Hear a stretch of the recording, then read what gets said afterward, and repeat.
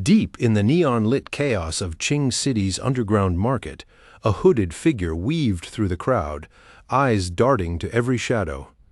He moved cautiously, careful not to draw attention, until he slipped into a dim little shop tucked away from all the noise. Inside, he leaned close to the shop owner and whispered that he was selling a kidney and a cornea, 27,500 yuan for the pair. The owner froze mid-count, eyebrows shooting up. "Wait, are you serious?" His voice cracked with disbelief. This kid had already sold half his organs in just 6 months. A kidney, a spleen, a gallbladder, parts of his liver, and chunks of his intestines. And now, another kidney? There was no way he could survive even 2 more days. But lying on the stretcher, the young man just nodded. It didn't matter. Saving his sister was worth every price, or at least that's what he claimed. The owner stopped arguing. He grabbed a massive butcher's knife, lifted it, and went straight to work. The young man's scream tore through the cramped shop. When it was done, he staggered home, leaning on a stick, moving like someone already halfway to death. Thick bandages covered his eyes. He pulled them back and scanned the street. No one was following. A faint, grim smile tugged at his lips. Then he let his regeneration take over, letting his body handle what it needed. In moments, every wound vanished. Not a mark remained. He was perfectly healed, as if nothing had ever happened. He pulled out the cash from selling his organs and counted it quietly. With what he'd already saved, it was more than enough to cover the class transfer ritual fee. Walking through the streets, he let out a quiet laugh. All those stories about a sick sister?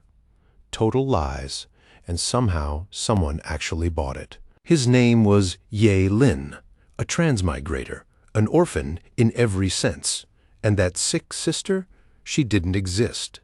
To put it in perspective, the world he landed in was crawling with spiritual energy. Demons and beasts roamed freely, and dungeons popped up everywhere. Life as an orphan was brutal until he realized his unique gift, regeneration. No injury was too bad. Limbs, organs, even missing parts could regrow. Using that gift, he sold his own organs to scrape together 100,000 yuan just to pay for the costly class transfer ritual. Because only by completing the ritual and unlocking his class could he survive. Only then could he stand his ground in this deadly world and maybe protect someone he cared about, if that was even possible. And today was that day. When he arrived, 3 students stepped forward, questioning why he even showed up. They knew him as a poor student. There was no way they could imagine how he could even afford the ritual. Yi Lin took Miss Wang's hand, feigning desperation. "Miss Wang, I had to take out a loan just to attend the ritual." It was, of course, a lie. He didn't want anyone digging too deep. Miss Wang's eyes widened. The others worried he'd get trapped, working his whole life only to end up with a worthless class. Thankfully, she let him join and encouraged him to give it everything he had. She led him inside just before the ritual began. Minutes later, students were called one by one. First up was Gao Dayu from Class 5. Whispers ran through the crowd. Even he wasn't from a wealthy family. On stage, the principal instructed, "Place your hand on the golden orb and relax your entire body." A minute later, it was done. Gao Dayu got a support class designation, a rank poultry breeder. Murmurs spread. He'd be a poultry breeder for life. Don't be discouraged. There's no such thing as a useless class, only useless people, the principal added calmly, trying to reassure him. Next, a striking girl in a sharp red dress stepped forward, Zhuge Nini. Every eye was on her. The principal wished her luck. She nodded, placing her hand on the golden orb without hesitation. A phoenix erupted in blazing flames. The principal blinked. An SSS rank fire mage? Finally, Arching City Academy could hold its head high. The students were stunned, Yi Lin included. He knew an SSS-level fire mage could take on an entire army. Afterward, the principal told Juganini they'd discuss her training plan later. Her class rank was a huge win for the academy. Then she stepped down, and Yi Lin's name was called. As he walked up, whispers floated about his loan just to attend the ritual. Yi Lin glanced at Juganini and reminded himself he wasn't anyone's side character. He took his place, hands on the golden orb, waiting. This moment would decide whether he kept struggling or finally rewrote his fate. Excitement surged through him. He was ready to claim his new class. Suddenly, a massive azure dragon appeared. Yi Lin froze as brilliant blue light wrapped around him, encasing him in a radiant glow. The students couldn't believe it. A student on a loan getting such a powerful class. Juganini's eyes widened. Another SSS rank? Even the principal smiled, watching an anomaly unfold. Yi Lin asked the principal about his class. The answer came, SSS-level combat class, Forbidden Curse Master. The principal beamed, proud to honor Qingcheng Academy. But then it hit him. Yi Lin's profession? Forbidden Curse Master? Shock froze him. He couldn't believe the poor student's terrible luck. The other students burst out laughing. No Forbidden Curse Master had ever lived past 25. The profession literally burned through the user's life just to cast their skills. Anyone who chose it was doomed to die young. Yi Lin's so-called triumph was seen as a tragedy, a cruel waste of a loan on a class everyone considered worthless. Juganini shook her head and stepped back, clearly unimpressed by the class Yi Lin had just received. Yi Lin slumped forward, playing the part of a defeated student.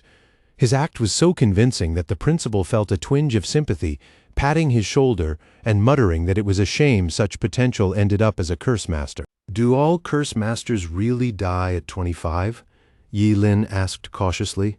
The principal gave a wry smile. "Better to burn bright than fade meaningless. Don't dwell on it." Thanks, Yi Lin said, bowing slightly. "I want to shine and bring honor to the school." The principal nodded and promised a special training plan for him alongside Juganini. Yi Lin smirked to himself. The idea of dying young because of a risky profession was almost funny. With his regeneration, the Curse Master's dangers didn't matter. Immortality had him covered. After the class transfer, students began drifting home. Yi Lin planned to head straight back, exhausted and ready to collapse into a deep sleep. But as he walked, someone called out his name. It was Juganini, she suggested, teaming up, warning that the more a Curse Master fought, the faster they burned out. "I'm not being harsh," she said. "I just want to help, since we're classmates." Yi Lin shook his head, declining her offer. Juganini didn't push, she muttered as she walked away, that Yi Lin was a stubborn fool heading straight for trouble. Yi Lin ignored her and kept moving. Suddenly, a group of students stepped in front of him. "Think you're hot stuff now, just because you became a Curse Master?" They sneered. They were his classmates, upset that Juganini had tried to ally with him first. Yi Lin felt a flicker of annoyance. Women really complicated things. 2 words from Juganini, and now these guys wanted a fight. Calmly. He said he was just on his way home. The leader scoffed. "Home? That 10-square-meter shack? Now that you're SSS rank? Kneel and I'll hook you up with a G Corporation security job?" The others laughed, calling it a real honor. He even demanded Yi Lin kneel to their young master. They jabbed at him more, mocking the idea of buying incense for his dead orphanage family once he earned money, reminding him he was just an orphan, unworthy of a real family. Yi Lin's patience snapped. His eyes flared with a swirling blue and red aura as he activated his curse magic. "I didn't choose this, you did," he said coldly. The 3 froze, realizing he might actually use forbidden magic, knowing it would shorten his lifespan. "Why wouldn't I?" Yi Lin asked, voice steady. "You just insulted my dead family." A tiny spark of lightning arced from his hand, enough to make them flinch. Terrified, the three begged him not to use a forbidden curse. Yi Lin simply extended his hand, daring them to come closer if they had the guts. But they bolted, fear replacing all their arrogance. Yi Lin deactivated his magic, muttering, "What a bunch of trash." They ran after a single move. As he continued walking, he felt a faint burn in his duodenum, a reminder of the cost of using his power. He didn't notice Zhuganini had watched the whole scene. She frowned, annoyed that he let himself get provoked by a few insults, risking his life. To her, someone like Yi Lin wasn't worthy of standing beside her. Night fell, and Yi Lin finally reached home. He set his bag on the couch and checked his system interface. Apparently, sacrificing part of his duodenum summoned a normal lightning bolt. Sacrificing his bladder could call yin thunder from burial waters, and a heart sacrifice could trigger destruction purple lightning. Attempting the ultimate chaos god thunder, he'd probably die. He lay back, head spinning slightly, a side effect of regeneration. Meanwhile, Ling Yu went to his father asking for someone to take Yi Lin out. His father warned that killing an SSS rank curse master was risky and offered no real reward. He noted that anyone willing to use forbidden spells over minor insults was clearly unstable. Snuffing out his cigarette, he told Ling Yu to focus on finding weaknesses rather than brute force.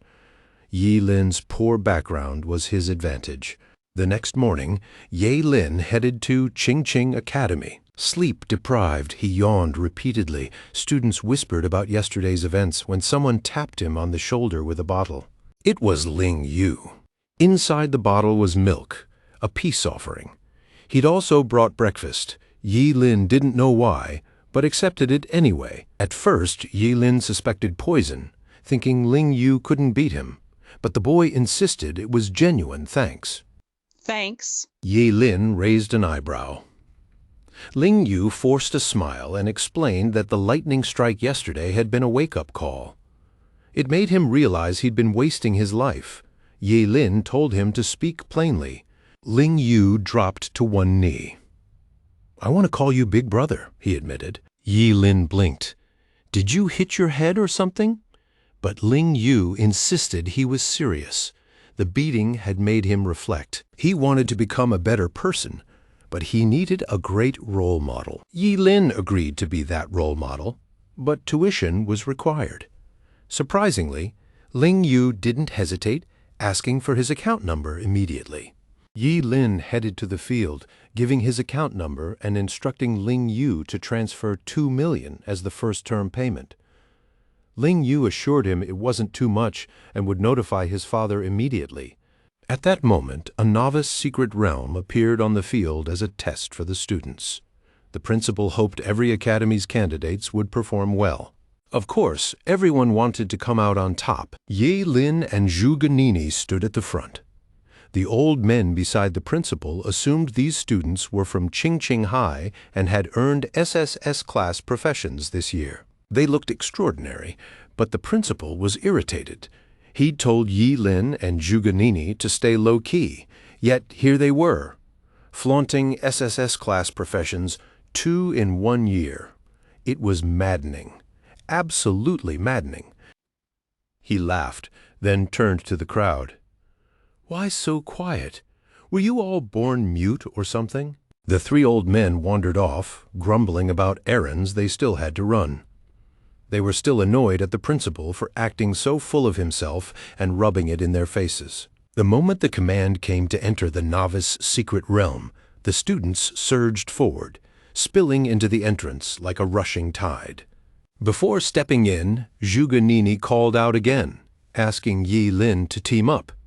He shook his head, refusing once more, and she frowned, seeing his stubborn arrogance. Since he seemed determined to chase danger, she decided it wasn't worth stopping him. Yi Lin ignored her and stepped straight into the secret realm. When he landed, he realized he was completely alone. No one else in sight. He figured it must have been a random teleport. A level 1 leopard cat appeared, roaring loudly. Yi Lin didn't flinch. Instead, a thrill ran through him. Perfect, he thought. Just the right opponent to test his forbidden spell. He struck, and the leopard cat died instantly. 10 experience points popped up on the screen. Too little, he thought, unimpressed. Walking away, he muttered that it didn't even cover the cost of his kidneys. He'd need to kill 100 of these just to reach level 2. Time to rethink his approach. Later, Yi Lin let a horde of 100 monsters chase him. He grinned as he ran, confident this would net him enough experience. Some of the monsters even had human-like upper bodies. He stopped, turned, and announced he wanted to test his newly learned forbidden curse. Then he unleashed Destructive Surge. The curse was terrifying, doubling his strength, speed, and spirit. With Burning Reincarnation activated, he figured even a level 10 monster wouldn't survive a full-powered world-ending thunder strike. He charged at the monsters, slashing without hesitation. But after just 5 minutes, he felt himself aging. He decided to limit Burning Reincarnation to 1 minute max to avoid revealing his immortal body. He switched tactics, activating Vitality Preservation instead. Sacrificing his left arm, he slammed it into the ground, triggering world-ending fury. A level 3 gray wolf fell instantly, giving 30 experience points. Then a level 5 two-headed snake went down, adding 50 more. He dispatched a level 6 armored scorpion, earning 60 points, along with a 6th centaur. Finally, he killed a level 2 bee and gained 20 additional points. With that, he reached level 3. Pleased, he admired his progress and unlocked a new forbidden curse. Hellfire scorches the sky. An hour later, Zhuganini arrived in the area where Yi Lin had decimated all those monsters. She froze, staring at the ash-covered battlefield, unable to believe her eyes. Then she noticed a flicker of hellfire. Puzzled, she moved closer. No one else in Qingqing wielded fire like her. Yet this energy was far stronger. Something about the scene hinted that a human was behind all this chaos. Looks like Qingqing is full of hidden dragons. I, Zhuganini, will find out who you are, she vowed. Meanwhile, nearby Yi Lin was casually roasting some meat. He was enjoying a 3-eyed demon pig.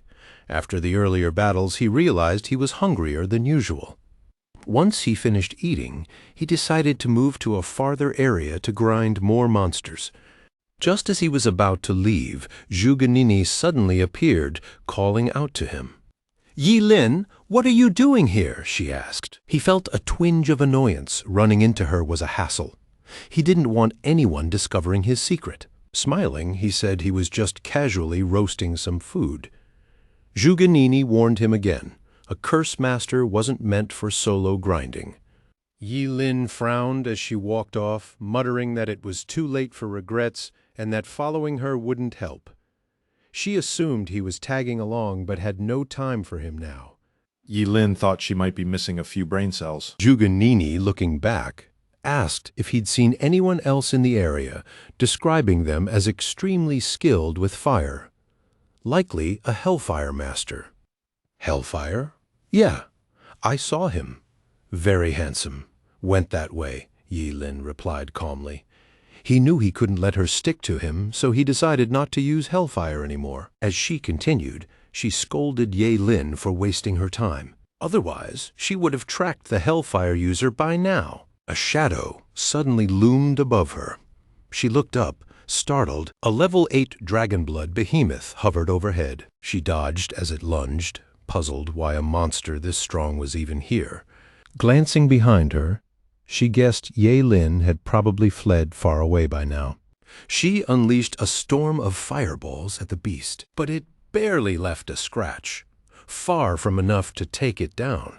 The monster glared down at her, eyes blazing with pure, unrestrained fury. In a heartbeat, it lunged, smashing into her and sending her skidding across the ground. She retaliated with a burst of flames, but the beast only roared louder, unfazed. The fire rebounded violently, slamming back toward her with full force. Juganini's eyes widened as the flames engulfed her, the heat searing her skin. When the smoke cleared, the monster stood untouched, completely unscathed. As the haze lifted, Juganini lay on the ground, clothes torn, body trembling from the impact. Silently, she admitted she had been far too arrogant, thinking she could take down a level 8 dragonblood behemoth alone.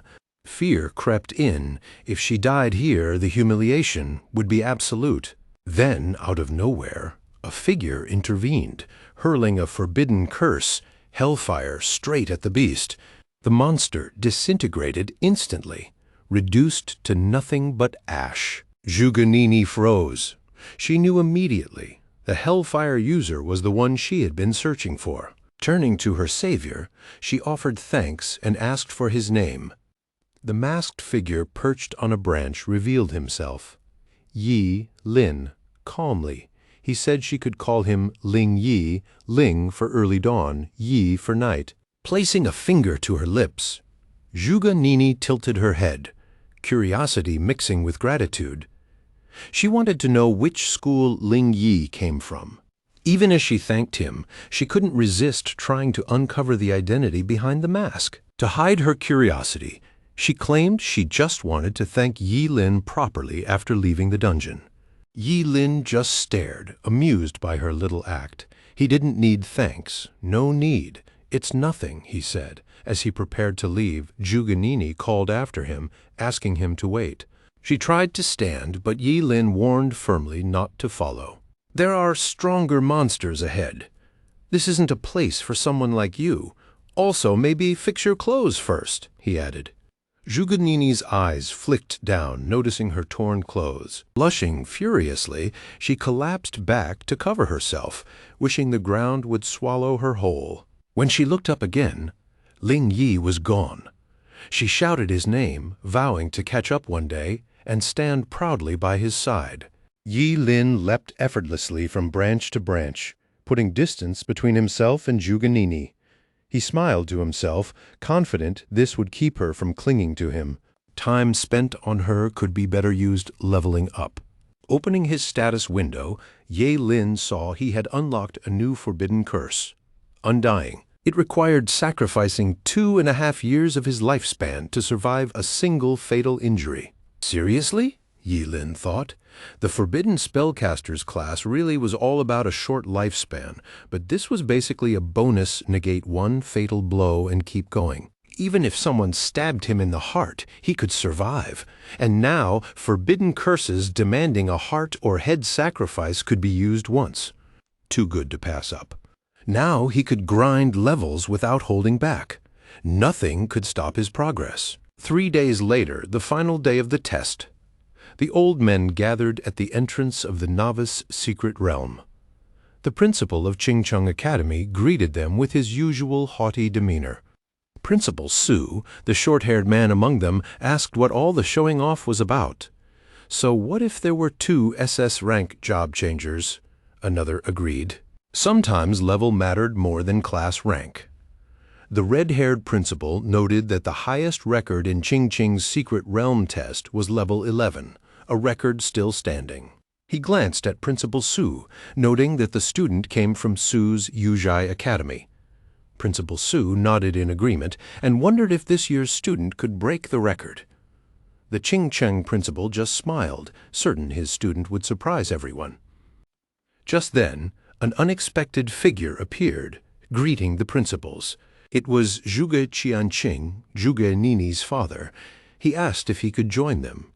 Principal Su was surprised, while the Qingcheng principal welcomed him warmly. Zhuge Qianqing was the school's astrologer. Once greetings were done, he asked about his daughter, worried she hadn't caused trouble. Seeing how protective he was, the principal reassured him. Juganini was the pride of Qingcheng Academy. Then they noticed someone exiting the dungeon before time was officially up. The principal guessed the person must be injured. It was Juganini herself, greeting the principals and surprised to see her father. Her father asked why she came out early, while the principal asked her level. Calmly, she replied, level 12. Every principal present froze in shock. The record had been shattered. Her principal beamed with pride. His student was truly a fire mage. Zhuge Kanqing scolded her for being willful. Had she stayed and grinded a bit longer, she might have hit level 13. Zhuge Nini shrugged. The dungeon had become boring. Monsters around level 10 were scarce, and the experience reward was pitifully small. The real reason, though, was to find Ling Yi coming out first, meant she could spot anyone else emerging afterward. Meanwhile, back inside the secret realm, Ye Lin sneezed violently as if catching a cold. Strange. He wasn't in a cold area. Was someone cursing him? With all the level 10 monsters gone, maybe he'd overdone his grind. Time to expand the search. Yi Lin raised his hand, preparing to test another newly learned forbidden curse, instantaneous range. This spell sacrifices an organ based on its importance. Yi Lin could also push his agility to 10 times normal for a full hour. Wasting no time, he activated the curse, sacrificing a kidney. The speed hit him like a shockwave, pure, electrifying exhilaration. Not even a level 50 assassin could keep up with his new velocity. He shot forward like a lightning bolt, a sonic boom tearing through the air, obliterating everything in his path.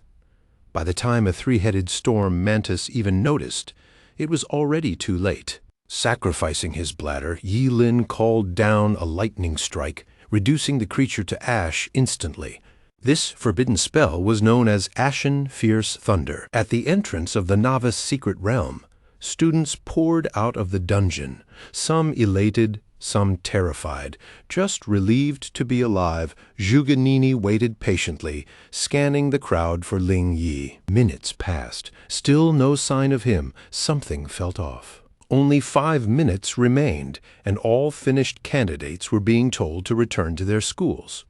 With the test ending soon, it seemed Zhuge Nini would hold the top score. Qingqing Academy had produced 2 SS rank students at once and set a new record. But the other SSS student still hadn't appeared. The countdown hit 3 minutes. Zhuge Nini's worry grew had she somehow missed her target. After a moment, she shook her head. Impossible. She'd been watching the dungeon entrance the entire time. Then the entrance shimmered with golden light. Zhuge Nini braced herself, expecting Ling Yi, only to see Ye Lin stepping out instead. Shock crossed her face. Why Yi Lin? She asked. He blinked, puzzled. Time's up. Of course he had to exit. Was that a problem? Zhuge Nini shook off her surprise, started walking, and told Yi Lin he was a coward who should keep his distance. Yi Lin gritted his teeth. Seriously, what's her deal?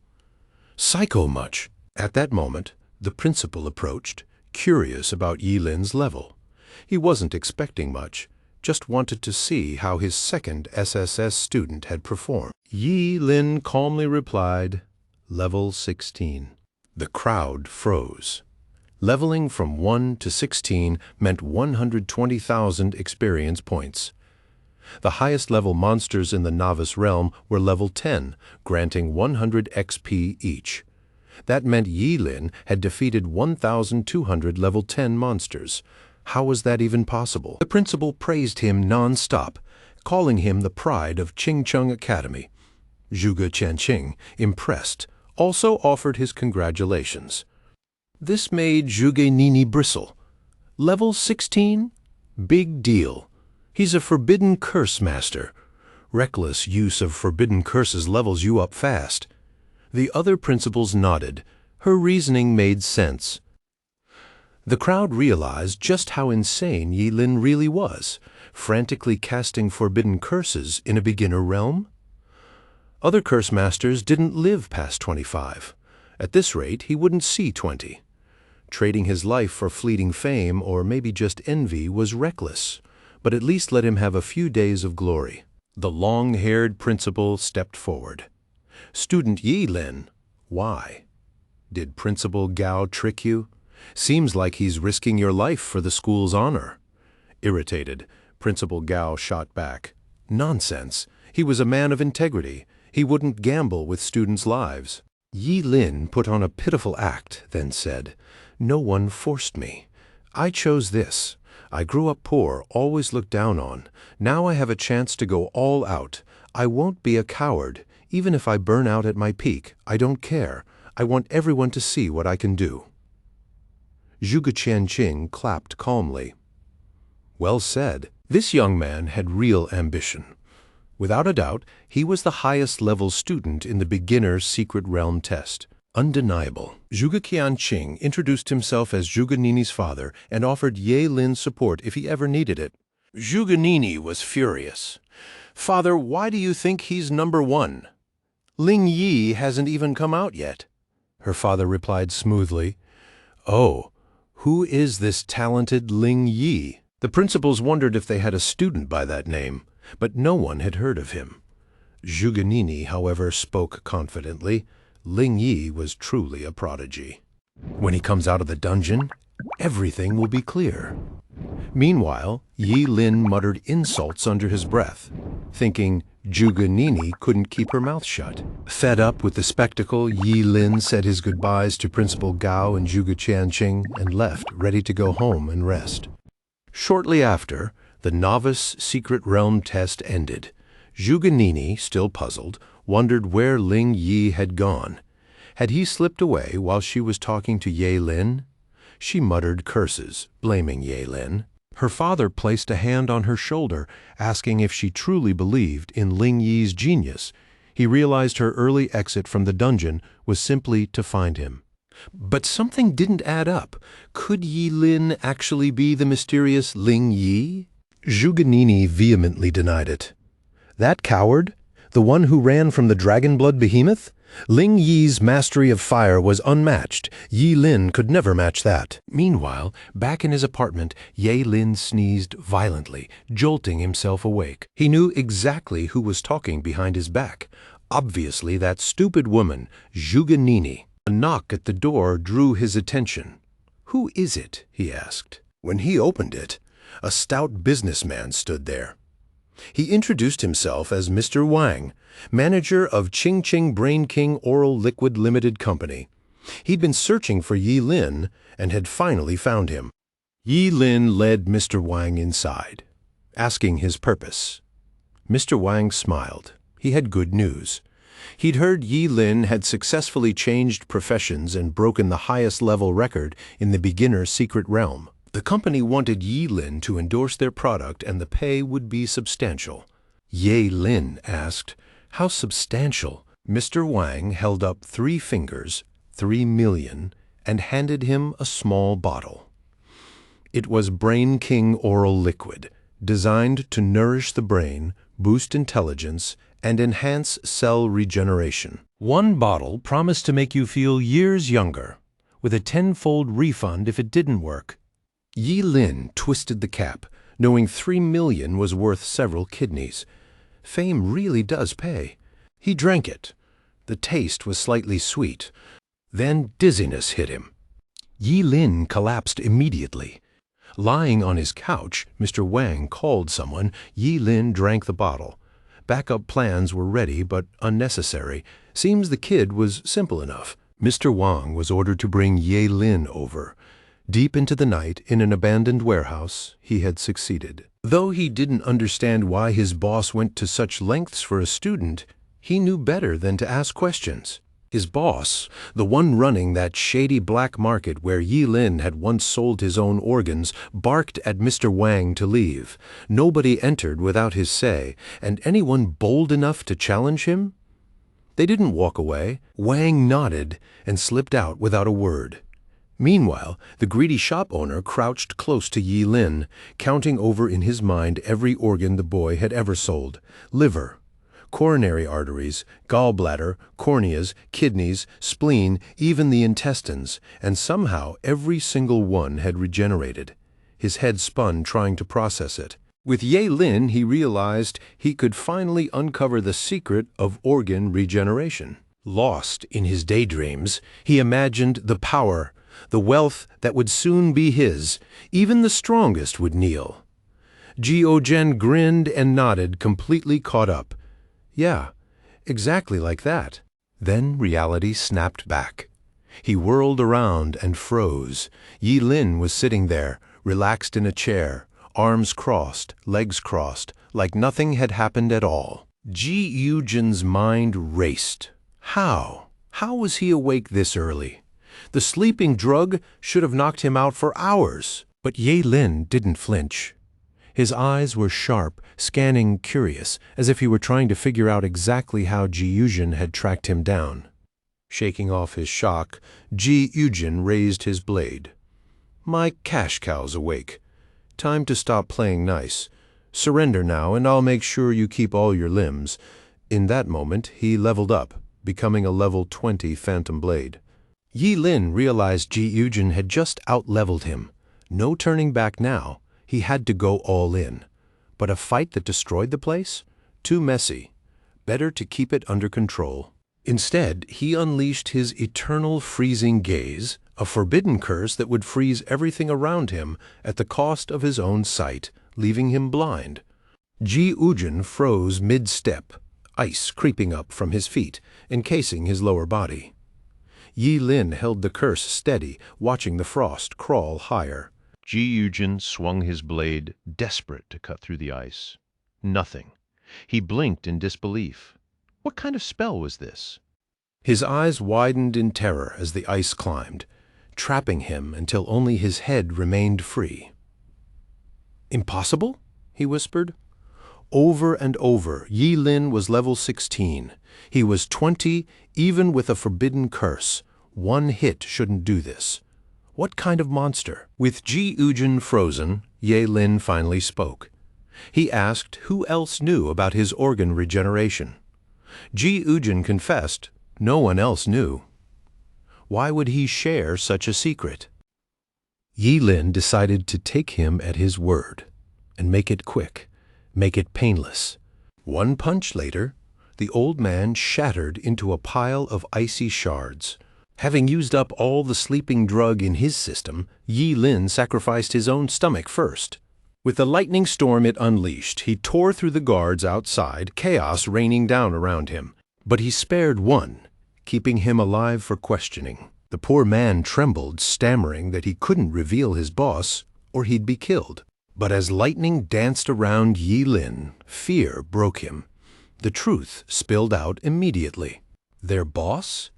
Kensen, the king of Qingqing's underground market. Lightning struck the man the moment he finished speaking. Yi Lin grabbed his chin and stepped back, piecing it together. Kensen, of course, one of Qingqing City's top 10 philanthropists. Things were about to get complicated. Elsewhere in the city's underground market, a middle-aged man with a thick cigar lounged in a leather chair as one of his men delivered urgent news. This was Kensen, his brow furrowed as he listened. All contact with his agent Ji-Hu had gone silent. The bald man explained they hadn't reached Ji-Hu for half an hour. Checking his farmhouse, burned to ashes. Judging by the scale, it had to be the work of a job holder. Kensen slammed his fist onto the table, sending papers flying. Furious, he barked orders to track down the culprit immediately. No excuses, no delays.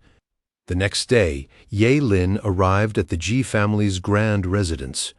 Ling Yu, now a loyal follower, greeted him warmly. He'd sent someone ahead as soon as he heard Ye Lin was coming. Ling Yu awkwardly brought up the 2 million yuan Ye Lin had requested earlier, noting he'd already talked to his father.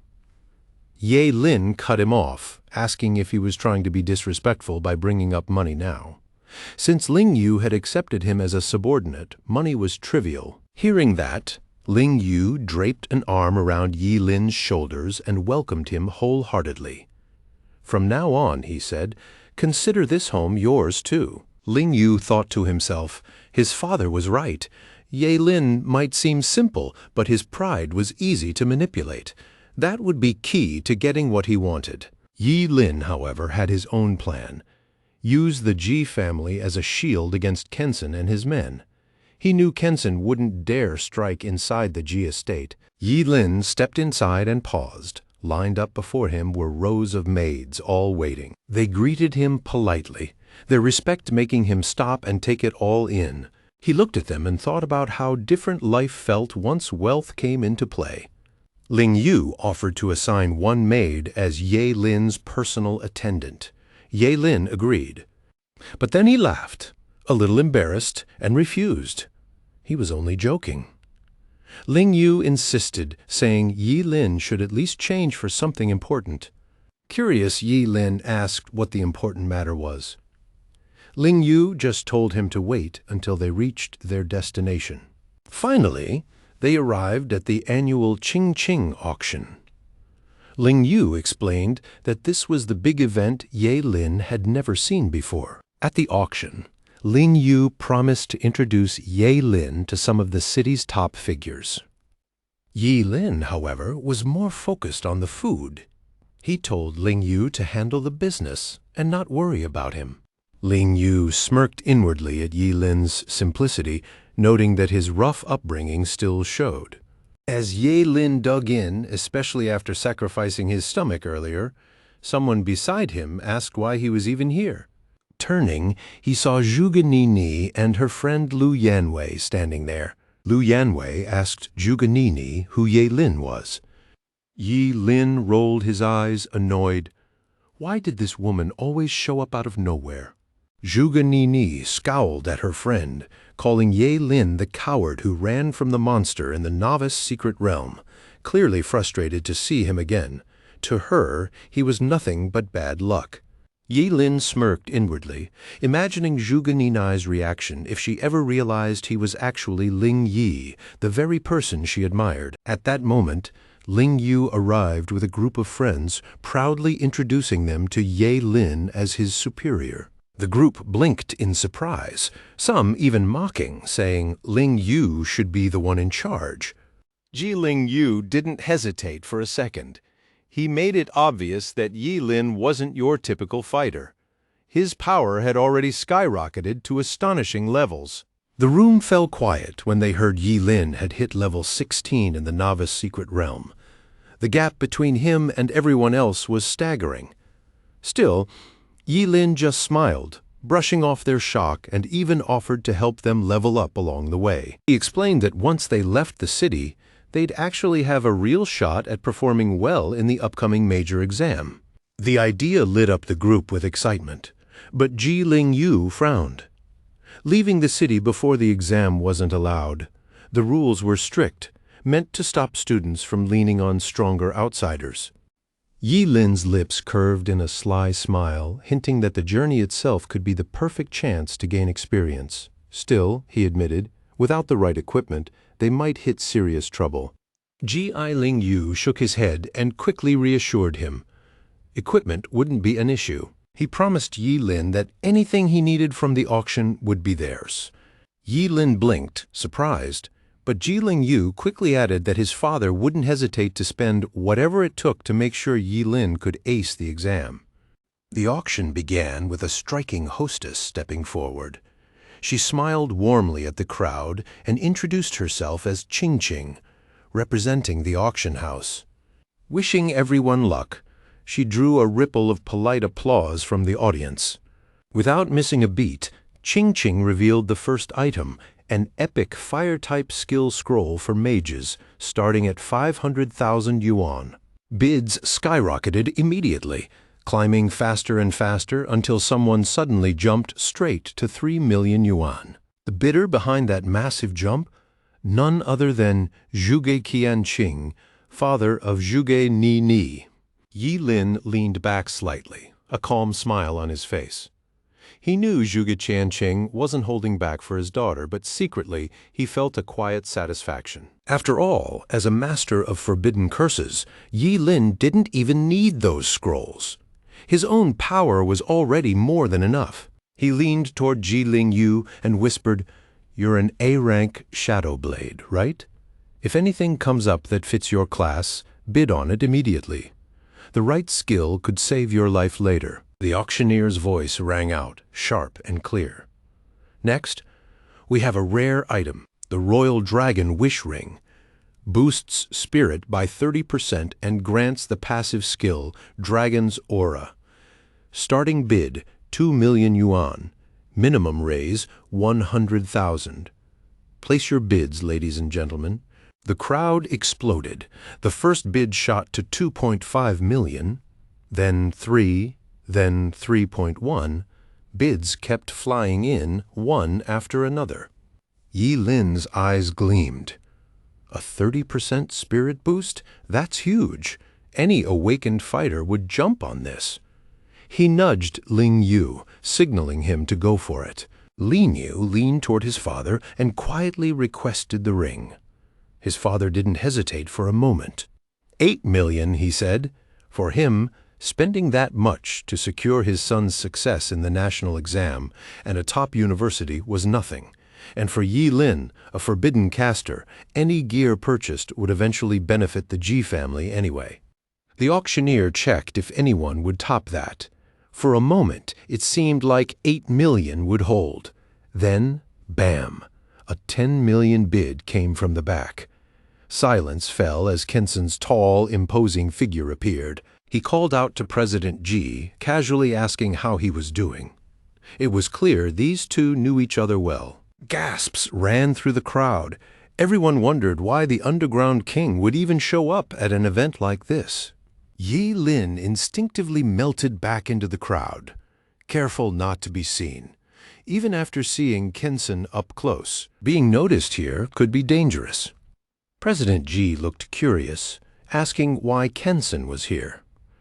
The underground king smirked, pointing at Ji. "You had my men killed," he said, "and now I expect you to be polite about it." President Ji stayed composed.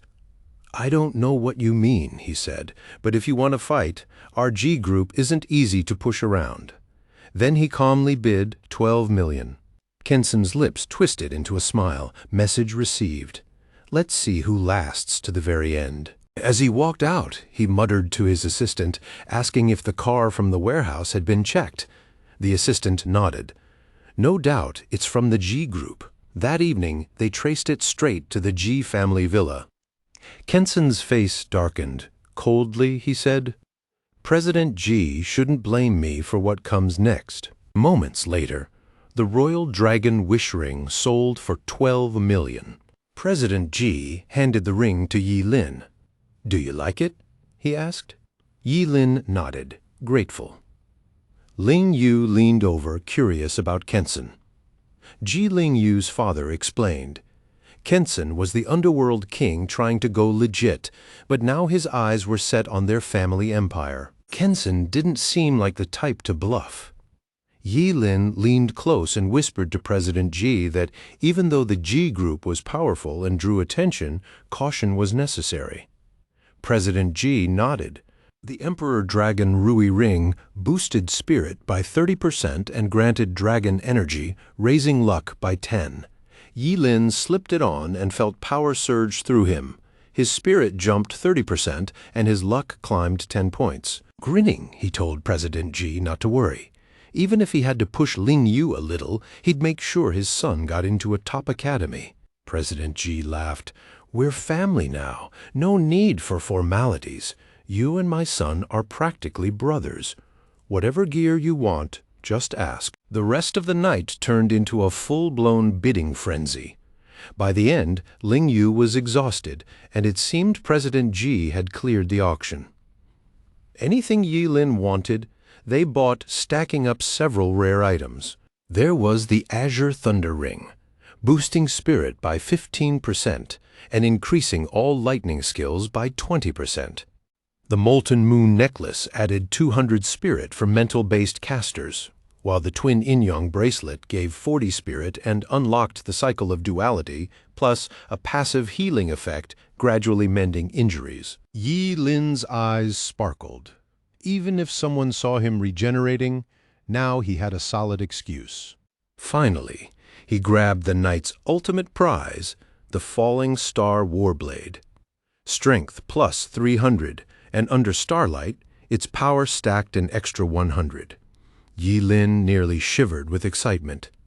With this blade, he could finally unleash the forbidden technique he unlocked at level 10. Then came the lifespan blade arts. Each swing cost a year of life, but each strike hit twice as hard as the last, stacking up to 99 times. With this sword, Yi Lin could dominate the upcoming major exams. Meanwhile, across town, Zhuge sank into her private bath, clearly annoyed. She still couldn't understand why the Ji family spoiled that cowardly Yi Lin so much. They were spending fortunes on him. She suspected the Ji family must be hiding some secret plan. Otherwise, why treat Yi Lin like a prized jewel? Just then, a female housekeeper came in, telling her that Lu Yanwei had arrived with someone who had news about the person she'd been searching for. Zhuge Ninai's eyes lit up. The person she'd been hunting was clearly Ling Ye. She told the housekeeper to have them wait in the lounge. She'd be down shortly. She hurried downstairs, eager for any new information on Ling Yi. Lu Yanwei gestured to the man beside him. "This is Officer Huang," he said. "He's from the Investigation Bureau and has news about Ling Yu."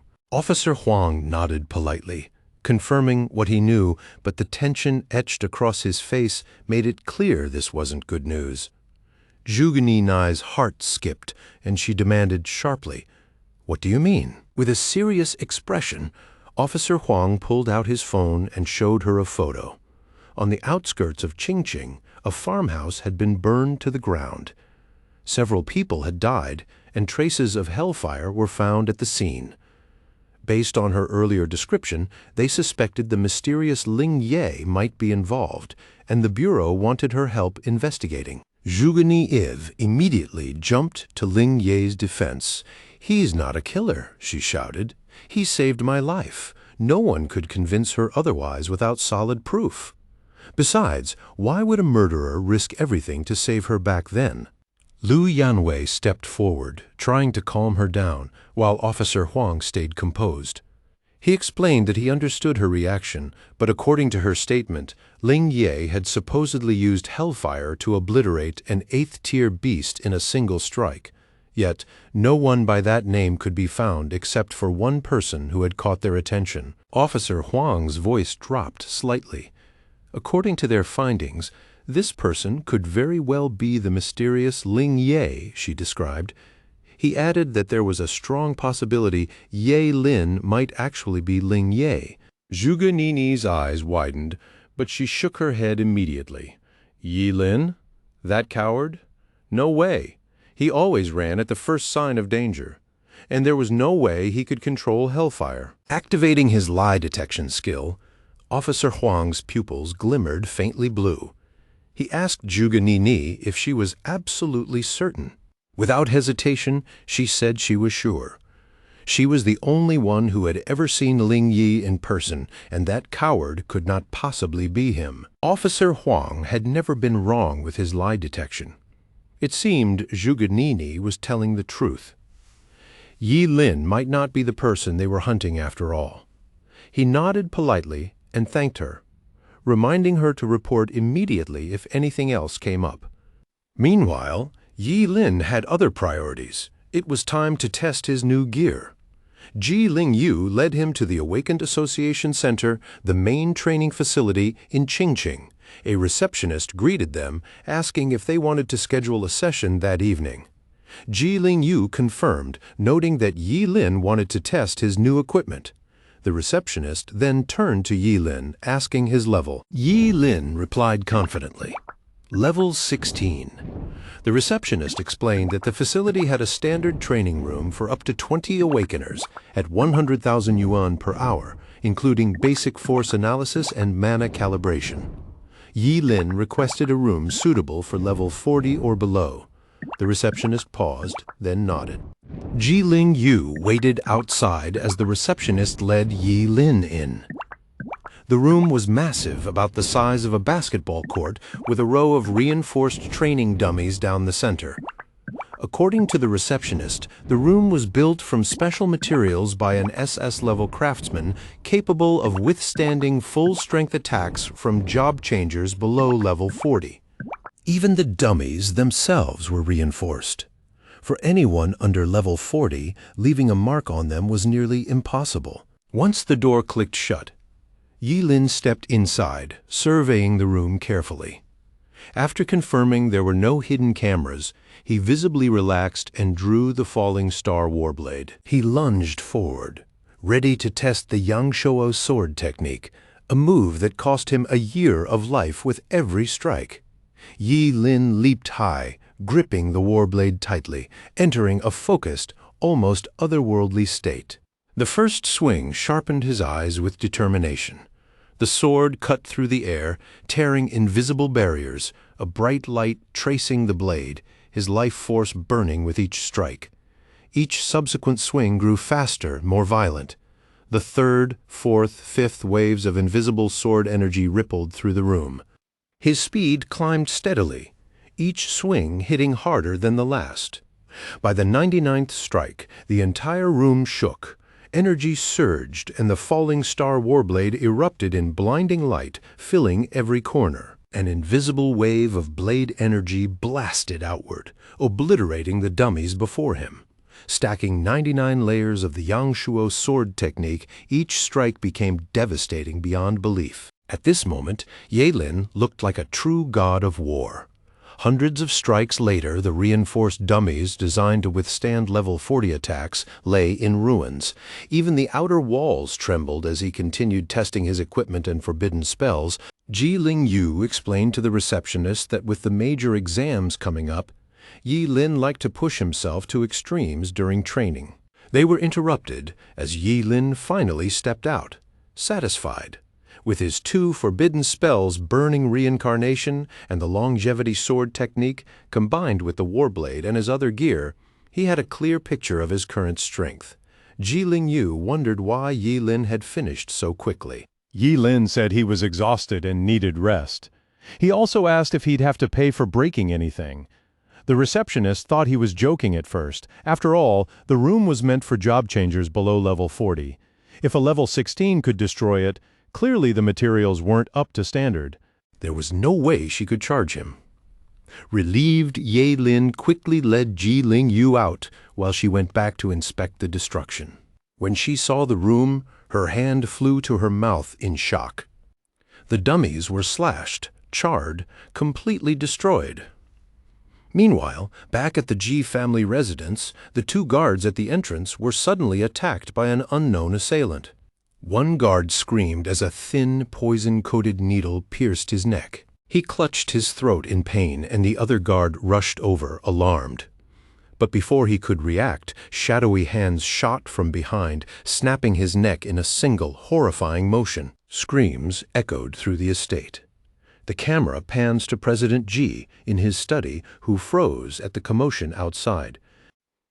He wondered aloud what was happening. Just then, the old housekeeper, bloodied and bruised, burst in, shouting for him to run. He opened his mouth to respond, but a knife suddenly pierced his lower back. He screamed as his vitality drained fast. The source of the massacre stepped into view. It was Kenson. "We meet again," Kenson sneered, mocking President Ji. Furious, President Ji pulled his gun. But before he could fire, a long, cold knife flashed past like lightning. His hands shot up instinctively. Kenson smirked, disdain in his eyes. A gun against a job changer? Foolish, he said. Guns might work on freshly leveled job changers, but level 30 and above? They're just toys. He raised his sword, ready to strike, when one of his men rushed in, reporting that the 2 boys weren't at the villa. Annoyed, Kenson decided to spare President Ji for now. Killing him outright would remove Ji Ling-yu's weak spot. Instead, he planned to use him to lure the 2 boys out and eliminate them together. In less than 30 minutes, everyone in the Ji family villa, except Ji Ling-yu's father, lay dead. When Ji Ling-yu and Yi Lin returned, something felt immediately off. The guards were gone. The villa was eerily silent. Lights off, as if there had been a blackout. Yi Lin sniffed the air and immediately caught the sharp, metallic scent of blood. A wave of dread surged through him, and he bolted inside. "Brace yourself," he told Ji Ling-yu as he flipped the lights on. Ji Ling-yu froze. The bodies of the Ji family's hired job changers and servants were scattered everywhere, limbs broken and mangled. Horrified expressions were frozen on their faces, as if they had seen the most terrifying spirit just before death claimed them. Ji Ling Yu stepped back, pale and shaking, trying to deny the reality. This can't be. This isn't my home. Yi Lin warned him to stay alert as he dashed toward his father's study, panic in every step. Nearby, a piece of paper caught his eye on the table. He picked it up and called Ji Ling Yu over. Ji Ling Yu rushed forward, fury written all over his face. The letter spelled it out. If Ji Ling Yu wanted to save his father, he had to bring Ye Lin to the underground black market, and every 6 hours a piece of his father's flesh would be cut off. Ji Ling Yu's anger reached its peak. He ripped the letter in half, eyes blazing with fury, silently vowing to take Kensen down himself. Ji Ling Yu surged forward, ready to charge, but Yi Lin grabbed his shoulder firmly. "This is on me," he said. "I'll save your father. You find somewhere safe." Ji Ling Yu protested, but Yi Lin moved with fluid precision, knocking him out cleanly in a single motion. He murmured a quiet apology, promising that he'd bring Ji Ling Yu's father back unharmed. Gently, Yi Lin laid the unconscious Ji Ling Yu on the sofa and slipped out of the villa without a sound. In his mind, he swore silently. Kensen was about to find out just how terrifying a cursed master could be when he had nothing left to lose. Meanwhile, deep in the heart of Chingchung's underground black market, Kensen's men were spread out, armed and on high alert. A shadow cut across the night sky, moving like a ghost, landing silently without alerting a single guard. Yi Lin was cloaked in black, head to toe, his face wrapped in dark cloth. He melted into the darkness seamlessly. With so many guards, a quiet approach might let him strike Kensen by surprise, or even take him out cleanly. But just as he calculated his next move, a guard spun around and locked eyes on him. Ye Lin froze. He'd hidden perfectly. How had he been spotted so fast? The lead guard raised his gun arrogantly, pointing toward a hidden camera above Yi Lin's head. He sneered, mocking.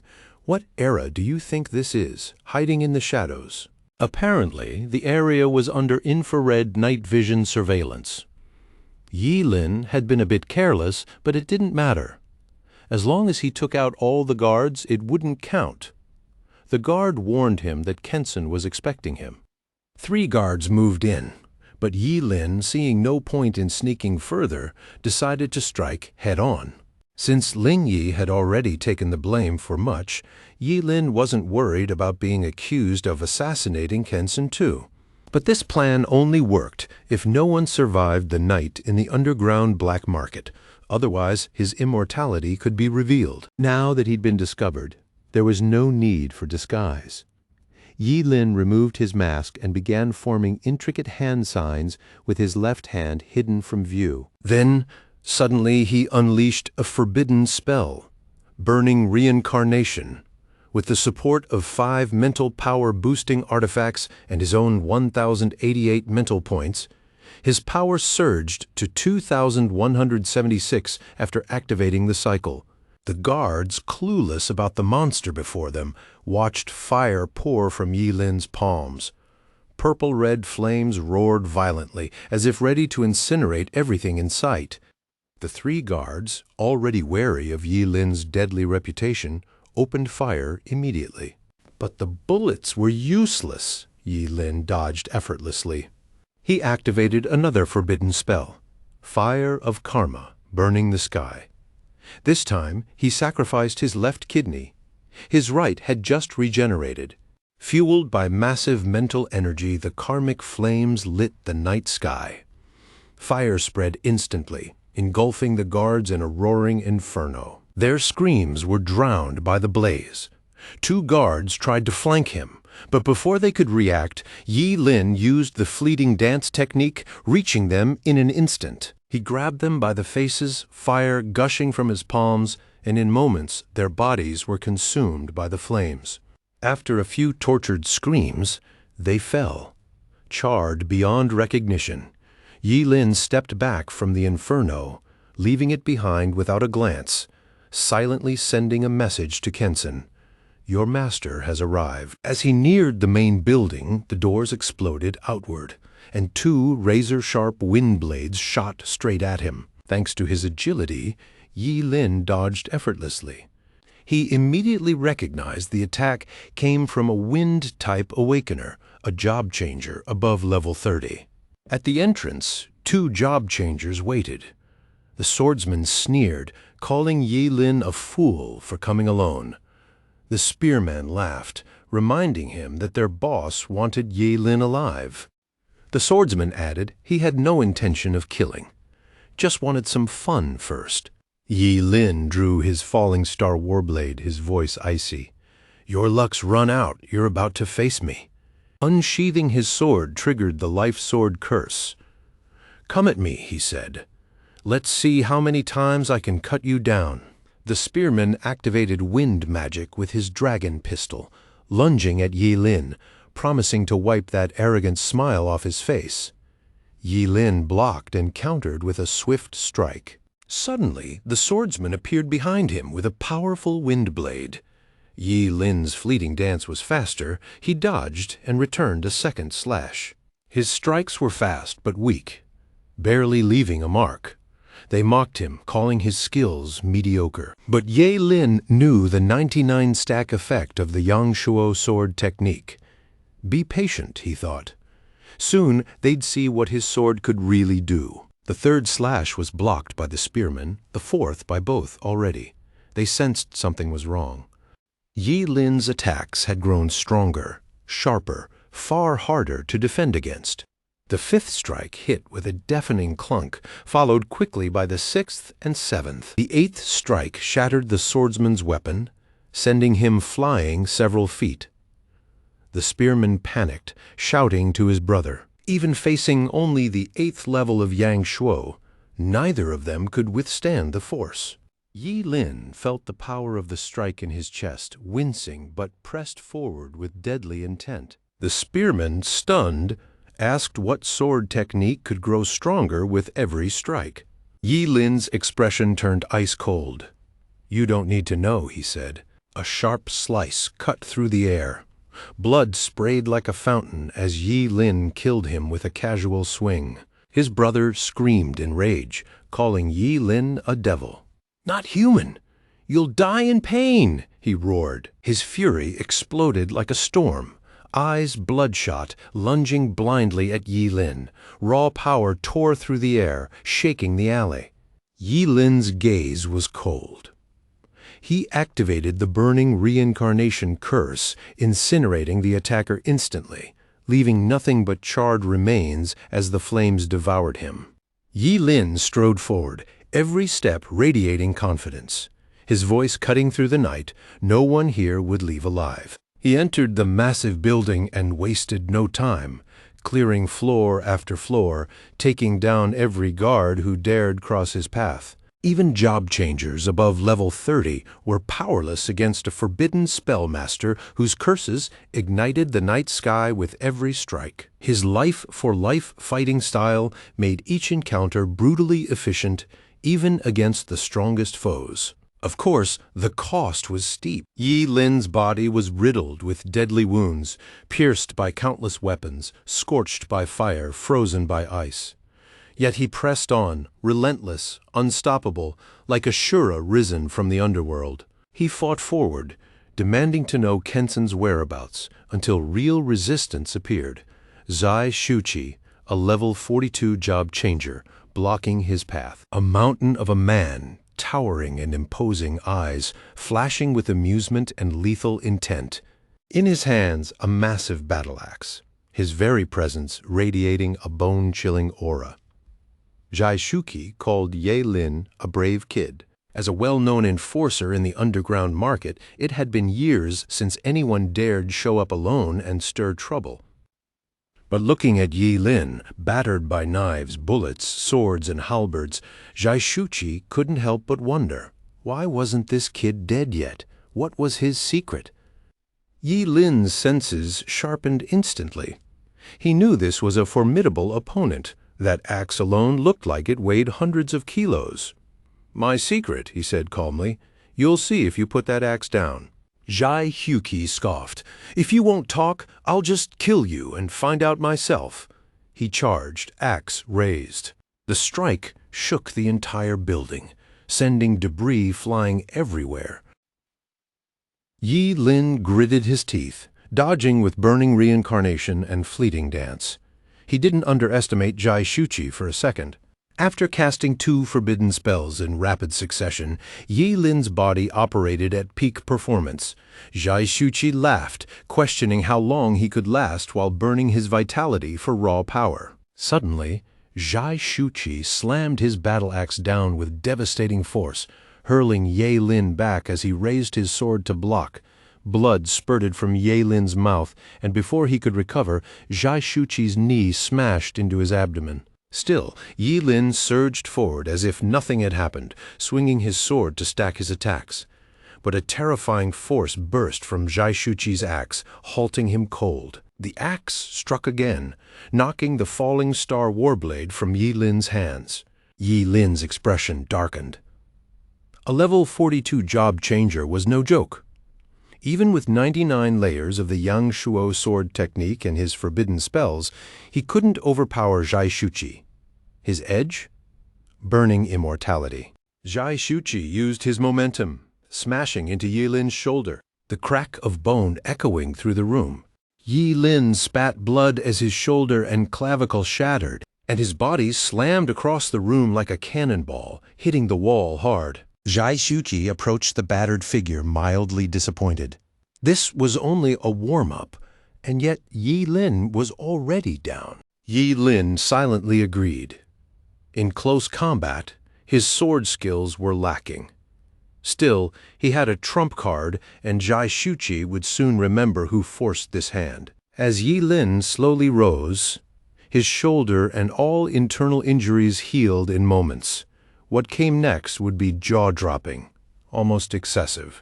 Yi Lin unleashed everything he had, sacrificing every organ, liver, left lung, stomach, right kidney, gallbladder, duodenum, pancreas, spleen, intestines, just to summon the legendary world-destroying thunder. Forbidden spells weren't omnipotent. No matter how strong, the caster needed real power behind it. Yi Lin was only level 16. Normally, a thunder spell wouldn't even scratch someone like Jai Shuchi. But summoning this world-destroying thunder came at an enormous cost, and its power was beyond comprehension. As the chaotic thunder crashed down, Jai Shuchi's eyes widened in sheer terror. Even a genius could see he was finished. His divine physique could resist only a fraction of the attack. It wasn't enough. The thunder smashed into his body, wreaking total havoc. In less than a second, the upper half of his body vaporized into dust, leaving only a hand clinging to the axe, and then even that was gone. Yi Lin's swordsmanship alone wasn't enough, but the chaos thunder? That was another level entirely. If Jai Shuchi wanted answers, he could go ask the King of Hell. Groaning from the effort, Yi Lin climbed to the next floor, slightly dizzy. Sacrificing so many organs at once took its toll. Meanwhile, in the presidential suite above, Kenshin lounged, unbothered, enjoying himself with one of his women, despite being told an intruder was inside. He figured Jai Shuchi, his mini-boss, was more than enough to handle any fool daring to enter his domain, especially after all his men were already taken care of. For Kenshin, the real question was whether his plaything wanted a taste of the surprise he had prepared. Miss Kian caught on instantly, grinning. But before they could get carried away, Yi Lin burst in like a raging bull. Like a human wrecking ball, he demanded to know where President Ji was. Kenshin, furious but oddly amused, got up, shocked that this kid had made it all the way to him. He asked where Jai Shuchi was, but Yi Lin had no time for talk. Sword in hand, Yi Lin leaped high and swung down, declaring that his beloved little pet was dead and that Kenshin would be next. Kenshin just laughed. catching the sword casually with his bare hands. He wasn't Qingqing's underground king for show. Many had tried to kill him, but Yi Lin, not even close. Kenshin grabbed Ye Lin by the neck, asserting dominance without hesitation. "You'll learn never to mess with me again," he said, activating the heavy skill breaking gasp, crushing Ye Lin's throat effortlessly. He tossed Yi Lin's body to the floor, uninterested, annoyed at wasting time on such a trivial nuisance. But to his shock, the kid wasn't dead. In fact, he had enough energy to stand again. Even more astonishing, all his injuries seemed fully healed. Kenshin stared, dumbfounded. How was this possible? Yi Lin had been dead. He had made absolutely sure of it. On the other side, Yi Lin let out a quiet, almost amused chuckle, watching Kenshin start to unravel. Really? Why would this guy be dead when he hadn't even gotten a taste of life? Without hesitation, Yi Lin sacrificed his left eye, activating the Eyes of External Freeze, a lethal curse spell. In an instant, ice shot up around Kenshin's legs, locking him in place. The so-called underground king of Qingqing went pale, panic flickering across his face as he tried to comprehend what kind of curse could leave him completely frozen. Yi Lin didn't even blink at Kenshin's fear. Instead, he asked calmly, "Where was President Ji?" Kenshin snarled, staying silent, and that stubborn refusal was about to cost him dearly. With his burning reincarnation activated, Yi Lin set fire to Kenshin's arms, flames crawling hungrily over his skin. Kenshin screamed, a sharp, piercing cry, as the fire consumed him. But in the chaos, a dull thud sounded behind Yi Lin. Someone had hit the floor. Miss Chen had appeared, her gun trained on the back of the bound President Ji. "Let him go," she said, voice steady, "or I swear I'll kill him." Yi Lin tilted his head, casually noting Miss Chen's sudden burst of bravery. He snuffed out the flames and suggested swapping hostages instead. As Yi Lin stepped forward, Ms. Qian leveled her gun at him. "Don't come closer or I'll shoot," she warned. Yi Lin asked if she truly wasn't interested in a hostage exchange. Kenshin, ever arrogant, insisted he didn't need a woman to save him. But wanting to protect her, Yi Lin told her to step aside. She didn't. Without a moment's hesitation, she fired 3 shots, hitting Ye Lin in the stomach, chest, and left shoulder. He collapsed to the ground as Chen rushed to Kenshin's side. Kenshin, still struggling, spat out a scolding. "You idiot! I told you to leave. The kid you just shot isn't even dead." The weight of that hit her like a punch to the gut. Meanwhile, Yi Lin was already back on his feet, moving toward President Ji. Calmly, he cast the Eyes of External Freeze again, this time freezing both of Miss Chen's hands along with her gun. Shock flickered across her face. The one thing giving her courage had just been snatched away in a heartbeat. Kenshin begged her, pleading for Ye Lin to leave her alone. Yi Lin's blade caught the cold starlight. Kenshin's desperate cries cut off instantly as his head was cleanly severed. The underground king of Qingqing died with eyes wide open. Miss Qian froze, staring in disbelief, unable to process what she had just witnessed. Tears streamed down her face as she screamed, but Yi Lin didn't flinch. Expressionless, he moved straight to President Ji's side. Defeated, Miss Qian asked if Yi Lin intended to kill her too. Yi Lin sighed, hoisting the unconscious President Ji onto his shoulder, and walked off without a word. He told her not to worry. He doesn't kill women. And if her lover hadn't kidnapped President Ji, there wouldn't even be an enemy between them. Then he instructed her to leave the building. Miss Qian was left speechless. Whether she obeyed or not, we don't know. Moments later, Yi Lin engulfed the building in hellfire, leaving no trace behind. The black market went up in flames, a roaring inferno. In a single instant, Qingqing's largest hub of sin was gone. The next day, at the Ji family estate, President Ji finally woke up after receiving treatment. Wrapped from head to toe in bandages, almost like a mummy. He was lucky. His severed hands had been reattached and fully healed. Ling Yu burst into tears seeing his father alive, convinced he'd never see him again.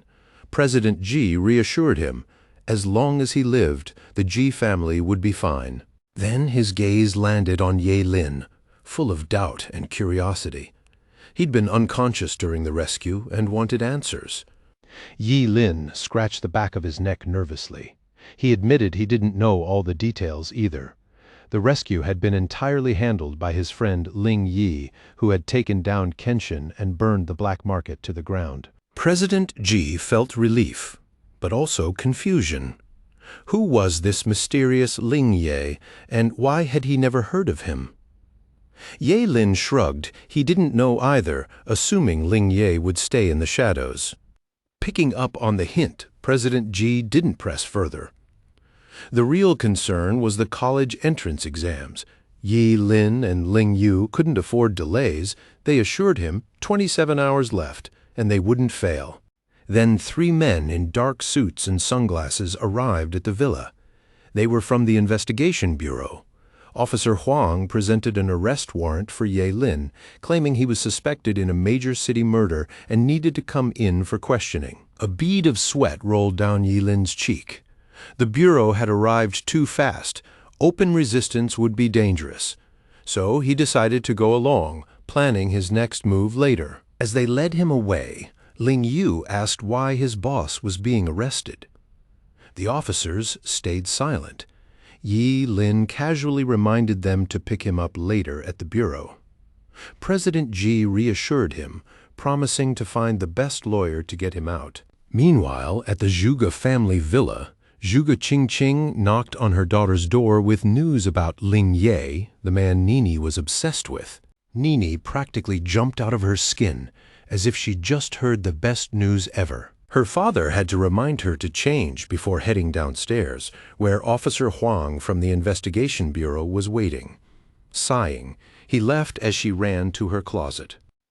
He closed the door behind him and coughed violently. Pulling a key from his pocket, Zhuge Changsheng gave a knowing look. He hadn't expected Yi Lin to take down Kenshin alone, but time was running out, and he wondered when Yi Lin would come to him for help. Apparently, his secret wasn't as safe as he thought. Meanwhile, the Qingcheng Investigation Bureau loomed tall and imposing, built to intimidate anyone who stepped inside. Inside a high-security cell, supposedly escape-proof, Yi Lin sat on the only chair as the iron door creaked open, revealing a man shrouded in shadow. Yi Lin stayed calm. He decided not to speak until his lawyer arrived, knowing that even President Ji's influence probably wouldn't matter with so many deaths involved. The man, clearly irritated, stepped in and cut him off mid-thought. Before Yi Lin could say anything, the man grabbed his jacket, lifting him off the ground. Demanding the location of that thing, Yi Lin, panting, played dumb. That only made the man angrier, threatening to gouge his eyes out if he kept it up. With barely any effort, the man slammed Yi Lin against the wall. It felt like being hit by a truck. Coldly, he explained that since Kenshin had died by Yi Lin's hand, the key must be with him. Yi Lin had taken nothing from the black market to leave no trace. Even if a key existed, he'd burned it.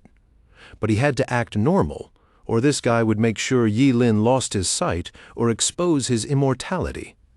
Since the man didn't want the truth, Yi Lin played along. He told the man the key was both with him and not with him. If the man kept pressing, he'd never get it. Yi Lin had planned to stay at the bureau until the exams, but now it felt more like stepping into a dragon's den than a safe place. He hadn't realized the deputy director was connected to Kenshin. Realizing this, Yi Lin still had the audacity to demand to be taken out first. The man grabbed his hair and punched him square in the left cheek. Blood spattered as Yi Lin silently accepted that this officer had no ethics and no restraint. Coldly, the man warned him, leave now, and he'd become a wanted criminal, barred from taking the college entrance exams. Yi Lin pressed his lips together, dead end. The tall, thin man in front of him was scarier than Kenshin. Fighting or running wasn't an option. He raised his hand, signaling surrender, needing to make a call.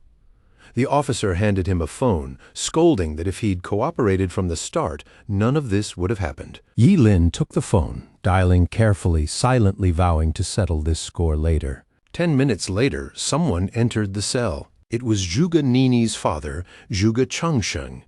The moment he stepped in, the officer's bluster fell silent, and he held up the very key the man had been desperate to find. Without a word, Zhuge Changsheng handed over the key.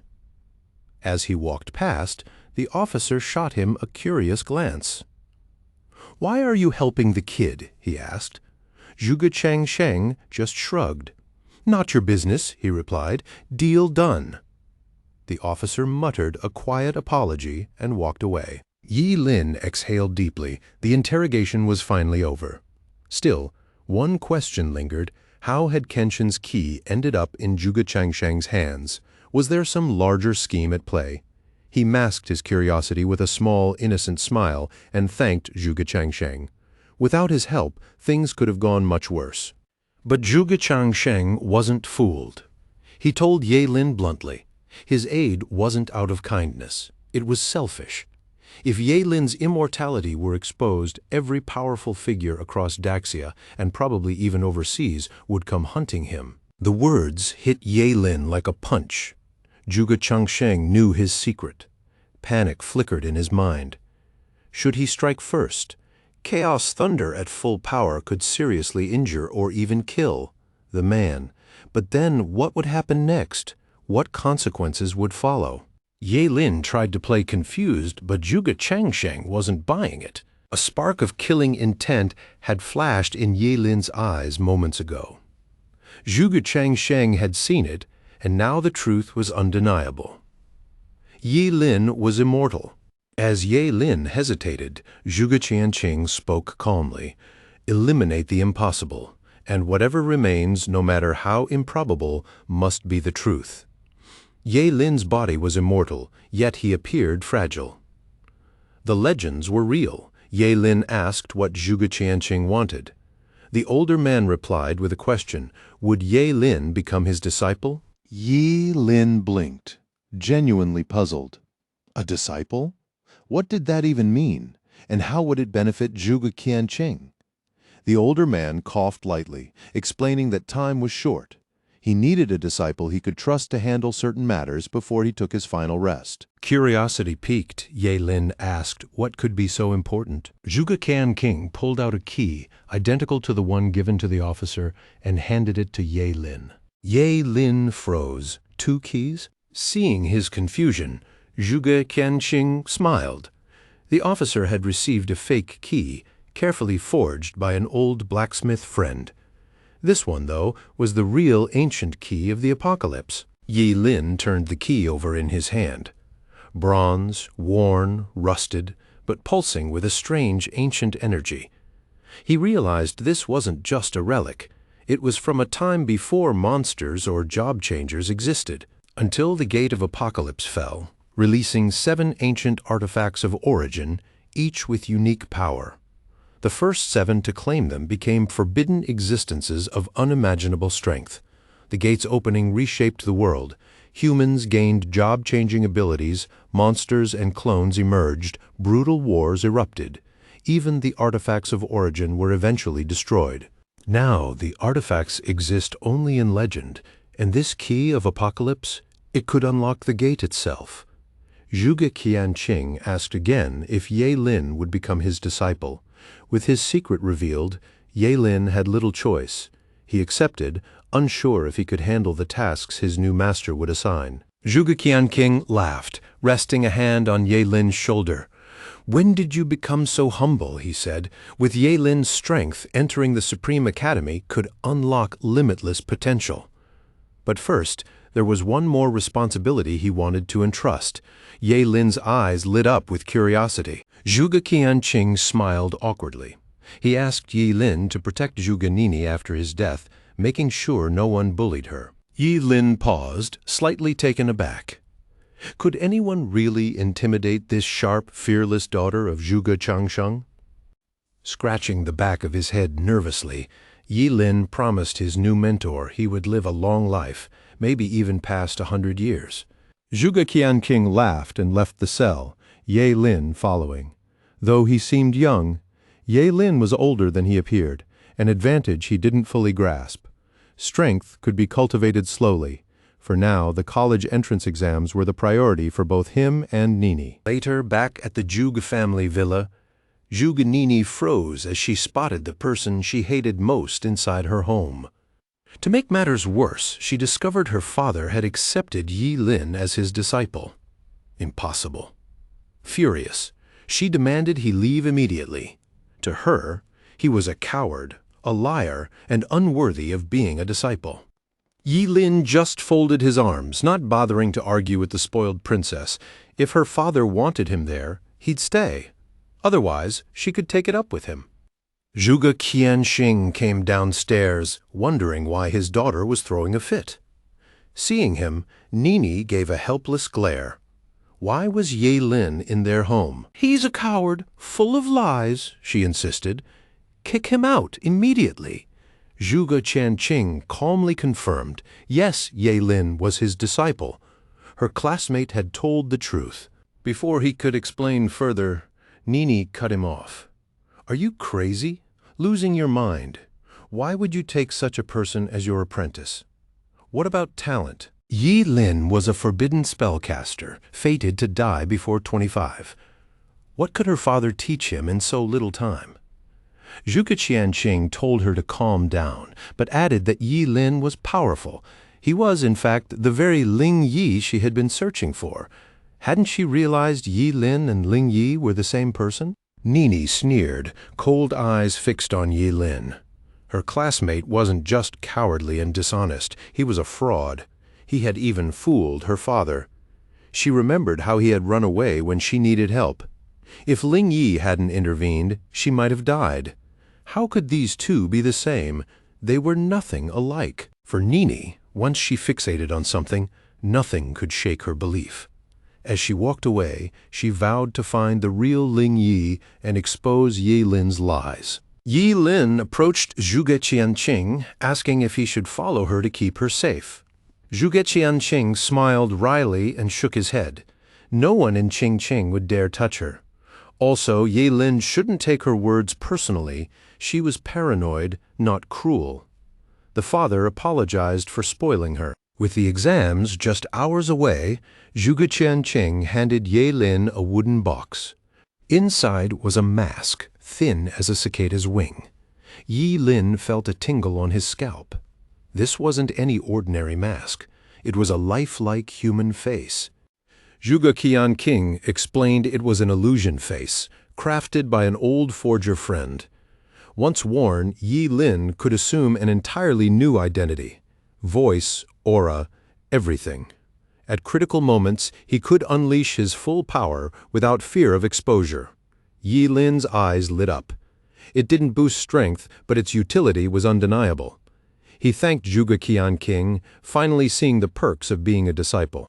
The next morning, exam day, Yi Lin arrived at Qingqing Academy. In the open waiting field, all candidates had gathered, ready to be escorted to the city gate. Seeing Yi Lin, Ling Yu ran over, relief flooding him. He had fully accepted Yi Lin as his boss and friend since the rescue of his father, and had heard about Yi Lin becoming Zhuge Qianqing's disciple. To the public, Zhuge Qianqing took the blame for Kenshin's death and the destruction of his black market. Nini, watching from a distance, snorted coldly, glaring at Ye Lin. Her father had been fooled.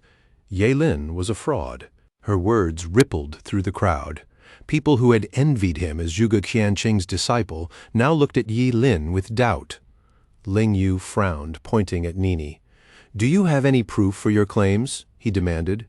"You can't slander my boss, and you certainly don't disrespect your own father." For the first time, Nini was on the defensive, yet she stood firm. No evidence yet, but Yi Lin's days as a fraud were numbered.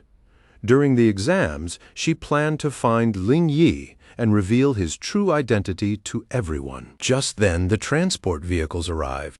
Over a dozen buses lined up neatly in front of the academy gate, ready to take students to the city gate. Principal Gao stepped down, congratulating the candidates on becoming powerful job changers. The exams would determine their futures, but safety came first. With that, he wished each student success. The crowd cheered, promising to do their best. They boarded the buses, arriving at the city gate half an hour later. A massive wall towered over them, wide enough for multiple buses, majestic and imposing, carved with intricate, mysterious patterns. Sunlight highlighted every stroke, leaving many students in awe. This wall kept Chingcheng safe from the wilderness and the terrifying monsters beyond. Buses from other high schools arrived shortly after. 10 minutes later, all graduating students from Qingqing had gathered at the city gate. Yi Lin stepped off first, reminding Ling Yu to stick to the plan. A guard addressed the crowd. The exam entrance lay outside the city gate, 10 kilometers through uninhabited wilderness. Survival depended on strength. Those unable to handle the dangers should give up immediately. With a creak, the massive city gates slowly swung open. The candidates surged forward, Ye Lin and Ling Yu among them. Eager to beat Yi Lin and win a bet with her father, Nini dashed ahead. Others stayed behind, unhurried. The front runners wouldn't necessarily reach the entrance faster, but they'd face monsters sooner. Several Qingqing principals watched from the city wall, seeing the students radiate energy like the rising sun. One mused aloud, how many students would Qingqing send to Daxia College this year? Last year, 5, maybe 7 this time. And the 2 SSS-level students from Principal Gao were guaranteed admission, barring unexpected events. Stroking his beard, Principal Gao laughed proudly, thanking Principal Wang for his insight. Back on the field, the candidates were hit by a foul stench, monsters, mixed with the sour smell of fermented blood. Many gagged, overwhelmed by the intensity. Suddenly, a monstrous roar shattered the air. From nowhere, a massive lizard barreled into view, easily over 3 meters tall. Its red scales shimmered like molten metal, and its eyes burned with an almost feral hunger.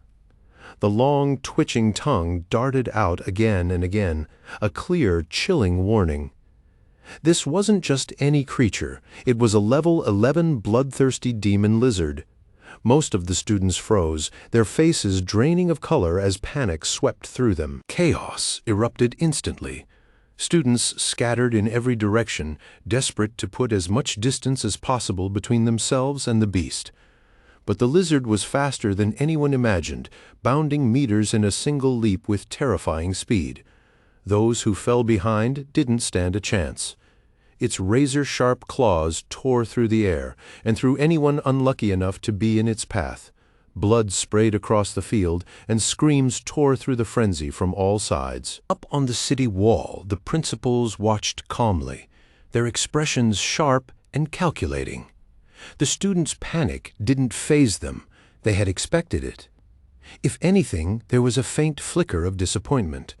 A level 11 demon lizard barely challenged these candidates. Compared to previous years, they thought, the students could have handled it easily if only everyone had unleashed their full potential together. Without a second thought, Yi Lin charged straight at the lizard, the falling star warblade gleaming in his hands. He unleashed the Yang Shuo sword technique. 4 blazing arcs of light cut through the air in rapid succession. The terrifying lizard, once a whirlwind of chaos, was shredded in seconds, its limbs flailing helplessly like a grotesque wriggling worm. The principals blinked in surprise. The sword itself was rare and precise, but watching Yi Lin, the forbidden spellmaster, wield it so effortlessly at just level 16 was on a whole other level. Still, one question lingered. Why hadn't he finished the creature completely? Before anyone could speak, Yi Lin gave a calm signal to Ling Yu.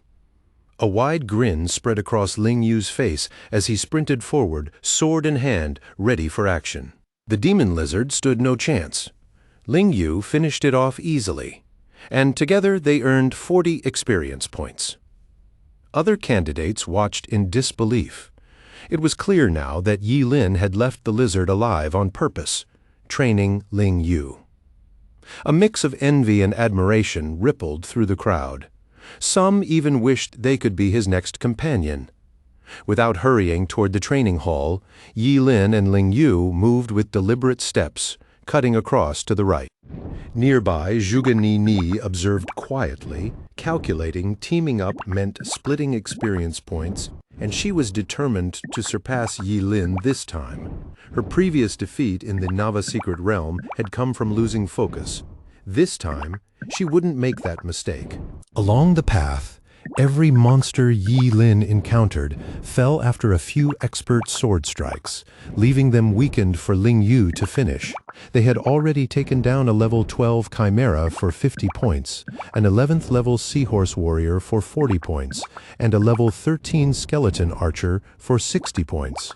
Under Yi Lin's guidance, Ling Yu's progress soared, reaching level 8 in no time. Excited, he barely needed instructions. He would follow Yi Lin anywhere.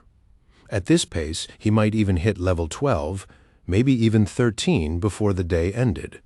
The exam entrance stayed open until sunset, meaning they could keep leveling as long as they returned in time. Yi Lin scanned the area. Fewer monsters lingered near the city wall. He told Ling Yu to hang back. To find real challenges, they'd need to push deeper into the forest. Ling Yu hesitated. Deeper means stronger monsters, right? Level 20 or even 30. Yi Lin nodded confidently. Level 20 was no problem for him. Level 30 would be different. They'd have to run, sword in hand. Yi Lin led Ling Yu into the wilderness. Both were chasing growth, but for Yi Lin the ultimate goal was the Supreme Academy. Back on the city wall, Principal Gao frowned. He didn't like seeing the young curse master venturing so deep with Ling Yu. Yi Lin's skill alone guaranteed Daxia College, so what was he after? Another principal tried to reassure him. The Invigilators had the area covered, so nothing major would happen. Gao relaxed slightly, though a twitch in his eye betrayed unease. Something felt off. On the path, Yi Lin and Ling Yu encountered more monsters. None truly dangerous. Yi Lin didn't even use forbidden spells. The Yangshuo sword technique alone took down anything below level 20 with just a few strikes. Ling Yu followed closely, reaching level 9, while Yi Lin remained at level 16. Soon, they stumbled upon 2 level 20 monsters. Yi Lin warned Ling Yu to stay alert. One mistake, and either of them could die instantly. Ling Yu nodded, keeping his distance, trusting Yi Lin completely. The Yangshuo technique had its limits, and Yi Lin had already drained too much of his own lifespan. He decided to sacrifice an organ to unleash the Chaos Thunder. The power of Chaos Thunder scales with the sacrifice, and giving up one organ was enough to obliterate both level 20 monsters. Ling Yu stared at the charred remains, stunned. Is this how you've been killing them? Efficient, lethal, brutal. Yi Lin just shrugged. It was nothing. Much worse still lay ahead. As they prepared to move on, a uniformed invigilator suddenly blocked their path. He warned them they couldn't leave the exam area without permission. It was far too dangerous. Yi Lin frowned but didn't argue. As he turned to leave, something behind the invigilator caught his eye, and he froze. With a serious expression, he urged the man to glance behind him. The invigilator snorted dismissively, eyes fixed forward. He accused Yi Lin of trying to trick him, meeting someone outside to cheat the leveling system. After 20 years, no candidate had fooled him.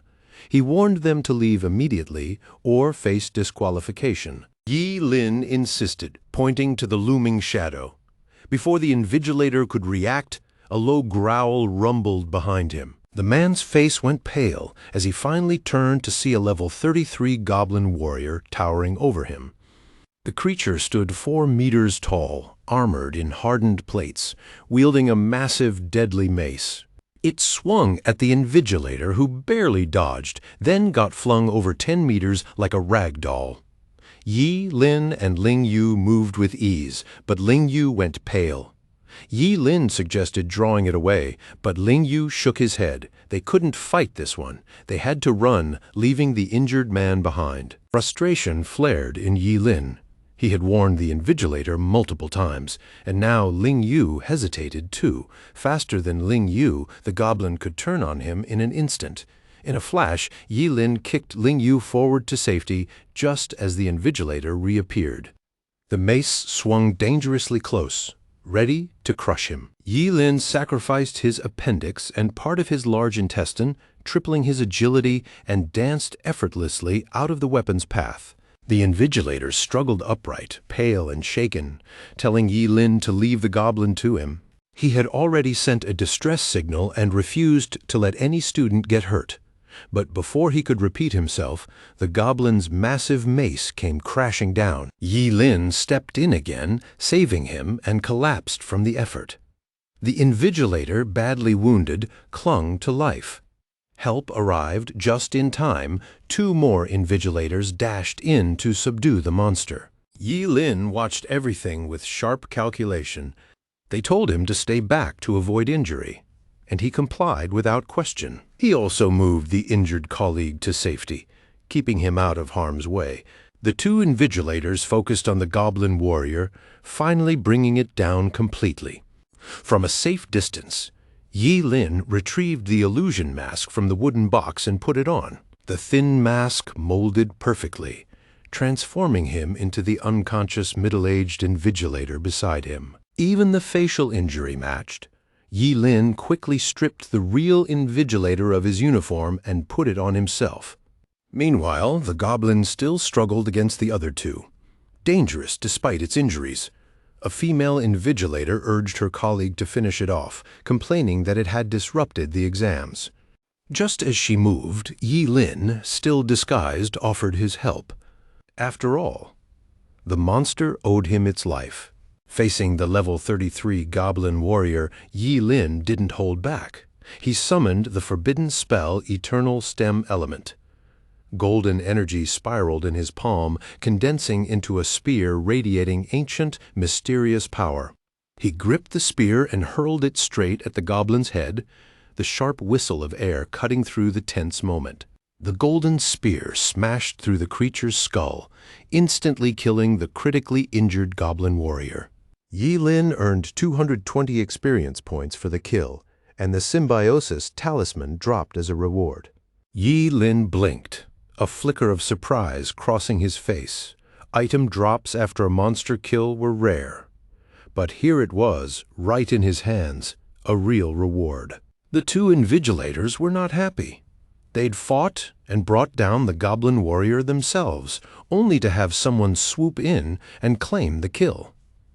One's eyes blazed with anger as he demanded Yi Lin's name and his department. Yi Lin just shrugged, calm and casual. "Call me a good man," he said. "Names don't matter. Let's not make this harder than it needs to be." Then he turned and walked off.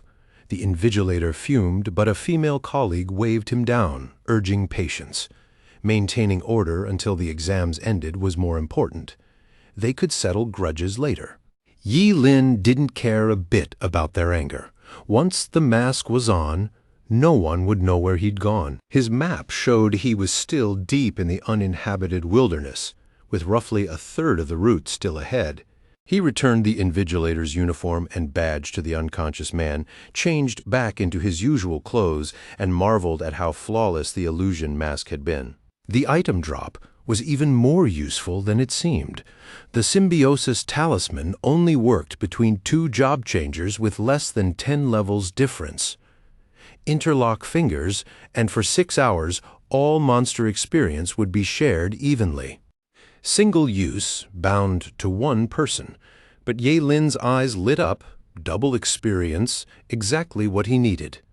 Originally, he had planned to leave Ling Yu behind once he hit level 10, but now, even with Ling Yu fighting, Yi Lin would still get full rewards. Then a desperate shout cut through the wilderness. It was Ling Yu being chased by a level 13 Anubis soldier. Dark shadows clung to its form, and it swung a massive scythe. The Anubis soldier closed in, its enormous blade swinging toward Ling Yu. Before it could slice him in two, Ye Lin blurred forward. The scythe whistled past as Ling Yu vanished from the strike. Ling Yu's foot dug into the dirt, kicking up dust. His body trembled, pupils narrowing, and when he saw Ye Lin, relief washed over him, mixed with joy that his boss was safe. "Where's the goblin warrior?" he asked.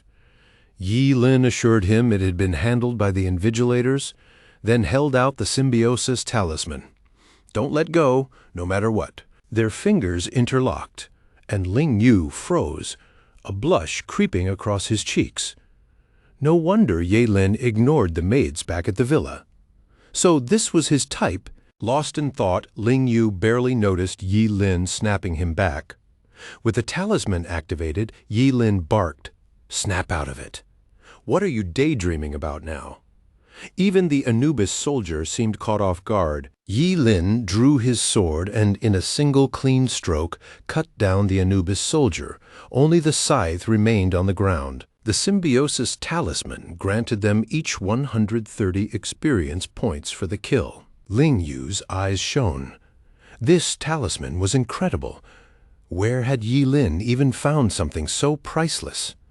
With the talisman active, Ling Yu could hunt on his own. Ye Lin wasn't going to drag him along after that little misunderstanding.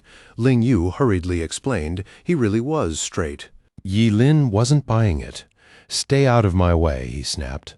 They needed solo leveling to maximize the talisman. Ling Yu reluctantly agreed, warning there weren't many monsters he could handle alone. Ye Lin already knew that. Without hesitation, he left. Ling Yu just had to survive. With Invigilators patrolling the perimeter, no monsters above level 25 appeared. Ye Lin darted through the wilderness using fleeting dance, moving at near impossible speed. Armed with the falling star warblade and the Yang Shuo sword technique, he carved through monsters.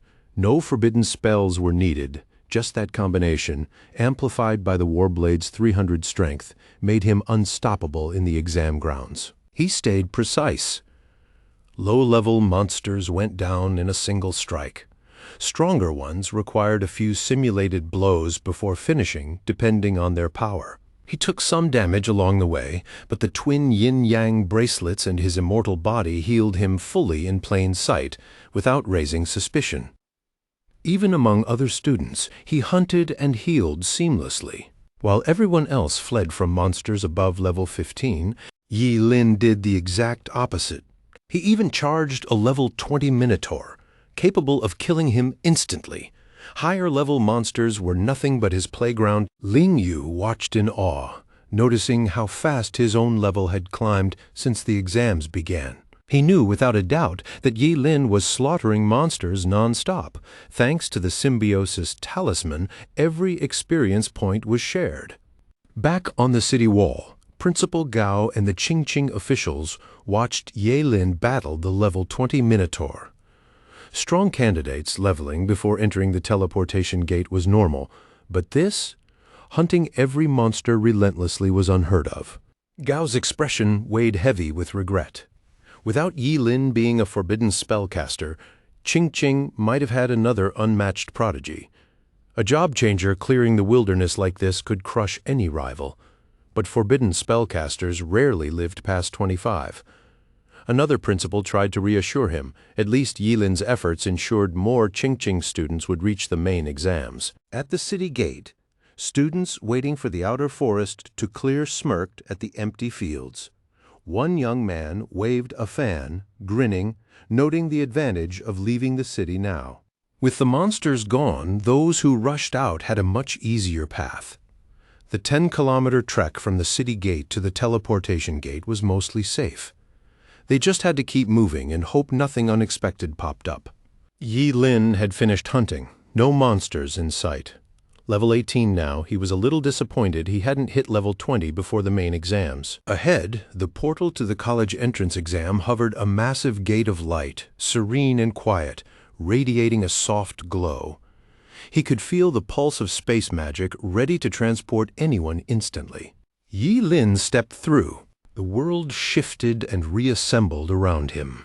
He now stood in a vast bluestone square. 10 towering stone pillars circled the area, each carved with ancient runes whispering of mystery and time. At the center, a massive stone tablet bore the simple inscription, College Entrance Examination Training Ground. Ye Lin scanned the square. It was packed with candidates. Ling Yu spotted him and dashed over, practically vibrating with excitement, even trying to hug him. Yi Lin shoved him back with a look of mock disgust. Ling Yu didn't care. He was practically incoherent with excitement. Level 15 now, his boss, Yi Lin, was untouchable.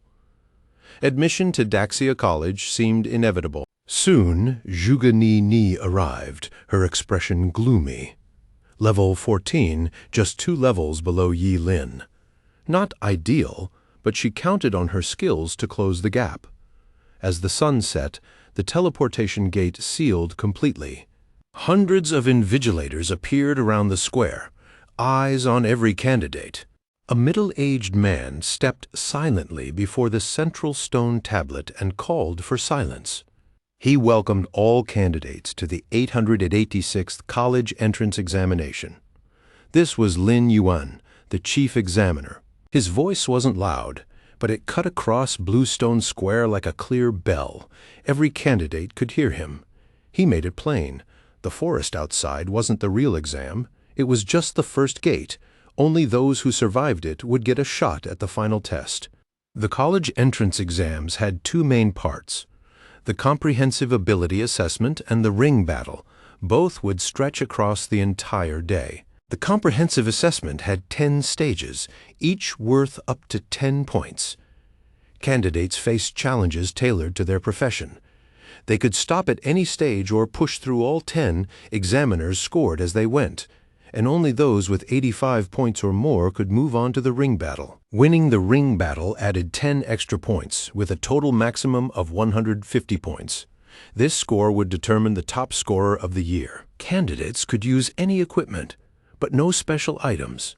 Anyone breaking that rule would be immediately disqualified. The rules were clear, and the candidates' expressions turned serious as they lined up in groups of 10, ready to enter the assessment chambers. The comprehensive assessment was about to start. As Lin Yuan finished speaking, the 10 stone pillars opened portals, and candidates stepped in one by one. When it was Yi Lin's turn, he stepped into a fully enclosed metal chamber. Sparks danced across his body as the test prepared to begin. The main exams had officially begun. From this moment, Yi Lin could shape his own fate. Back in Bluestone Square, Lin Yuan stood silently, eyes fixed on the 10 stone pillars. Behind him, several middle-aged men radiated authority. They were this year's deputy examiners. Among them, a woman in a long blue dress moved with calm precision. Though older, her posture and short hair fluttering in the wind suggested vitality. She was Su Cheng-shin, a supervisor from Daxia College, and she approached Lin Yuan, apologizing for being late. Lin Yuan smiled respectfully. "No worries, you're just in time." Su Cheng-shin asked if any standout candidates had appeared. Lin Yuan nodded. Several had, most notably Ye Lin, already at level 18. Lin Yuan pulled up Yi Lin's record.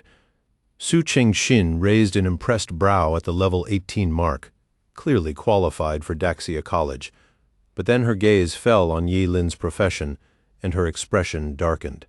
A forbidden spellmaster at level 18 was a double-edged sword. Even at SSS level, everyone knew their lifespan rarely exceeded 25. Incredible skill, but enormous risk. Lin Yuan agreed with a heavy sigh. If Yi Lin weren't a forbidden spellmaster, Qing might have had another prodigy. As they discussed his score, a mechanized voice announced that Yi Lin had completed the first stage of the comprehensive assessment. He'd scored full marks. Next came the 3-dimensional attribute assessment. Placing his hand on the test sphere, his stats flashed: 480 strength, 270 agility, 1199 mental spirit. An examiner muttered in disbelief. How could a forbidden spellmaster have 480 strength? Did equipment boost it? Even without gear, it surpassed most warriors. Another examiner nodded. 480 was absurd. The third stage would test attack skills at full power. Yi Lin considered sacrificing all his organs to unleash chaos thunder.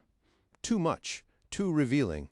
He needed to impress, but without giving himself away. Full marks, yes, but subtle enough to survive. Instead, he sacrificed only his tonsils, summoning a basic thunder strike. The bolt hit, obliterating the test dummies. Even at minimal power, his forbidden spell was devastating. Were the dummies just fragile, he wondered? Back at Bluestone Square, the examiners were stunned. These dummies were designed to withstand any attack from candidates below level 25. Yet Yi Lin destroyed them effortlessly. Level 18 using a forbidden spell, no wonder the dummies exploded instantly. Lin Yuan's eyes widened. Risking his life for a forbidden spell in an exam was reckless, but it was impressive enough to earn full marks. The next 4 stages tested agility, explosive power, sustained damage output, and escapability. None of it slowed Yi Lin down. Under the watchful eyes of the examiners, he aced every stage with full marks. Lin Yuan watched with both admiration and concern. Using forbidden spells so casually meant it was almost certain Yi Lin wouldn't live past 20. One examiner suggested raising the final stage's difficulty for Yi Lin. Lin Yuan asked Su Cheng-sin for her opinion. If Yi Lin aced a harder test, would Daxia College still accept him? She was strict, apologetic, but opposed to making it harder. In her eyes, Luo Jun, Wang Zhengguang, Zhuge Ni, and Jiling Yu were safer bets. Forbidden spellmasters traded life for power, making them risky candidates. Lin Yuan sighed in agreement. It was a real shame. After finishing the last stage, Yi Lin exited the chamber. Around him, candidates emerged, buzzing with excitement, sharing results and reactions. Ling Yu, thrilled to see his 96 points, ran to find Yi Lin. With 3 more wins in the ring, he could be sure of entering Daxia College. Yi Lin, unimpressed, asked why Ling Yu hadn't scored full marks. Nervously, Ling Yu explained he lost points in actual combat. The rapid level up had thrown him off. As chatter filled the square, Lin Yuan announced the comprehensive assessment results. First place Yi Lin with 100 points. Second, Zhuge Ni, also 100 points. Third, Luo Jun with 98. Fourth, Ling Yu with 96. Fifth, Wang Zhengguang with 95. Candidates below 85 were escorted out. Those scoring 85 or higher could leave, but doing so meant forfeiting the ring battle. Zhuge Ni, defiant, demanded to know why she ranked below Yi Lin despite both having full marks. Being second to him was unacceptable. Her complaint sparked murmurs. Some cried sexism, insisting it was unfair.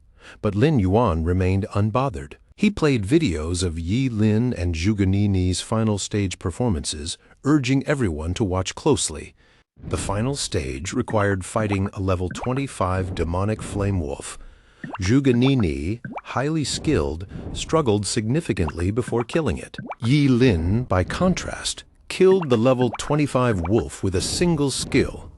It was dead in under a second. Everyone finally understood why Zhuge Ni, despite full marks, came in second. Lin Yuan asked if anyone had further objections.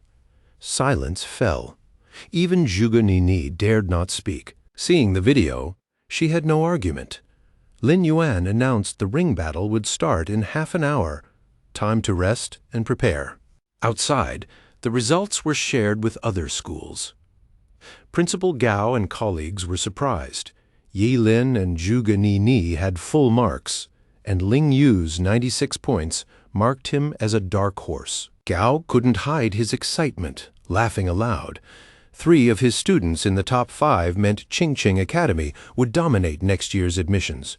Principal Su from Yuzai Academy warned him not to get ahead of himself. After all, the real test, the ring tournament, would start in half an hour. Gao wasn't worried. His students had dominated from the start. Did Su really think Luo Jun could handle a level 18 forbidden spell master? Su replied simply, "Nothing is certain. Anything could happen." Back in Bluestone Square, Ye Lin unexpectedly crossed paths with Zhuge Ni. Their encounter was brief, but before walking away, she shot Yi Lin a fierce, determined glance.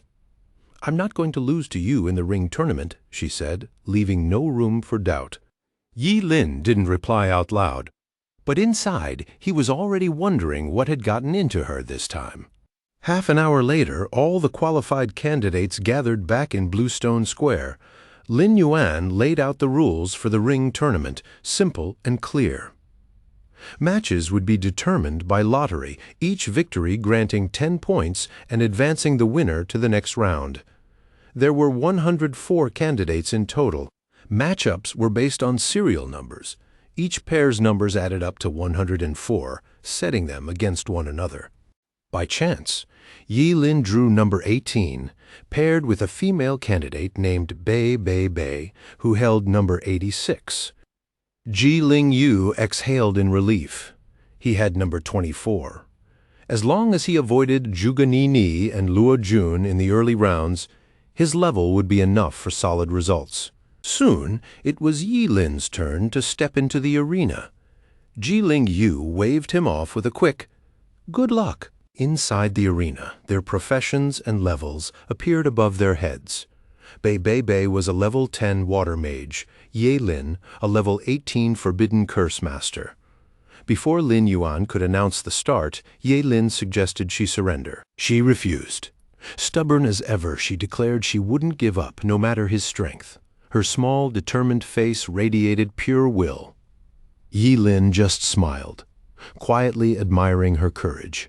After all, scoring over 85 in the comprehensive assessment wasn't easy for anyone. Still, this was a battle she couldn't win. Yi Lin sacrificed his wisdom tooth and summoned the Chaos Thunder. As he raised his hand, his body lifted slightly off the ground. Thunderclouds swirled above, arcs of silver-white lightning darting across the sky like serpents. A massive thunder dragon, thick as a large python, descended from the clouds, circling Yi Lin like a divine guardian. In that moment, he looked every bit like a god commanding the storm. The sight left the watching candidates sweating and wide-eyed, casting forbidden spells in the finals unheard of.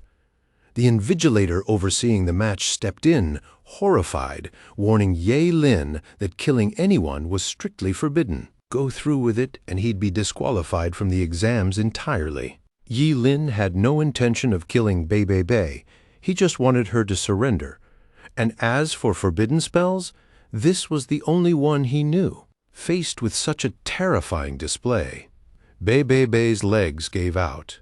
She collapsed, sobbing like a child. The other candidates, especially the boys, were outraged. They couldn't believe Yi Lin had scared such a young girl to tears. He seemed ruthless.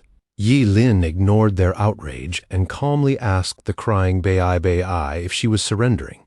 In the end, she yielded.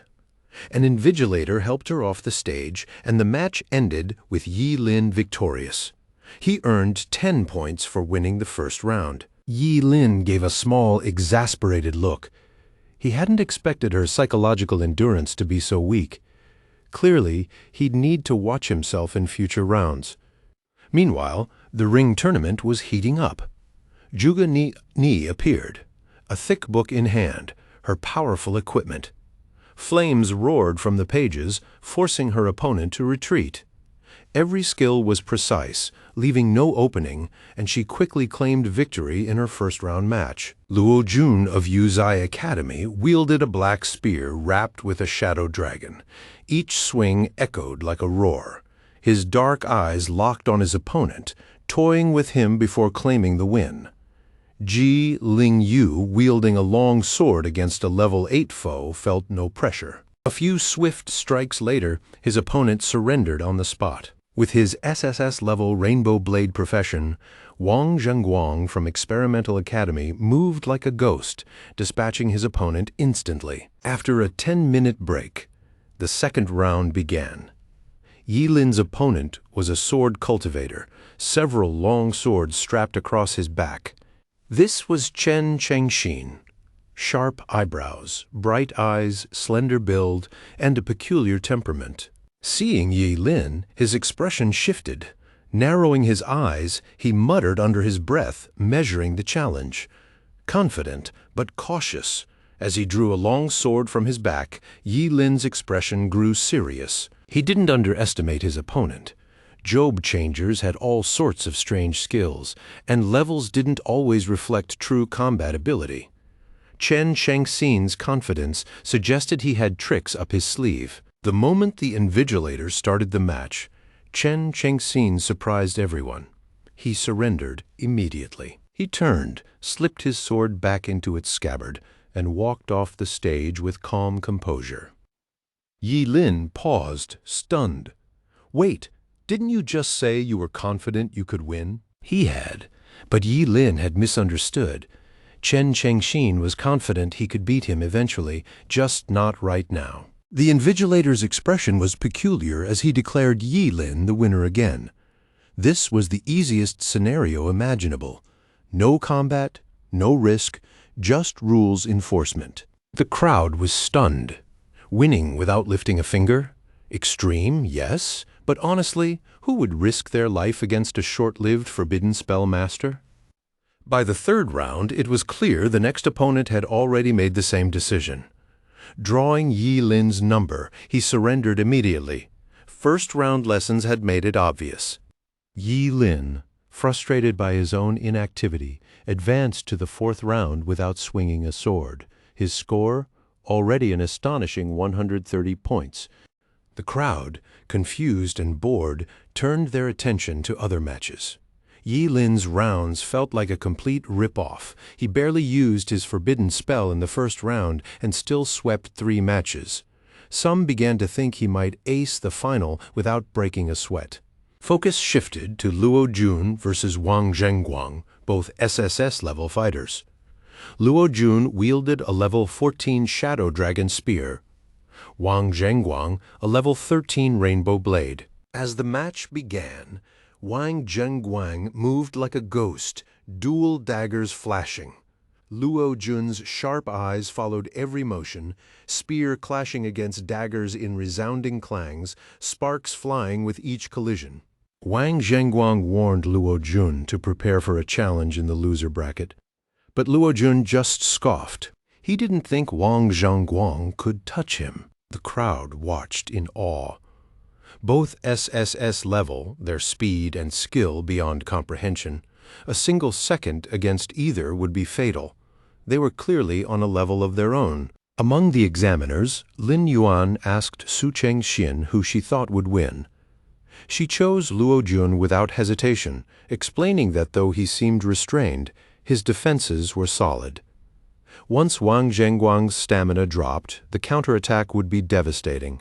Sure enough, just after her prediction, the arena shifted. Maintaining high-speed movement had drained Wang Zhengguang's stamina, and his motions began to slow. Seizing the moment, Luo Jun launched like a long, dormant tiger.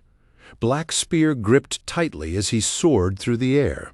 Wang Zhengguang had almost no time to react, raising his daggers in a desperate block.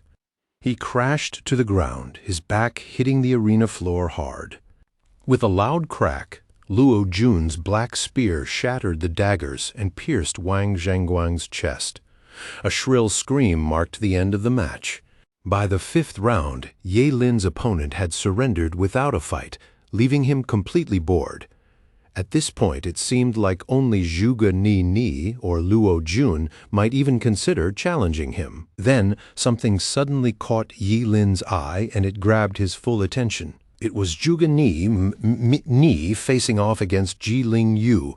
She hovered in midair, icy eyes scanning him, trying to figure out why Ji Lingyu followed Ye Lin with such unwavering loyalty. Zhuge Ni was genuinely puzzled. Ji Lingyu, calm but firm, warned her she'd regret underestimating him. His loyalty to Ye Lin only fueled Zhuge Ni's contempt for the admiration he showed.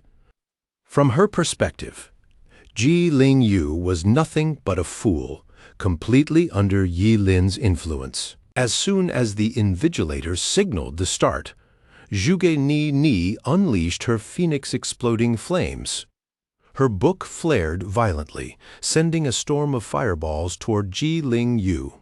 Sweat dotted Ji Lingyu's brow. Her spells were instantaneous, leaving almost no room to react. He twisted in midair, moving like a phantom, dodging the fireballs as they exploded beneath him with deafening cracks. He knew that, as a long-range attacker, taking a hit was not an option. He had to close the distance, no matter what. Above him, Zhuge Ni's book flipped steadily, her hand controlling the relentless barrage. Suddenly, all the scattered flames merged into a massive wall of fire, surging directly toward Ji Lingyu.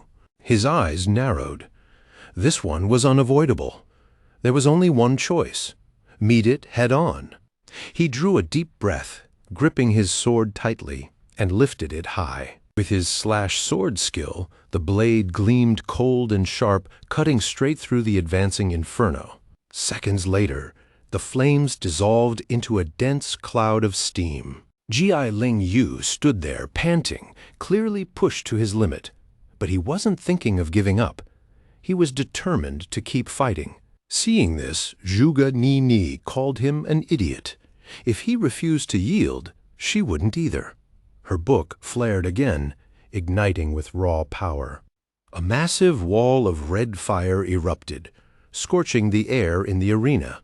Heat waves barreled toward Ji Lingyu, making each breath sear his lungs.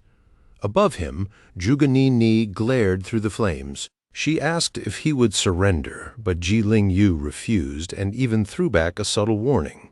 Zhuge Ni dismissed it as overconfidence. Everyone could see it clearly. He had no real chance against Zhuge Ni. Su Chengxin observed calmly, predicting Ji Lingyu's defeat, while Lin Yuan signaled the medics ready to step in if he refused to back down. Engulfed in flames, Ji Lingyu looked tiny. When fire touched him, pain ripped through his body like countless burning blades slicing his flesh. His clothes charred to ashes, skin blackened, but still he pressed on. From the inferno, a charred figure surged forward, and before Zhuge Ni's shocked eyes, he lunged with his sword. She hadn't expected an attack in that state. She dodged swiftly, but his blade still grazed her left arm. Seeing her injury, Ji Lingyu sneered.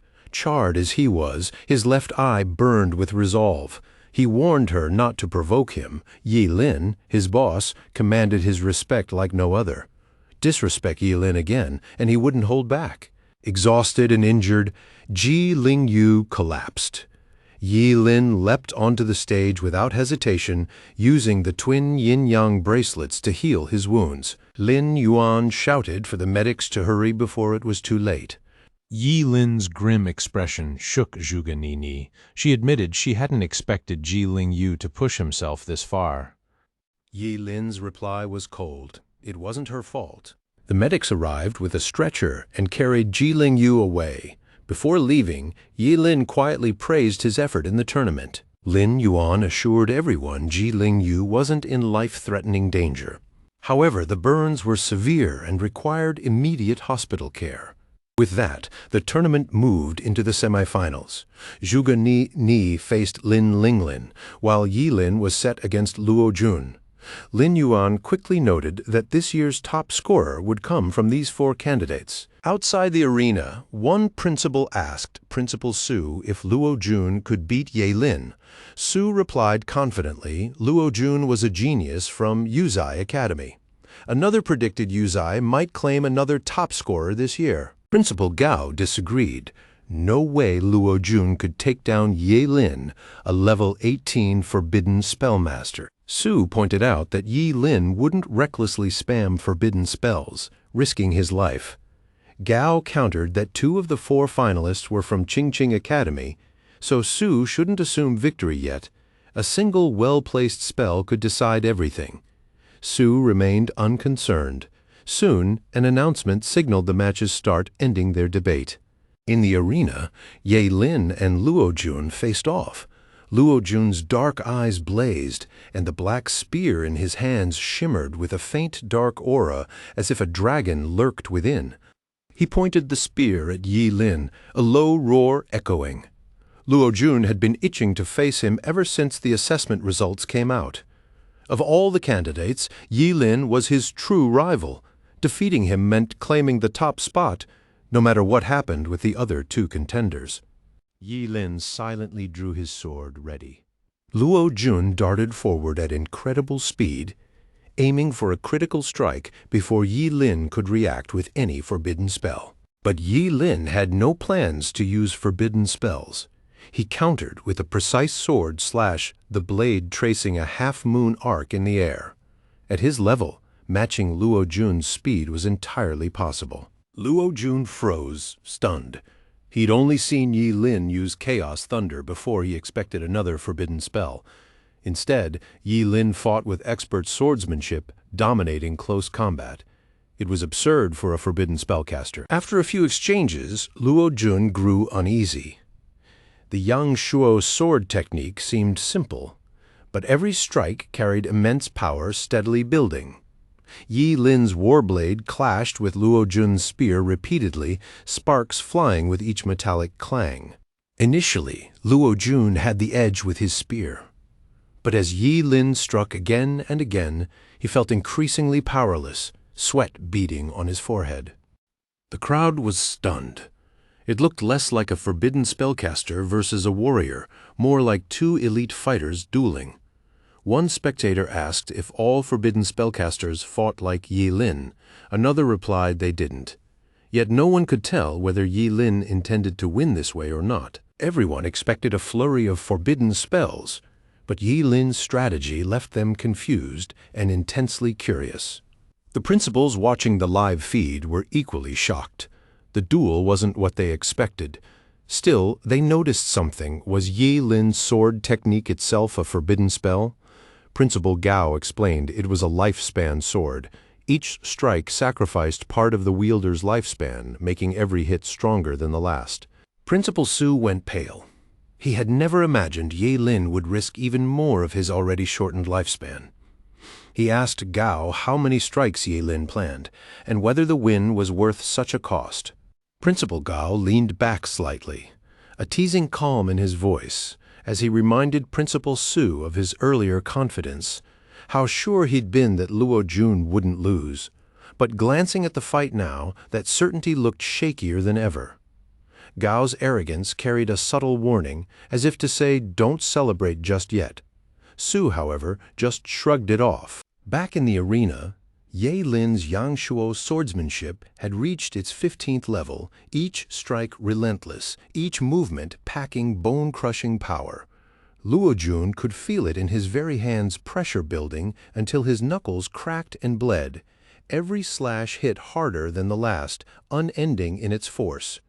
A flicker of panic crossed his eyes. If he didn't act fast, he was done. Gritting his teeth, Luo Jun planted his feet and gripped his black spear tight.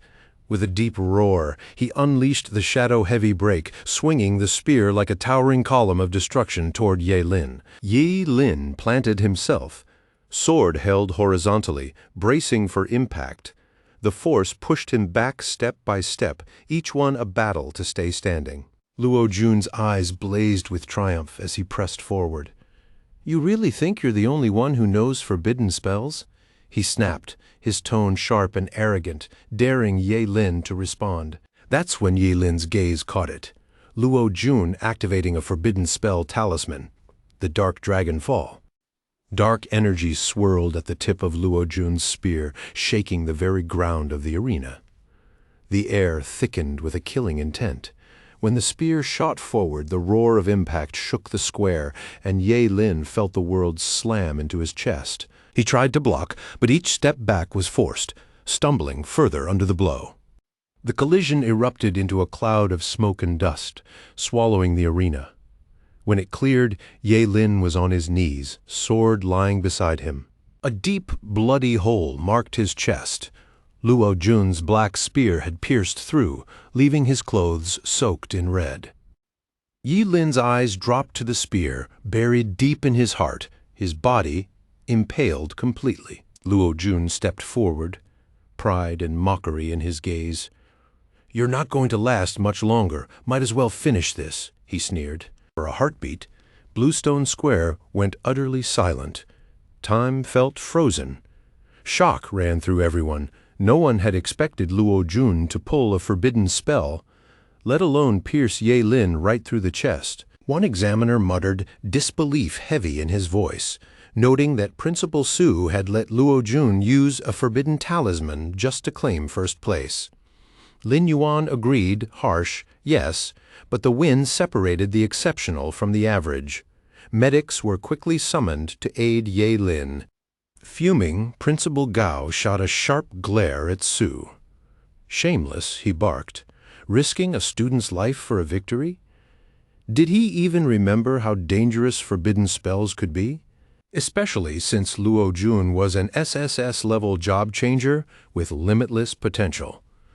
Yet to grab the top spot, he'd gambled with a future genius. Su stayed calm, pointing out that Luo Jun had agreed and there were no rules against teaching forbidden spells. Gao could rant all he wanted, but it wouldn't change that fact. Juganini stared at the arena, frozen. She hadn't imagined Yi Lin losing, but that strike terrifying. Even she doubted she could have dodged it. She'd wanted to see Yi Lin tested, but now he might really die. She let out a shaky sigh.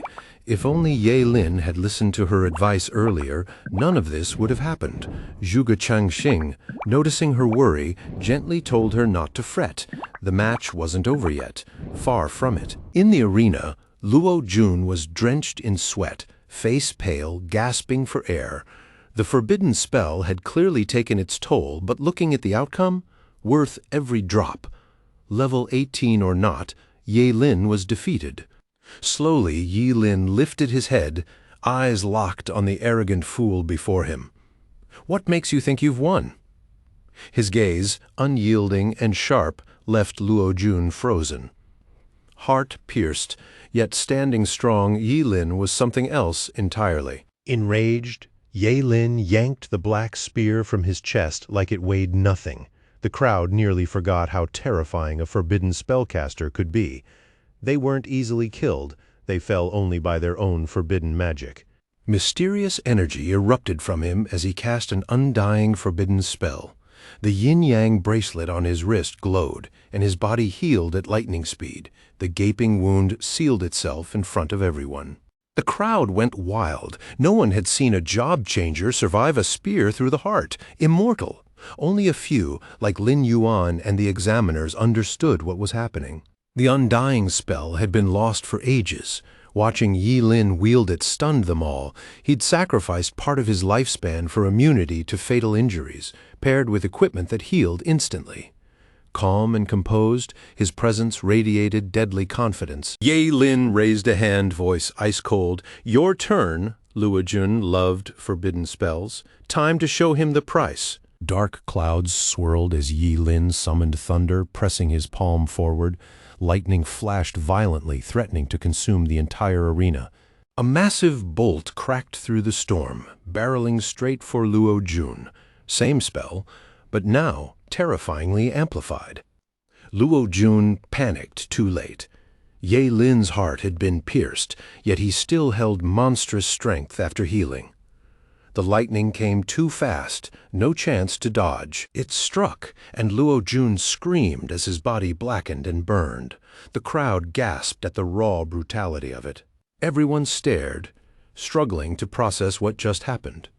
One moment he was winning, then in an instant he was nothing but charred remains. The invigilator rushed forward, calling for medics as Luo Jun's body fell. Yi Lin stood calm, unshaken. Then, coughing up blood, he collapsed, face pale as death. If he was selling the act, he had to commit fully. After unleashing such a powerful forbidden spell, pretending nothing happened would look suspicious at best. Back with the principals watching the broadcast, panic spread everywhere. Everyone except Su. They feared Yi Lin's organs were damaged. Su, still bitter about Luo Jun's loss despite the talisman, raised his hand to report the incident. He claimed Yi Lin, a level 18 job changer from Jingcheng Academy, had deliberately attacked a level 14 with a deadly forbidden spell. He argued Yi Lin should be disqualified, all scores nullified, basically attempted murder. Gao shot back, calling him shameless. Luo Jun had started it. Under normal circumstances, Luo Jun's charred, near-death state might have convinced the crowd. But considering he had stabbed Yi Lin first, no one bought it. Luo Jun's actions were closer to attempted murder. Yi Lin would have died without his forbidden spells. Teeth gritted, Su turned and left, unwilling to watch further.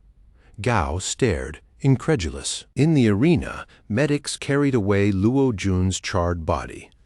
The battle was over. Yi Lin had won, score hitting 140 points. Already bored with the exams, he just wanted it done, more exhausting than facing the underground king of Qingqing. To make matters worse, he now had to face the insufferable Zhu Genini in the final. She'd won her match easily and was now up against him.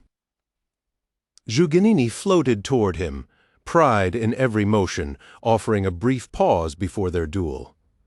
She wouldn't take advantage of his state. Yi Lin declined politely, no need. What she didn't know was that Yi Lin's challenge wasn't about recovery. He needed a way to defeat her without harming her. He couldn't use his sword, had no fitting forbidden spell, and worst, she wouldn't give up easily, even against reason. 30 minutes passed in a blur. Finally, the main arena hosted the highly anticipated final round of the college exams. Winner would claim the top score for the year.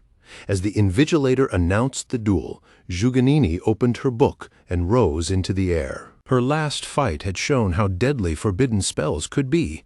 Calculating her risks, her gaze sharp, Yi Lin's expression betrayed strain. He was still searching for a forbidden spell to use. One wrong move and Zhuge Qianxing would never forgive him if her daughter got hurt. Determination burned in Zhu Genini's eyes as she struck first. The exploding phoenix flame. Dozens of fireballs erupted, streaking toward Yi Lin. Yi Lin sacrificed a kidney to trigger his fleeting dance, boosting his speed 5-fold. He couldn't attack without risking her, so his plan was pure evasion until her mana ran dry. His form flickered like a ghost, weaving through the fireballs, every dodge perfectly timed. The crowd watched, stunned. A forbidden spellcaster moving this fast, it was almost unbelievable. But he wasn't attacking. Chaos Thunderspell could end it instantly, but he held back. Some guessed it was too draining for a third use today. Was he just dodging out of necessity? Some whispered pity for Zhu Genini, but others dismissed it. Rumors said he was already Zhuge Qianqing's disciple and might be letting her claim the top spot. In the arena, Zhu Genini's irritation at his evasions was clear. From where she stood, every dodge Yi Lin made felt like a personal jab, as if he was teasing her on purpose, making her look clumsy. Yi Lin, on the other hand, just watched her with a casual shrug. He didn't care what she thought, and nothing was slowing him down. Zhu Genini's temper flared instantly. Flames erupted around her, bright red and gold, turning the arena into a blazing inferno. She lifted her book, readying an attack Yi Lin wouldn't be able to dodge. Summoning the red surging flame, the same unstoppable fire she had used on Ling Yu, she braced herself. The air above the arena heated up instantly. The red-gold flames spread fast, surrounding Yi Lin in a raging sea of fire. Yi Lin's brow furrowed. Time to teach this little show-off a lesson. He sacrificed half his liver, pushing his agility to insane levels. His speed shot up beyond anything anyone could track. The flames roared around him, but Yi Lin was faster. In a heartbeat, he streaked through the fire and stood right in front of Zhuge Nini. Her eyes went wide, disbelief written all over her face. She couldn't wrap her head around how he had moved so fast. Before she could react, the back of Yi Lin's sword tapped her head, light, precise, almost teasing. The hit stung, enough to bring tears to her eyes. Leaning close, Yi Lin made it clear. She'd lost, and it was time to admit it. But Zhuge Nini, spoiled and proud, had never faced such humiliation. Her defenses were breaking, yet surrender wasn't an option. She couldn't lose to someone like Yi Lin. Better to be carried off the stage like Luo Jun than face this shame. She launched multiple fireballs, each one aimed at Yi Lin, who dodged them all effortlessly. Yi Lin frowned. He hadn't expected her to be this stubborn or this reckless. Looks like he'd have to push her off the arena himself. Watching him slip past every fireball like water through his fingers, Zhuge Nini's aura flared. Her flames roared louder, burning brighter than ever. She let out a sharp cry, forming a complex seal with her hands. A burst of mana ripped the pages from her book, spinning them around her in a storm. Above the arena, the air seemed to twist unnaturally, crimson runes glowing eerily on the flying pages. The crowd froze. Even Yi Lin paused. The spell's pressure pressed down on everyone like a weight. Fury erupted from her voice as she unleashed the fire tornado. Her jade hands thrust forward, pages spinning into massive flaming cyclones aimed straight at Yi Lin. The flames twisted violently, scorching the air like they wanted to burn everything in sight. No matter how Yi Lin moved, the fire tornadoes clung to him. Relentless, biting like barbed thorns. The spell had locked onto him. It could track its target. Zhuge Nini hit the ground, pale and drenched in sweat. The spell had drained her completely. Her book was ruined, but as long as it meant victory, it had been worth it. She was sure Yi Lin had nowhere left to run, convinced surrender was inevitable. Yi Lin blinked, a hint of amusement in his eyes. Was she really that clueless? He had already figured out how to counter a homing spell the moment he realized it could track him. With a sudden burst of speed, he appeared behind her. She should have thought twice before casting that spell. Launching a homing spell at someone this fast without a backup plan? Pure mage suicide. Hadn't she learned that in class? Zhuge Nini froze, realization striking her like lightning. The tornadoes now raged like full-blown storms, charging forward at full speed. Calmly, Yi Lin told her to end the spell and admit defeat, but tears streamed down her face. She refused. She wouldn't lose to Yi Lin, not even if it meant going down together. Instead of stopping the curse, she pushed it harder, making the fire tornadoes even more violent. She was truly ready to go down with him rather than face humiliation again. The crowd gasped as her father shouted, pleading with her to stop. Invigilators and medics rushed in, panic spreading through the arena. Yi Lin reached out, pulling her close, then lifted his hand. A terrifying force erupted from his palm. The arena shook with a deafening roar. A massive stone wall shot up, shielding them from the flames. This wasn't just any wall. It was one of the forbidden spells Yi Lin had just mastered, radiating an ancient, ominous aura, almost as if it weren't fully solid. Its name matched its power. The Wailing Wall. Summoned from the deepest hell, it came at a price, part of the caster's lifespan. It could nullify any attack as long as the attacker wasn't 20 levels above the caster. Like a gate to the abyss, the Wailing Wall opened wide, swallowing the fire tornadoes silently. Some spectators gasped. They recognized the spell. An examinee had actually cast a forbidden spell. Incredible. Soon the Wailing Wall dissolved. Yi Lin silently thanked his luck. Without it, he wouldn't have known how to handle this. Gently, he brushed her messy hair back and gave a reassuring smile, pulling her out of her daze. Even seeing the space between them, She couldn't help but blush. Her heart raced, and she began looking at Yi Lin in a new light. The crowd smiled at the tender moment. They could feel something sparking between them, wondering where it might lead. It was clear Yi Lin hadn't struck because he didn't want to hurt her. Then, like a splash of cold water, Yi Lin abruptly kicked the proud girl off the arena, making it clear only one top scorer could remain. Zhuganini, caught completely off guard, hit the ground headfirst with a dull thud. A large shoe print marked her backside, and the live broadcast zoomed in for a close-up. The crowd froze, mouths open. One moment it was almost romantic, and the next a brutal takedown. Even her father felt relieved she was okay, though he couldn't hide his embarrassment at the spectacle. Zhuganini sat up, glaring at Yi Lin, already plotting revenge for this humiliation. The invigilator stepped up, his voice cutting through the arena as he officially announced Yi Lin as the champion of the final ring tournament. With a perfect score of 150, he was crowned Ching Ching Academy's new top fighter.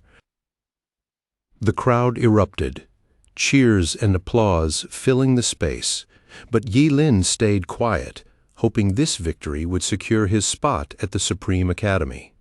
A woman from the audience called out, asking which academy he planned to attend next. Yi Lin's answer was calm and clear: the Supreme Academy.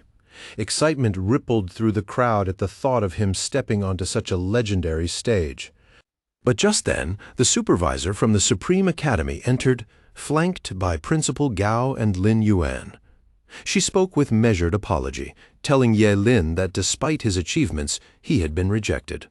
Gao and Lin Yuan, already aware of Su Chengxin's decision, remained silent, tension clear in their expressions. Yi Lin had a guess why, but he still asked, wanting an explanation. The answer came bluntly. His profession, as a forbidden spellcaster, he was seen as a lost cause. Only 11 had appeared since the rise of Job Changers, most barely living to 22. The longest lived hadn't made it past 24. Forbidden spellcasters weren't considered worth the investment. Pouring resources into someone like him was like throwing money into the ocean. Su Chengxin's words were harsh, but the truth was clear. Yi Lin understood, and so did the audience. Training a job changer takes 4 years. Yi Lin was already 18, which meant he'd graduate at 22, the very average lifespan of a forbidden spellcaster. A flicker of pity passed through the crowd's eyes.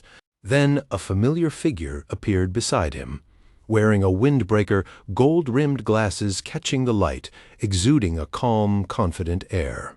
Zhuge Qianqing told Su Chengxin and the examiners that he might have already found a solution to Yi Lin's predicament.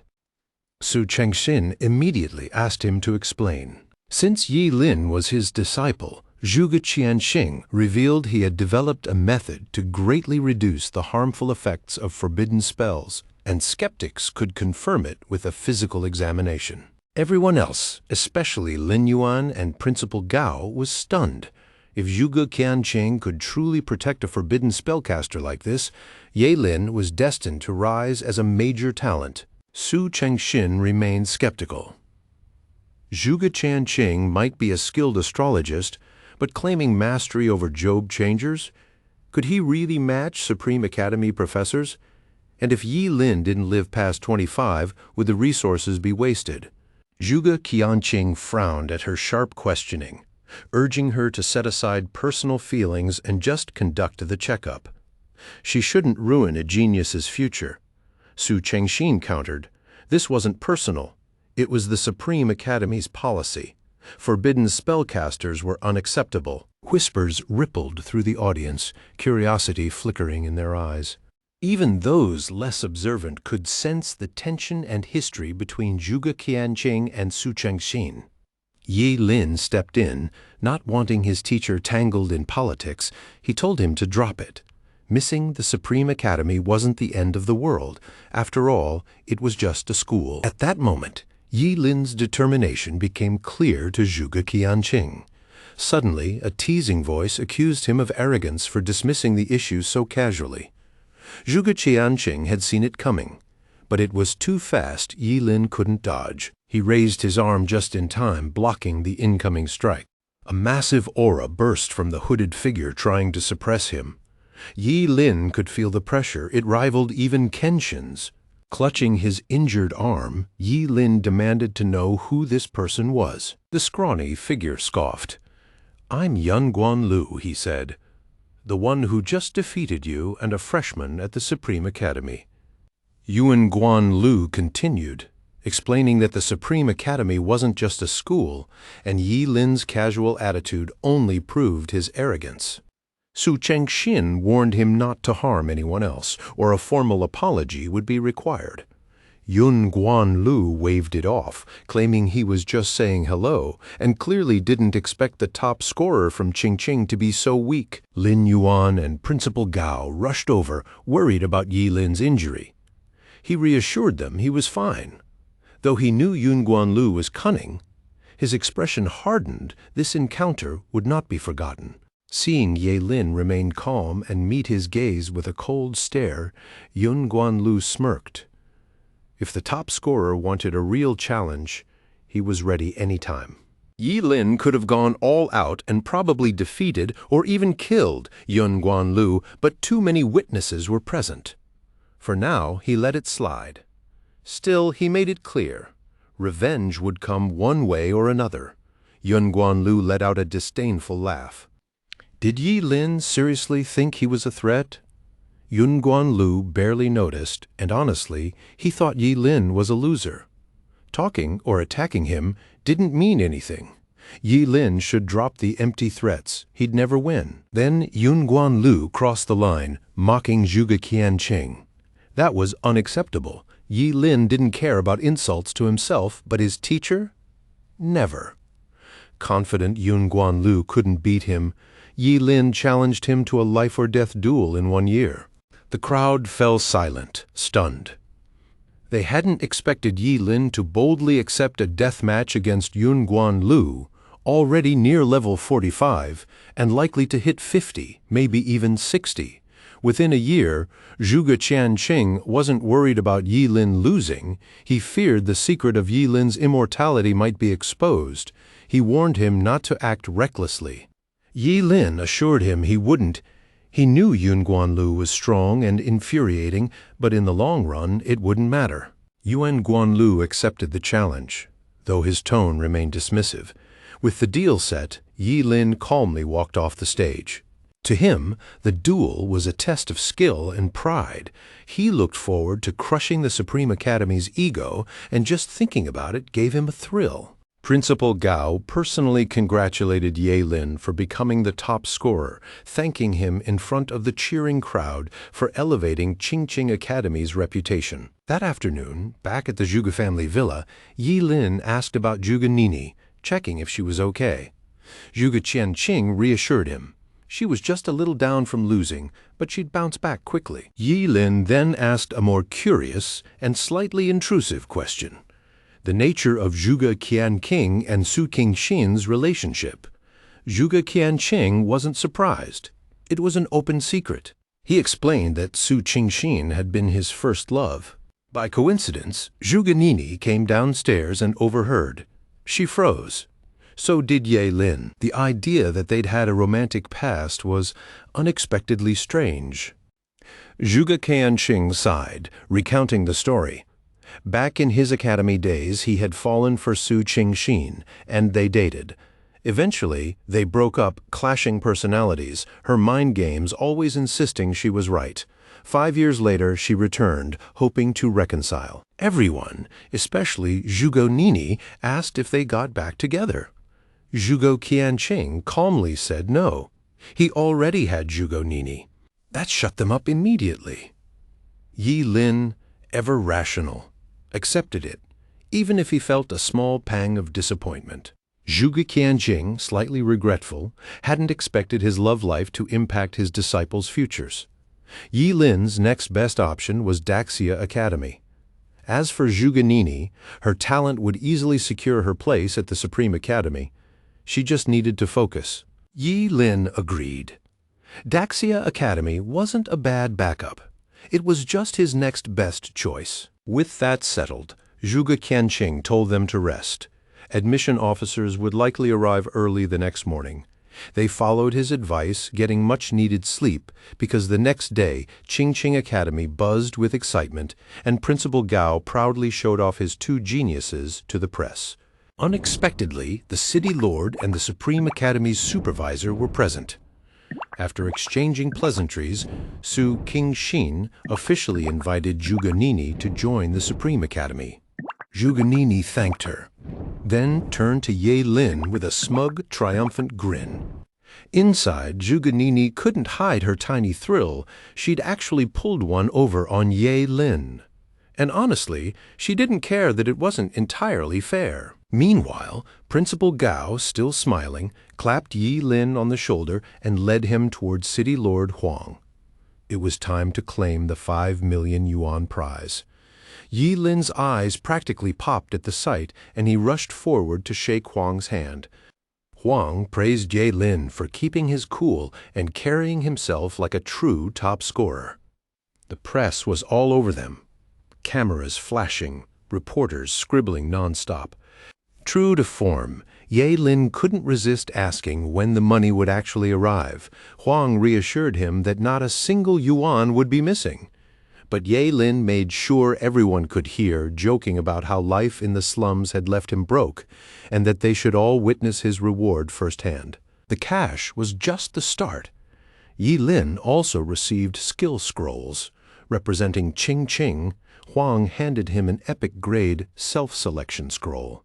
On top of that, he gained rare entry to the top scorer realm, a secret world reserved for only the highest scorers in each city. Yi Lin could hardly believe it. The epic scroll might not help a forbidden spellcaster like him, but access to the top scorer realm? That was pure luck. Inside, monsters wouldn't hurt him, letting him train without risk. Not that Yi Lin really needed protection, but the chance to fight any monster and level up quickly, that was gold. Principal Gao noted that while the top scorer realm wasn't as extreme as it sounded, the number of monsters was limited. Still, being immune to damage was perfect for Yi Lin. City Lord Huang laid out the expectations. The top scorer realm was also a test. Winning it would earn Yi Lin the national top scorer title. Yi Lin hadn't even known such a title existed, but Principal Gao confirmed it. The champion of all CA reached the top level there, and he would officially be the nation's top scorer. Fired up and confident, Yi Lin promised everyone he'd take that title. No doubt about it. With that settled, the three of them posed for a commemorative photo, celebrating the city's top scorer of the year. Once the formalities ended, Zhuge Qianqing and Ye Lin went for a walk together. In private, Zhuge Qianqing gave Ye Lin a key piece of advice: never use any lifespan-consuming skills inside the top scorer realm. Yi Lin had already realized that himself. Sure, the realm blocked damage, but it couldn't stop time from ticking. Zhuge Qianqing confirmed Ye Lin's understanding and praised him for being sharp. He also mentioned urgent matters back in Qingcheng, meaning Ye Lin would have to manage things solo for now. He reminded Yi Lin to return to Qingcheng right after leaving the top scorer realm. News had just come in. Researchers might discover the gate of apocalypse soon. Using the city's teleportation array, Ye Lin arrived in Shenzhen without issue. Walking the busy streets, he marveled at the vibrancy of the city, his first time away from Qingqing, wishing he had more time to explore. He headed to the registration building to check in, where a female receptionist introduced herself as Bai Lin. After confirming his identity, Bai Lin told him to follow her. Hu Wang had already prepared everything. On the way, Bai Lin explained that the top scorer realm hadn't opened yet, so he had some time to rest. If any problems arose, she could be contacted anytime. She led him to a high-rise where he finished registration and check-in. Soon after, Yi Lin found his room and flopped onto the bed, clutching his skill scroll. With the top scorer realm still closed, he thought about exploring the city. Then, muffled voices and a sudden noise came from the door. Someone outside kept complaining that their room key card wasn't working. Curious, Yi Lin got up, wondering who was there or if the rooms were shared. Before he could speak, the door was kicked open with a loud bang, locks flying, startling him. A petite girl in a blue dress appeared, looking completely innocent. She had a teddy bear backpack, blonde hair tied with 2 bows, and wide eyes staring at Yi Lin in confusion. Who was he, and why was he in her room? Yi Lin froze. Shouldn't he be asking her those questions? But seeing his shocked face, she assumed he was a pervert, convinced he had snuck in with bad intentions. Without warning, her small arms bulged with sudden strength, and she swung a punch at Yi Lin. Yi Lin reacted instantly, sidestepping in a quick dance, barely avoiding the blow. The rush of wind rattled the windows. Yi Lin, still stunned, couldn't believe this tiny girl packed so much power. He tried to explain he wasn't a pervert, but she wouldn't listen. She argued that a real pervert wouldn't admit it, so he had to be lying. Yi Lin realized he had no choice but to act. Sacrificing his appendix, he summoned the realm of woods. Instantly, countless woody vines burst through the room, wrapping around her fist like living tentacles. She struggled with brute force, but the vines held her firm. The realm of woods, a forbidden spell, was designed to restrain powerful movements. Eventually, the girl, Mi Shui, relented. Yi Lin then showed her his room card. Seeing the number 6099, Mi Shui gasped in surprise. Her own card also read 6099. Yi Lin released her and asked to see her card. Still puzzled, Mi Shui confidently pulled the card from her bag. But upside down it read 6609. She'd just been holding it the wrong way. With the misunderstanding cleared, Mi Shui started apologizing nonstop. Yi Lin, however, reminded her to tell the staff to fix the door before she left. Mi Shui nodded but insisted on treating him to a meal as compensation. He declined, suggesting a walk together instead. As they strolled, Yi Lin learned her name and her profession. She was an SSS class berserker, explaining her explosive strength. Mi Shui was Hai Cheng's top scorer. Yi Lin mentioned he was from Qingqing, also a top scorer. Having been restrained by Yi Lin's skill, Mi Shui assumed he must have been admitted to the Supreme Academy. Yi Lin calmly explained that was his original plan, but he had been rejected. Mi Shui went from excitement to confusion. With the strength he'd just shown, acceptance seemed guaranteed. Yi Lin shrugged, saying his fate was different. Being a forbidden spellcaster, the lifespan risk made rejection understandable. Hearing this, guilt flickered in Mi Shui's eyes. A forbidden spellcaster already had a short life, and she had unknowingly forced him to use a forbidden spell, busted down his door, mistaken him for a pervert, and tried to hit him. She knew she really needed to make it right. First things first, they needed a break. Mi Shui grabbed Yi Lin's hand and practically dragged him along, practically bouncing with excitement. She'd heard about a nearby spot that supposedly had the best food in town. It was Zinking's most talked-about restaurant, famous for its view and top-notch service. Yi Lin took it all in slowly, impressed. The place lived up to every bit of the hype. But, just as they were about to grab a table, a sharp voice cut through the chatter, sneering at Mi Shui for even sitting down with someone like him. Mi Shui's smile dropped the moment she turned and saw Yi Ningning, her half-sister, standing there. Yi Ningning looked sharp in a black strap dress, heels clicking with each step as she strode forward, radiating confidence. Right behind her, Wu Shaoqi followed, and Yi Ningning wasted no time mocking Mi Shui, ridiculing her for trying to find someone yet showing up empty-handed. Mi Shui tried to keep her cool, warning Yi Ningning she wasn't looking for a fight. Yi Ningning brushed it off and tried to lure Yi Lin with promises of her so-called beautiful friends. If only he'd follow her right now. Yi Lin didn't flinch. He told the nosy girl to back off and didn't hold back, pointing out her awful breath. Me, Shui bit back a laugh, while Yi Ningning froze, stunned at what she'd just heard. Fuming, Yi Ningning couldn't wrap her head around someone she considered a nobody putting her in her place. Sliding past Yi Ningning, Ye Lin suggested they just find another place to eat, somewhere with zero trouble. Mi Shui felt a wave of relief.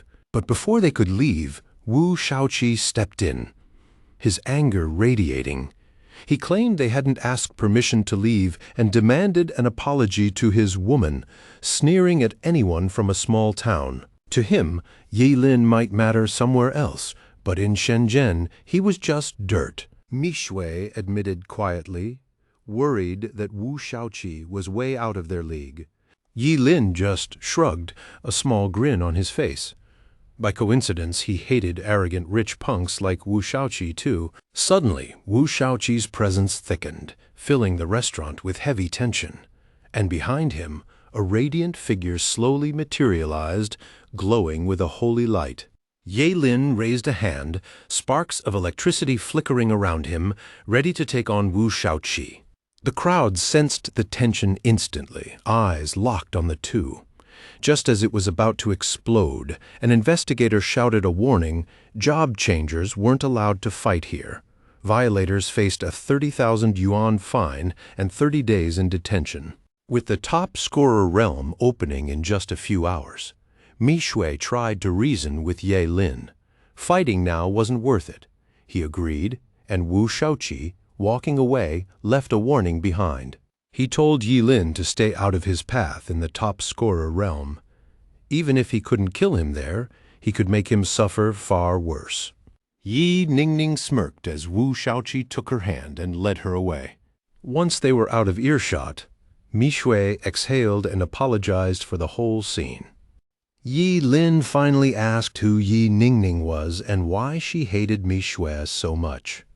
He learned she was Mi Shui's half-sister from her stepmother, obsessed with outdoing Mi Shui in everything: career, skills, gear, looks, even her body. She'd feared being outclassed in the final test, demanded a transfer to a smaller city, met Wu Shaoqi there, and had been acting superior ever since. Feeling a bit down, Mi Shui apologized again. She just wanted to treat Yi Lin to a meal, not drag him into chaos. Yi Lin waved it off. He was hungry too. They should just find a table and eat. Mi Shui hesitated, surprised he wasn't leaving. Yi Lin reminded her she'd recommended the place, so why let those two ruin their meal? Early the next day, top scorers from across the province gathered in a massive square on the outskirts of Shenzhen. A huge red gate, nearly 40 feet tall, loomed over the square. Drones hovered overhead, scanning the event from every angle. On the platform, a middle-aged man introduced himself as Zheng Ken-chi, this year's top scorer realm supervisor. Calmly, he welcomed everyone and told them to prepare. Among the crowd, Ye Lin and Mi Shui handled last-minute preparations. Yi Lin opened his backpack, surprised it was packed full of food. Mi Shui explained that since they'd be in the secret realm for a few days, it was smart to carry extra in case of emergencies. Back on the platform, Zheng Ken-chi calmly outlined the rules before the secret realm officially opened. First, while test takers were immune to damage inside, that protection only worked within its boundaries. Anyone taking serious damage shouldn't leave until fully healed. Priests above level 50 were stationed at the entrance to heal anyone unlucky enough to need it. Leave without healing? The consequences would be severe. Second, if someone lost a limb, they had to bring it along.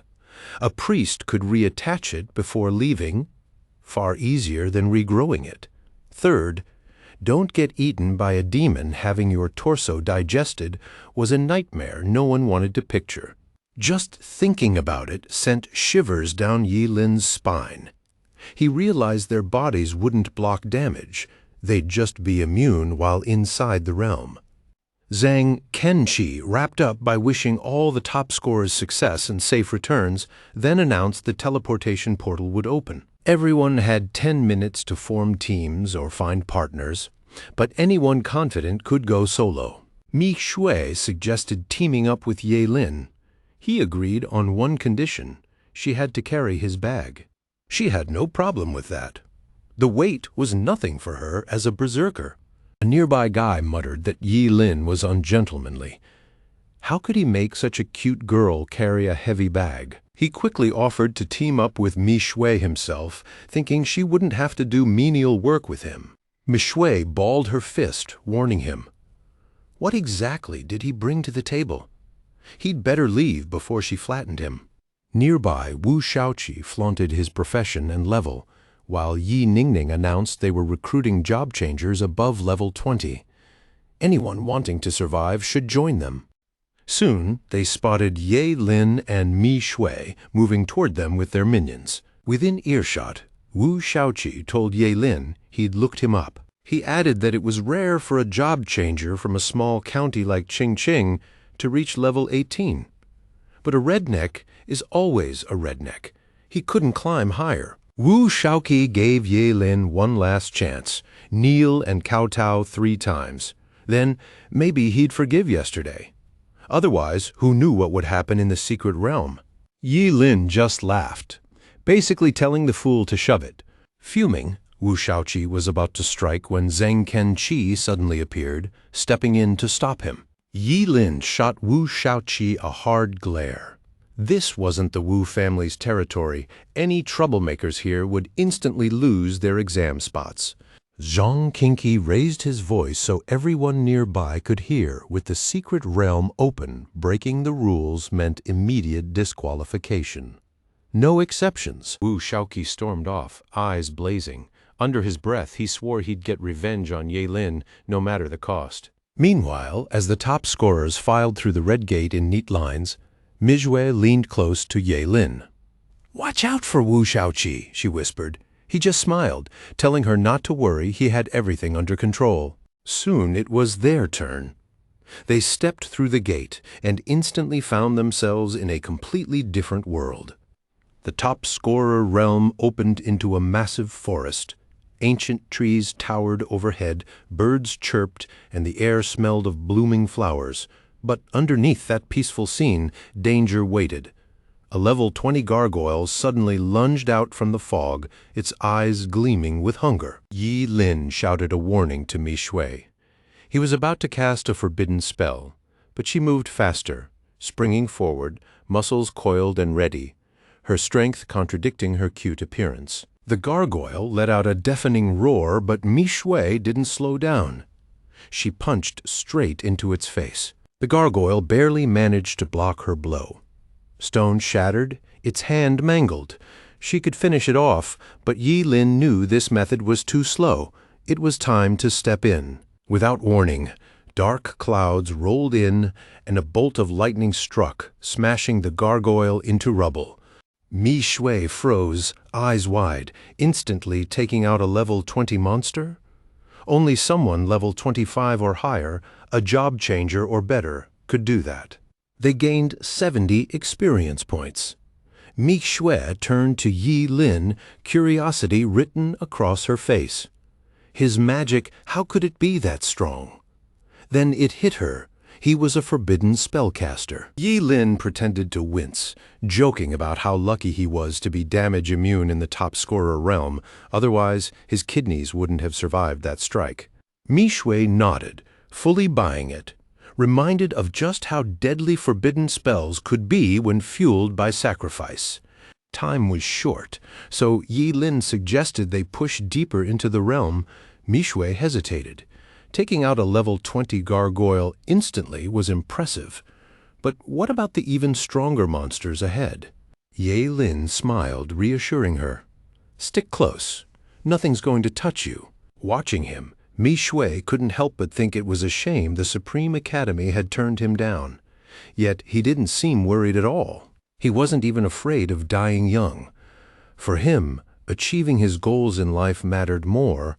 If that meant dying early, so be it. They hadn't gone far when a massive shadow loomed ahead. A colossal monster, its body encased in an unbreakable carapace, towered above them. A giant poison centipede glared down, its eyes glowing a deadly green. Then it lunged, drool dripping from its massive jaws.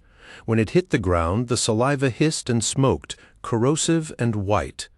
Ye Lin grabbed Mi Shui, performing a fleeting dance move to dodge the corroded ground just in time.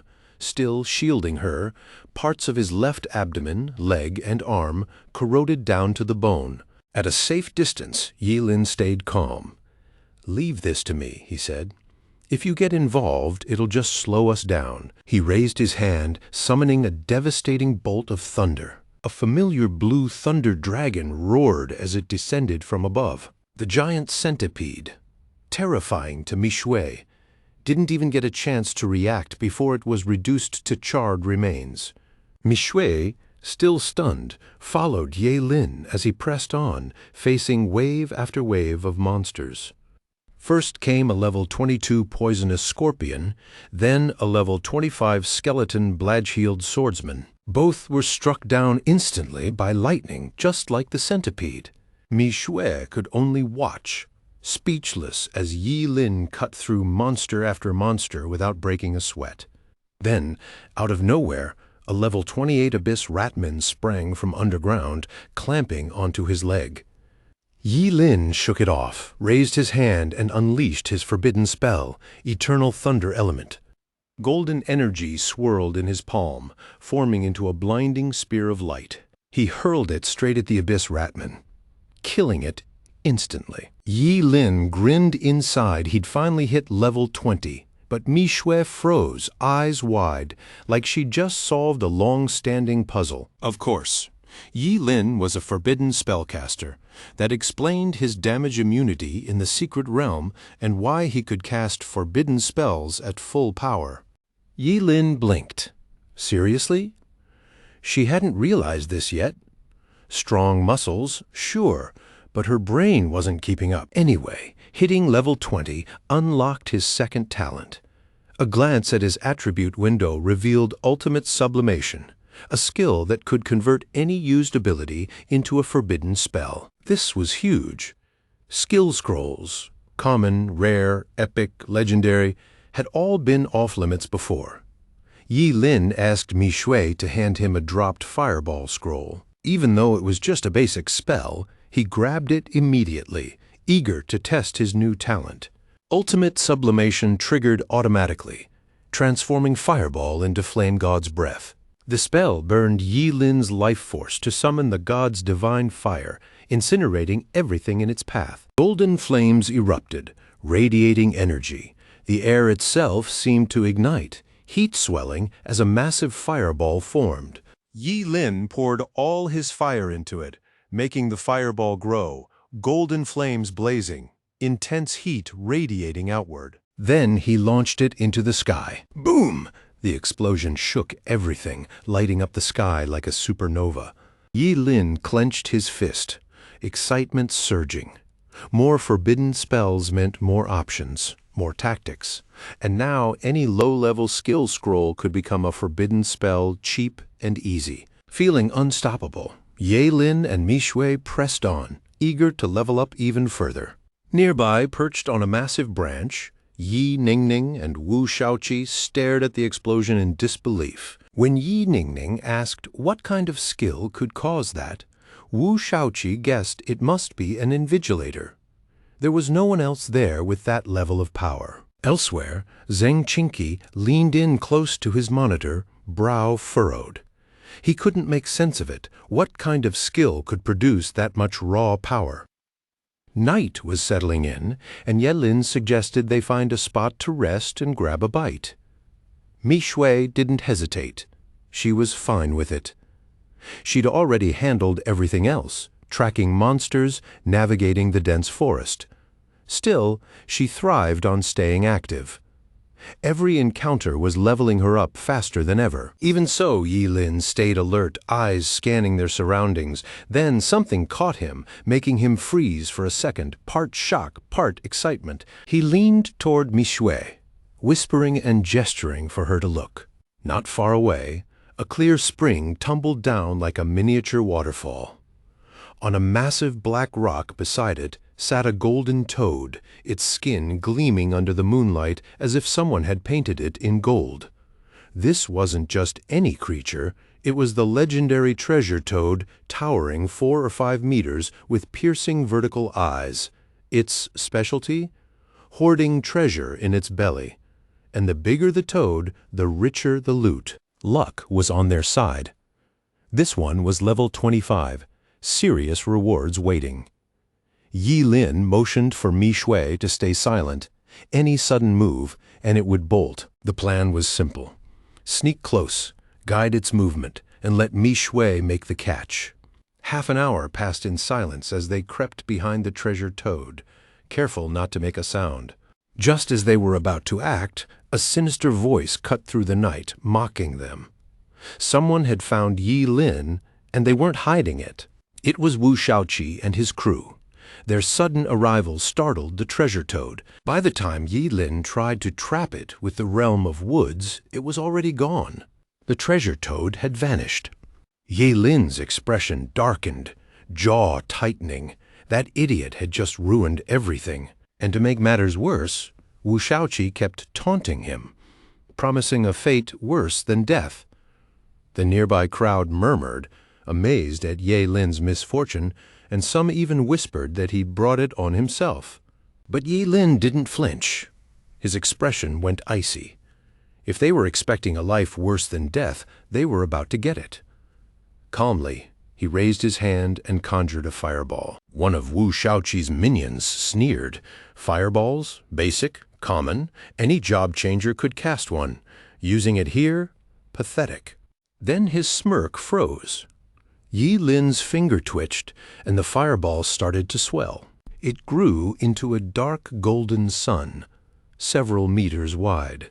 Blazing, Yi Lin hurled it at the minion beside Wu Shaoqi. The man didn't even scream before turning to charred ash. The crowd stared, mouths wide in shock.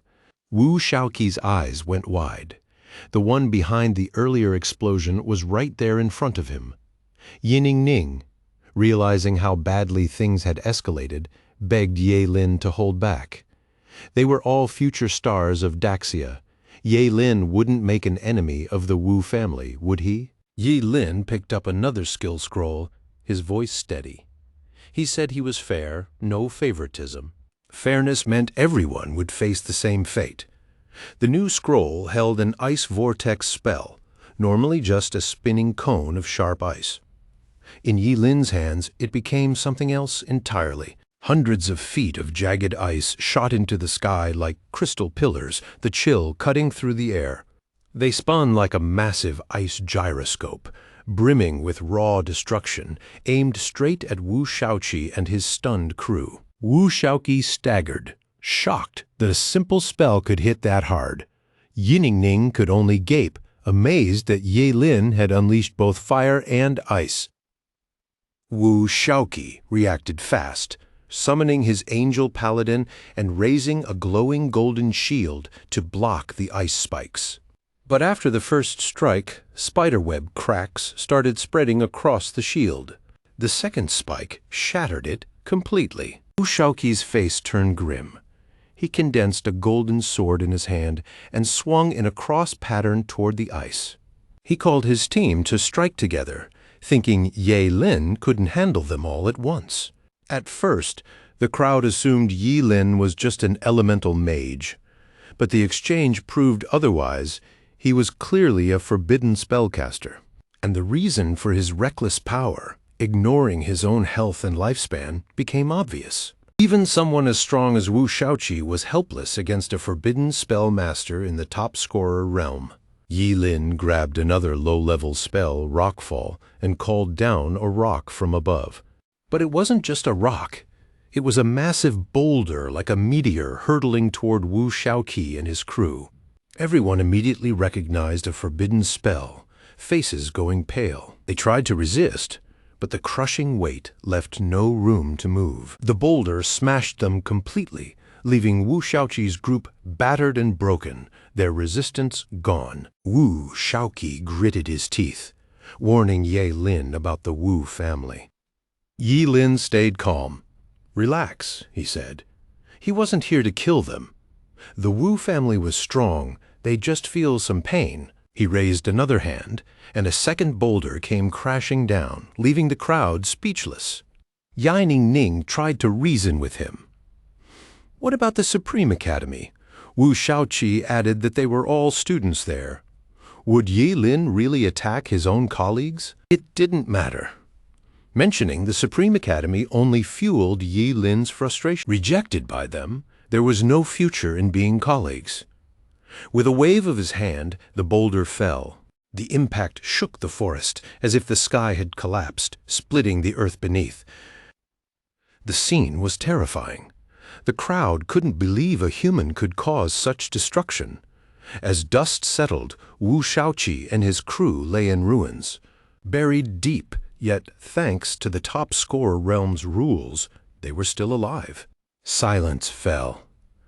Observers regretted even coming, holding their breath, fearing Yi Lin might turn his attention to them next. Yi Lin called them over, ordering them to rescue and heal Wu Shaoqi and his crew. Carefully, they used their abilities to dig the battered bodies from beneath the rubble. Yi Lin finally felt the secret realm calm down after clearing out all those annoying little flies.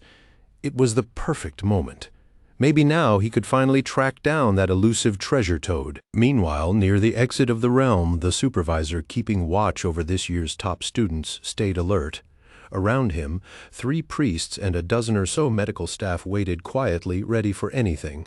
Zhang Kenqi had expected these top scorers to be strong, and so far, no one had needed medical attention. One of the priests gave a small nod. Usually by this point, the medics would be swamped with injured students. Then, suddenly, a group of students came crashing in, some of them badly hurt. Zhang Kenqi quickly scanned their injuries. He ordered the priests to start healing immediately and demanded to know what had happened. "Did you run into a high-level monster?" he asked. One student hesitated, then admitted the truth. They hadn't fought monsters. They'd gone up against one of their own. Wu Shaoqi and his whole team had tangled with a forbidden spellcaster. Zhang Kenqi could hardly believe it. How could a single student cause that much chaos? Back in the secret realm, Yi Lin and Mi Shui had been chasing the golden treasure toad, but now it was gone. If Wu Shaoqi's group hadn't intervened, catching the multi-treasure toad would have been easy. Yi Lin let out a frustrated sigh and gave up the chase. Night was falling. He hadn't even touched his meal, claiming he was full. All he wanted now was rest, and tomorrow he planned to push his leveling even further. Mi Shui had never seen anyone level up so fast.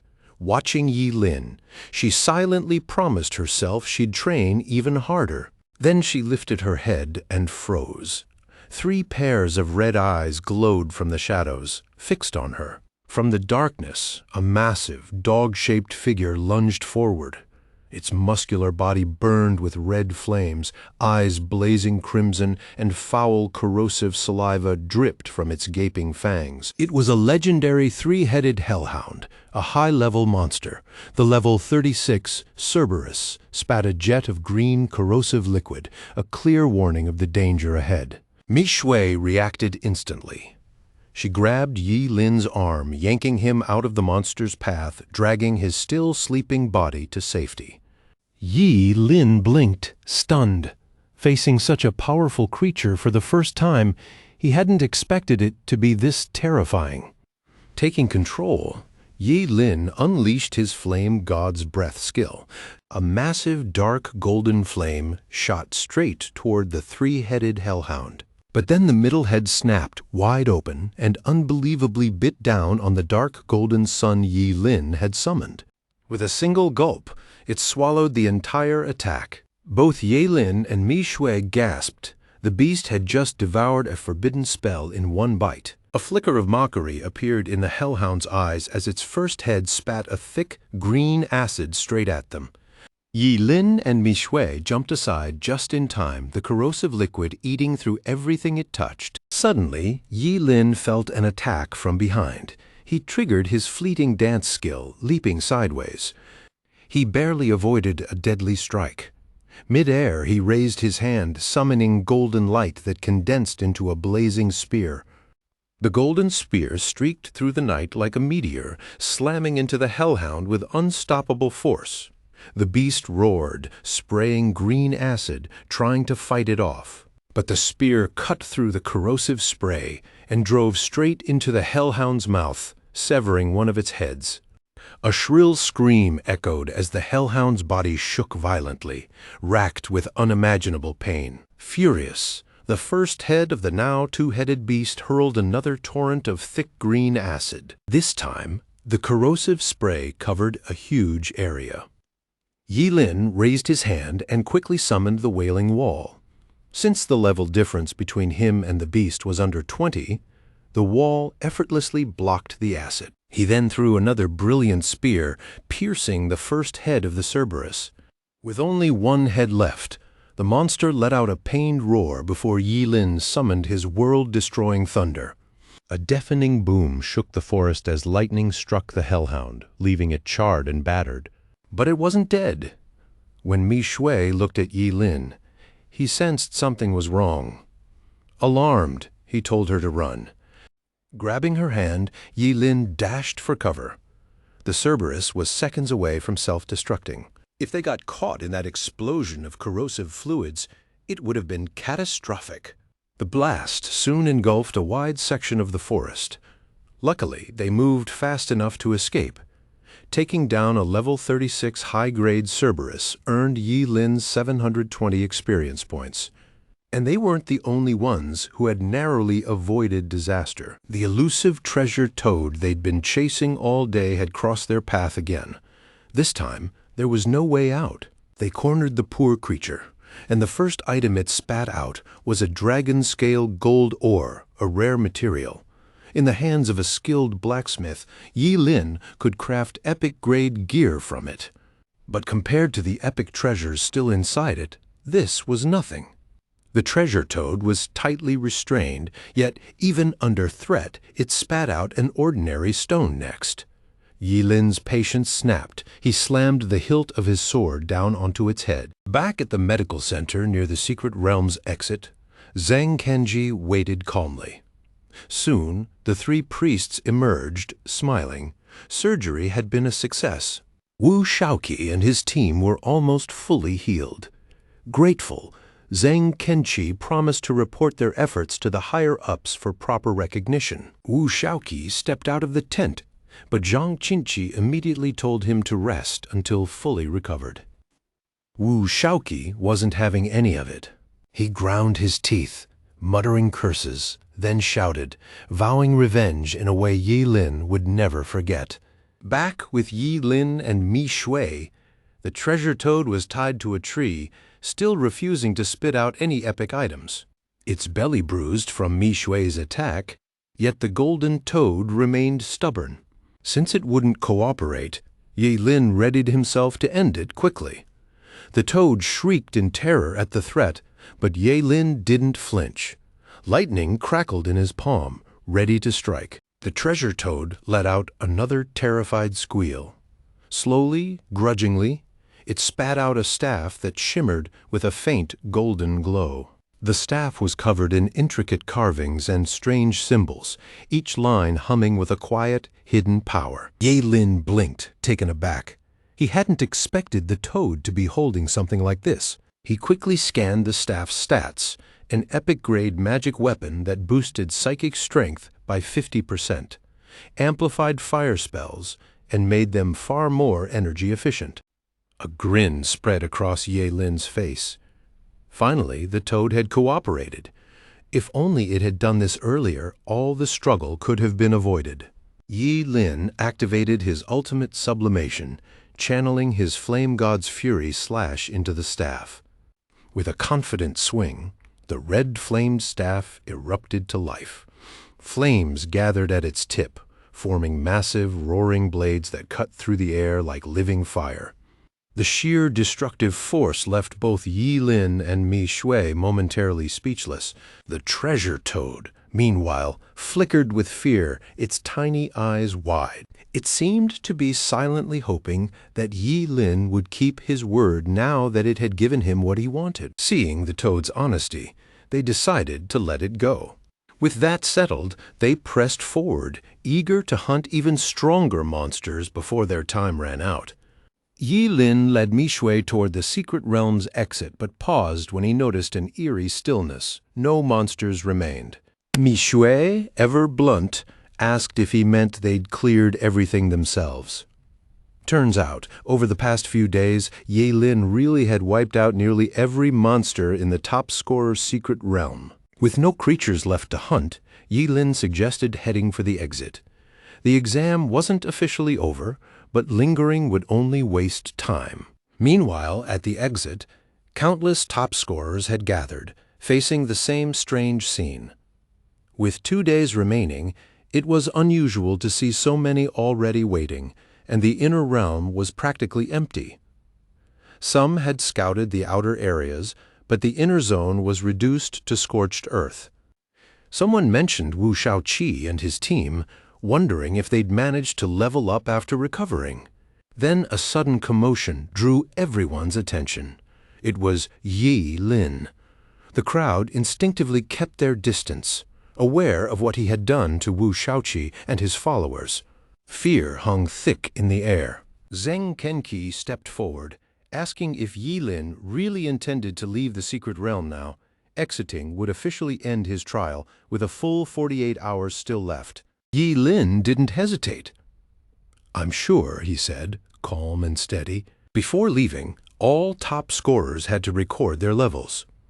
The assistant supervisor asked Yi Lin to display his stats for the record.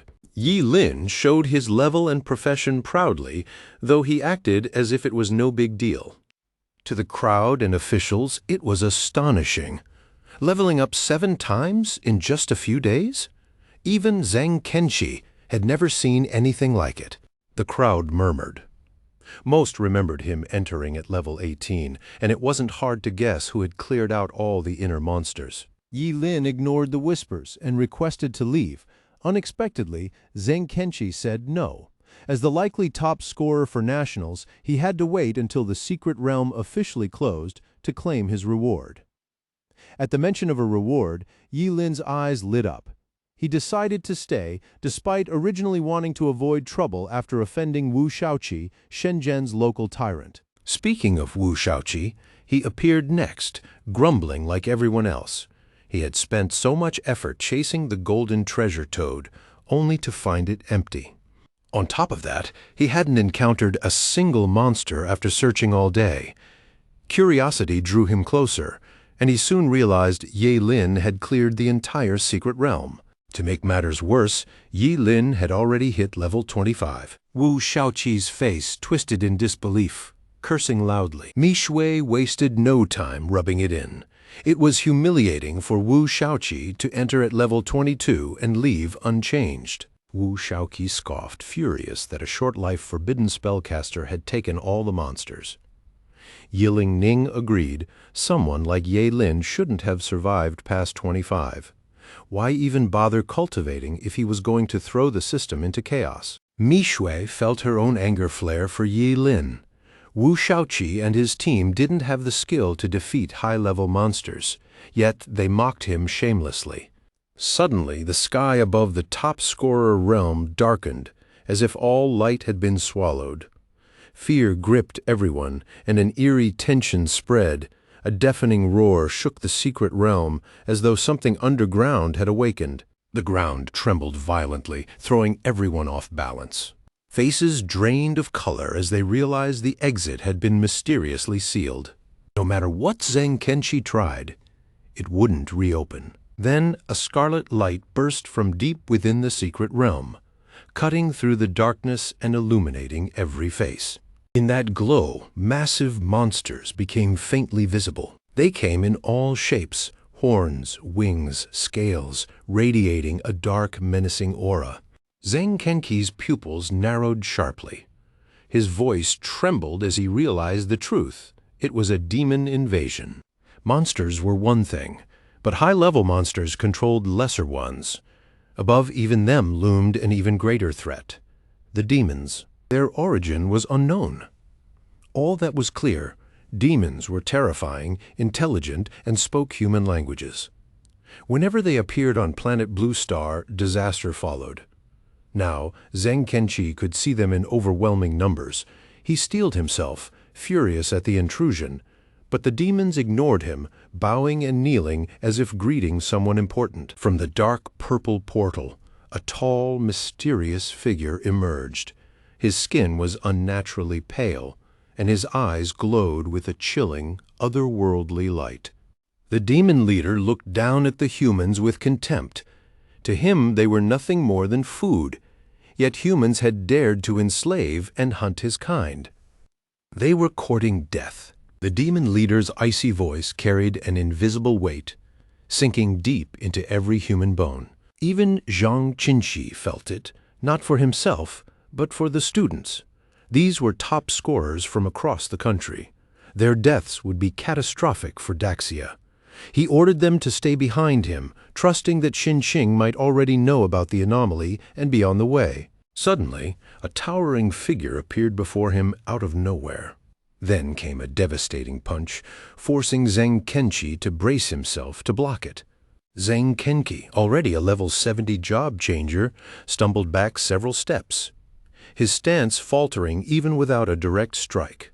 The demon leader barely spared him a glance, then lazily gestured toward the towering monster, Luta signaling it to deal with Zheng Kenqi. Luta muttered something under its breath, but Zheng Kenqi, desperate, shouted threats to grab the demon leader's attention. Still, the pale figure ignored him, strolling casually toward the gathered test-takers. With a teasing smile, he reassured them he was here just for fun. He revealed his level, only 20, and mentioned that he had heard these humans were the top picks this year. By normal standards, level 20 wasn't intimidating. Then he tossed out a challenge: defeat him, and they could leave the secret realm. The test-takers blinked, shocked. Up close, the demon leader's aura didn't feel overwhelming, maybe not much more than a level 20 monster. Their fear faded into cautious curiosity. Maybe it wasn't so bad after all. Boldly, Lin Xian, Chao City's top scorer, stepped forward. A level 21 divine knight with sharp muscles and short hair, he moved in confidently. The crowd erupted, thinking the advantage was theirs until a split second later the cheer died. With a flick, the demon leader sent Lin Xian flying like a cannonball. He barreled through bystanders like they were nothing before Li Lin dove in. Li Lin caught him, but Lin Xian was coughing up blood, barely clinging on. Without the top scorer realm's death immunity, he would have died instantly from that blow. The demon leaders sneered. If these were the so-called top scorers, they were little more than ants to him. He fixed his gaze on the terrified crowd and repeated the challenge. When no one stepped forward, he mocked them. Were they really that scared? Seconds ago, they'd been boasting, hadn't they? Wu Shaoqi's eyes lit up with a plan. He turned toward Yi Lin and shouted, "What are you waiting for?" Adding with a grin, "With great power comes great responsibility." All eyes snapped to the forbidden spellcaster. With Wu Shaoqi leading, the crowd pressed Yi Lin, trying to guilt him into action. Mixue practically fumed. She pointed at them. They were mocking him just moments ago, she spat. Now they expect him to risk his life for them? Aren't they ashamed? And Wu Shaoqi, really, how shameless can one person be? Wu Shaoqi fired back, arguing that if Yi Lin hadn't cleared the monsters and stopped them from leveling up, they wouldn't be in this mess where only he could confront the demon leader. Yi Lin stayed calm as he approached Wu Shaoqi. "I'll fight the demon leader," he said, "but my gear isn't up to par.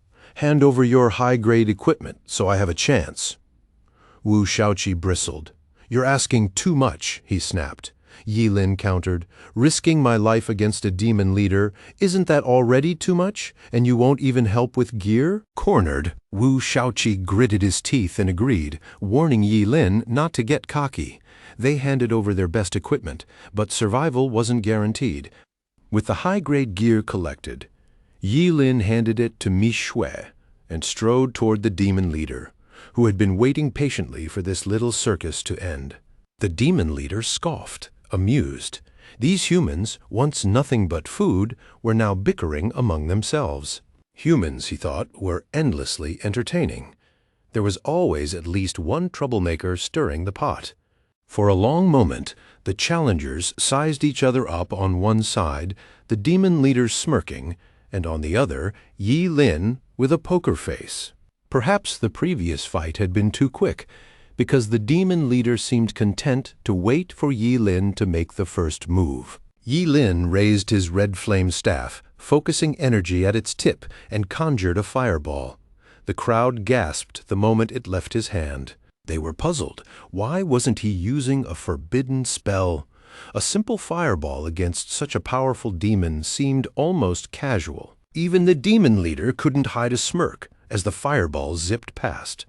The tiny spell wasn't even aimed properly, and he chuckled. Then he laughed outright. Yi Lin really was whimsical, trying a fireball like that.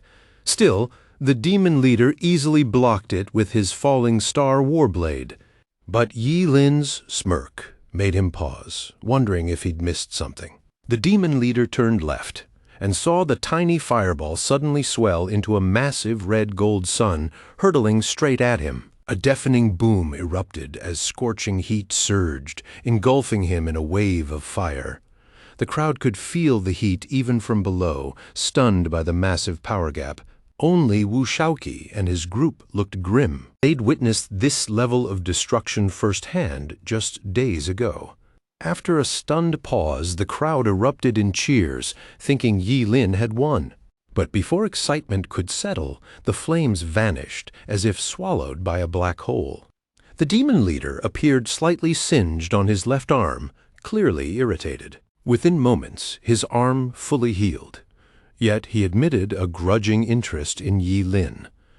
This human was different, and for that he decided to make him his dog. The demon leader tried to recruit the forbidden spellcaster, but Yi Lin countered. "I admire you too," he said. "So how about you become my son? When I become emperor, you'll be crowned prince of bootlicking." Seeing no point in talking, the demon leader lunged to kill Yi Lin. Just as Yi Lin started casting illumination, the strike hit, interrupting him instantly. Stunned, Yi Lin sacrificed his left kidney and used fleeting dance to dodge, leaving a massive crater behind. The second Yi Lin tried illumination. The demon leader was already at his side with another devastating punch. Yi Lin, mid-dodge, spat out blood as he forced himself to block the blow. He tried again, only to be interrupted once more. This cycle repeated, leaving the crowd bewildered. They thought Yi Lin insane for trying the same move without a forbidden spell. Wave after wave, defeat seemed inevitable, and with him, their lives were at risk too. Then, out of nowhere, someone complained of being thirsty, and suddenly everyone felt it. The heat was unbearable, lips cracking in the sweltering air. Back in the duel, the demon leader laughed, mocking Yi Lin. "As long as I interrupt your spell, you can only run like a cornered rat. You're no stronger than the rest of your kind." Yi Lin, panting, just told him to look around. He hadn't noticed what was already happening. The demon leader froze. All around him, countless illumination spells hovered mid-air, turning the entire space into a ticking landmine.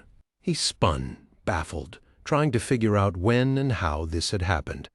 Yi Lin wasted no time, detonating the ordinary illumination spells. Illumination was simple.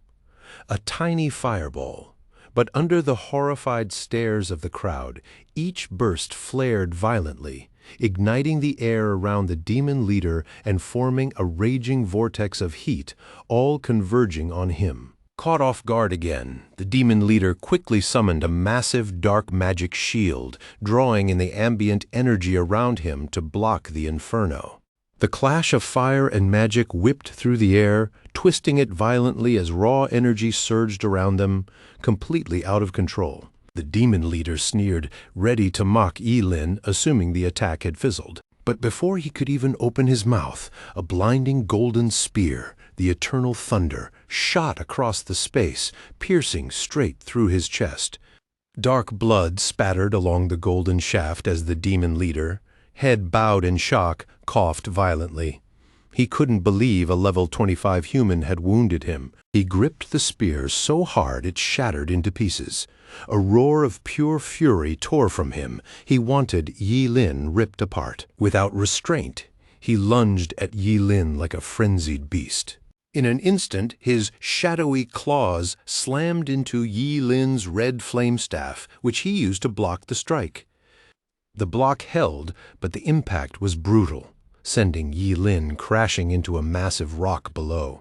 The demon leader grinned, dark satisfaction twisting his face as he imagined Yi-Lin's head as a trophy. Amidst the rubble, Yi-Lin sacrificed his duodenum and activated the burning reincarnation forbidden spell. With the red flame staff boosting fire by 50% and burning karma, enhancing him further. Yi-Lin unleashed everything, daring the bastard to endure it again. Once more, he cast illumination, summoning countless flames at once. In the next heartbeat, they all erupted with terrifying force. A flicker of fear crossed the demon leader's eyes as he scrambled to condense his magic into an indestructible shield. But the flames exceeded every expectation. With dual boosts from burning reincarnation and the red flame staff, this forbidden spell now threatened even a level 50 job changer. Cracks spidered across his shield, shaking violently under the inferno. Another strike shattered the massive barrier, slamming the inferno into the demon leader like a sledgehammer, sending him crashing to the ground like a meteor. The crowd froze, stunned. The attack was brutal, terrifying, and for the first time it seemed Yi-Lin had truly won.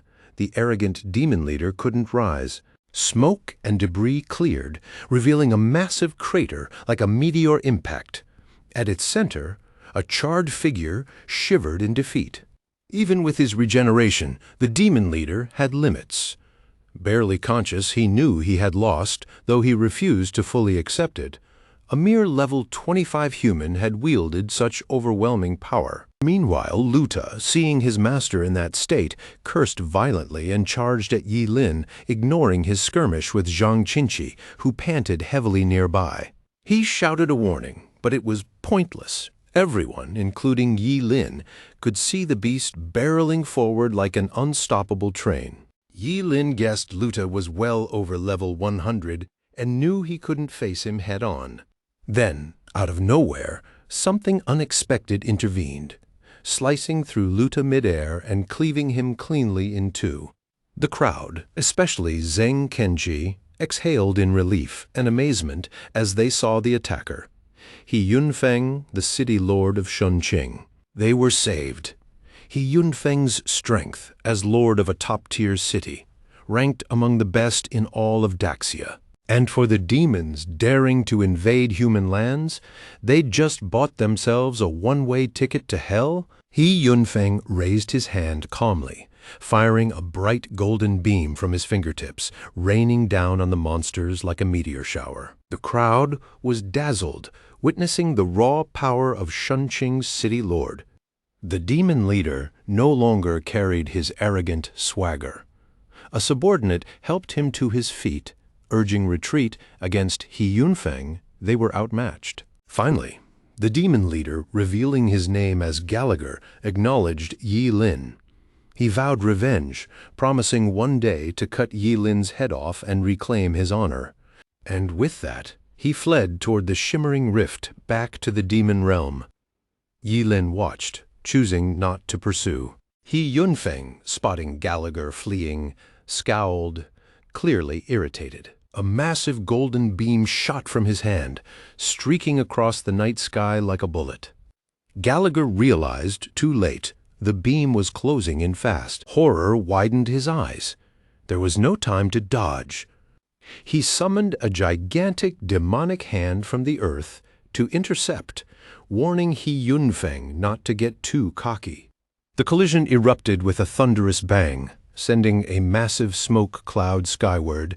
As the smoke cleared, Gallagher seized the chance to slip into the rift.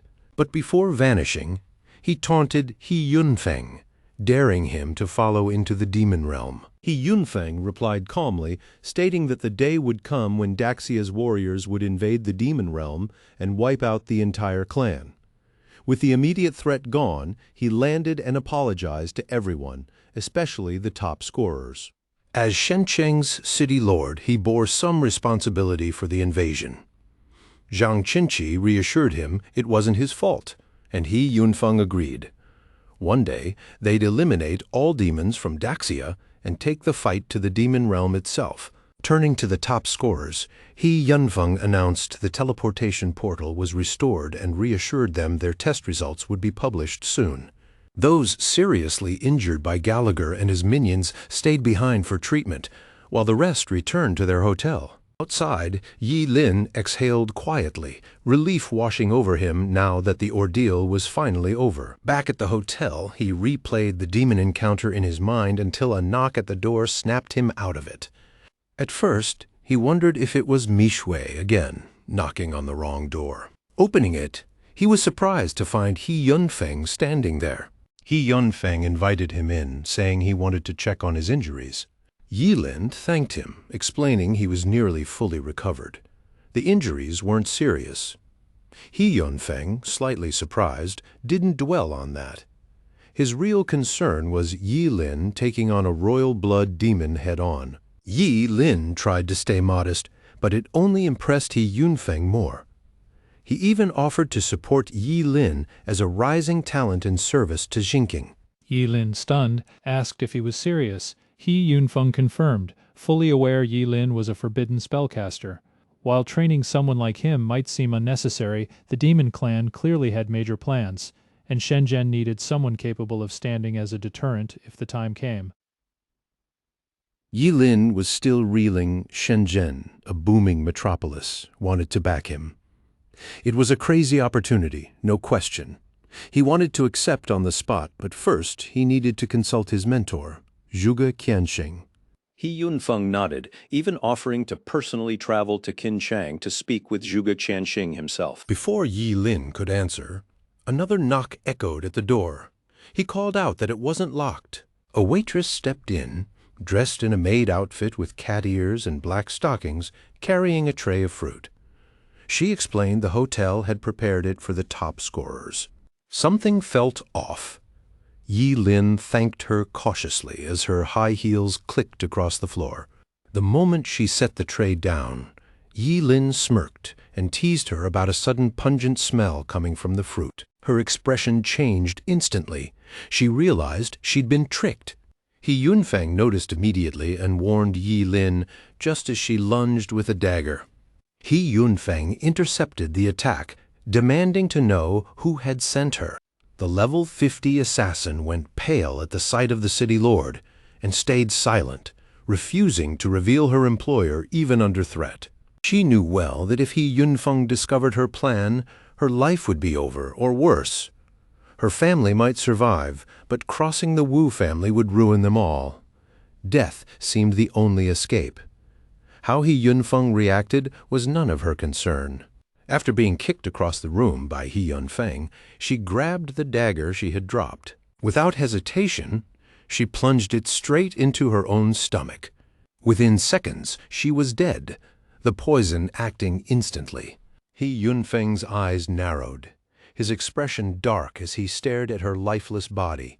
Whoever orchestrated this was no ordinary enemy. Sending a level 50 assassin to die rather than reveal themselves said everything. The poison had been lethal enough to kill instantly.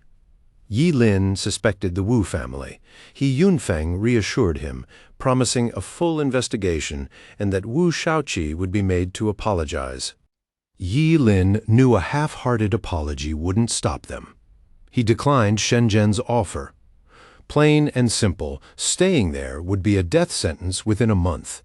He Yunfeng left furious at the Wu family for crossing the line and ruining the deal. Still, he intended to investigate further. Just as He Yunfeng exited, another knock came. On edge, Yi Lin opened the door to find Mi Shui. She burst in, excitement written all over her face. "The results are out. You topped the nation," she said, adding that he had brought honor to his family. Realizing Yi Lin was an orphan, she stiffened slightly, embarrassed. Still thrilled by her teammate's achievement, she wanted to snap a photo to commemorate it and to brag about clearing a dungeon alongside the nation's top scorer. Then she noticed the dead woman behind them. Mi Shui froze, asking why there was a corpse in Yi Lin's room. Yi Lin calmly explained it was her task to clean up, trying to prevent her imagination from running wild. The assassin had been sent by Wu Shaoqi. Mi Shui's anger flared. She was ready to teach that spoiled brat a lesson. Meanwhile, Wu Shaoqi erupted in rage upon learning the assassination had failed, questioning what kind of incompetent fool carried it out. He couldn't comprehend how a level 50 assassin had failed to kill a mere level 25 human, no matter the profession. Before he could dwell on it, a dignified, middle-aged man entered. Wu Shaoqi paled instantly. His father had arrived. The man sneered. Disappointment etched across his face, scolding Wu Shaoqi for showing no respect. He didn't care that his son had sent someone after Yi Lin, but doing it in front of the city lord? That was sheer stupidity. Unease washed over Wu Shaoqi. He stammered that he hadn't known He Yunfeng would be there, but his father wasn't listening. Since Wu Shaoqi was the direct heir, He Yunfeng would likely give only a minor punishment as a warning, avoiding anything severe. His father ordered him to pack. They were going to apologize to the city lord. The young master wilted like a deflated eggplant, silent, though his resentment toward Yi Lin only deepened. The next day, Yi Lin received the National Champions Award, personally presented by He Yunfeng. As the top scorer in the national exam, he would receive 2 legendary grade rewards. Yi Lin had initially expected money, but a legendary skill scroll and equipment were just as welcome, especially since anything above legendary meant forbidden spells or god-tier gear. The legendary equipment was the Great Sumeru Ring, boosting psychic power by 100%, and it could also be refined. Its first skill, Sumeru World, could absorb energy attacks and store them, converting that energy into temporary psychic power. Its second skill, Inside World, allowed access to the storage space inside the ring, sized according to the user's psychic power. Basically, the ring could absorb energy attacks for temporary boosts, while also providing storage space. Yi Lin couldn't help but smile. With this ring, even a group of mages couldn't overwhelm him. He could absorb their attacks and turn them into power. Then he could strike back with forbidden spells, taking them down quickly. The Sumeru Ring, combined with his undying body, made him stronger the more he faced attacks. He thanked the city lord and promised to keep improving. Pleased, He Yunfeng mentioned discussing his earlier offer in more detail later. For now, Yi Lin would be sent back to Qingqing via the teleportation array. Soon, the scene shifted back to Qingqing at the teleportation square. The moment Yi Lin stepped through the portal, a chorus of high-pitched cheers filled the air, momentarily startling him. Principal Gao and Hu Wang, beaming, rushed over to congratulate him. Qingqing now had a national top scorer. Yi Lin humbly replied it was nothing. But before he could say more, the crowd surged forward, almost overwhelming him. Principal Gao and Hu Wang tried to control the crowd, but it was a losing battle. They weren't backing down. Some wanted photos, others signatures, hugs, and all sorts of random requests. Yi Lin shivered and stepped back. The crowd's enthusiasm was a little too much for him, especially the group of middle-aged women asking for hugs. Luckily, before it got out of hand, Principal Gao grabbed his arm and whisked him away. Yi Lin let out a long, tired sigh, telling them he was completely drained and just wanted to head home and rest. But then he noticed Principal Gao walking off in the wrong direction. The older man quickly caught up, explaining that Zhuge Chensheng wanted to see him first. He weaved through a maze of narrow alleys until he arrived at Zhuge Qianxing's quiet courtyard.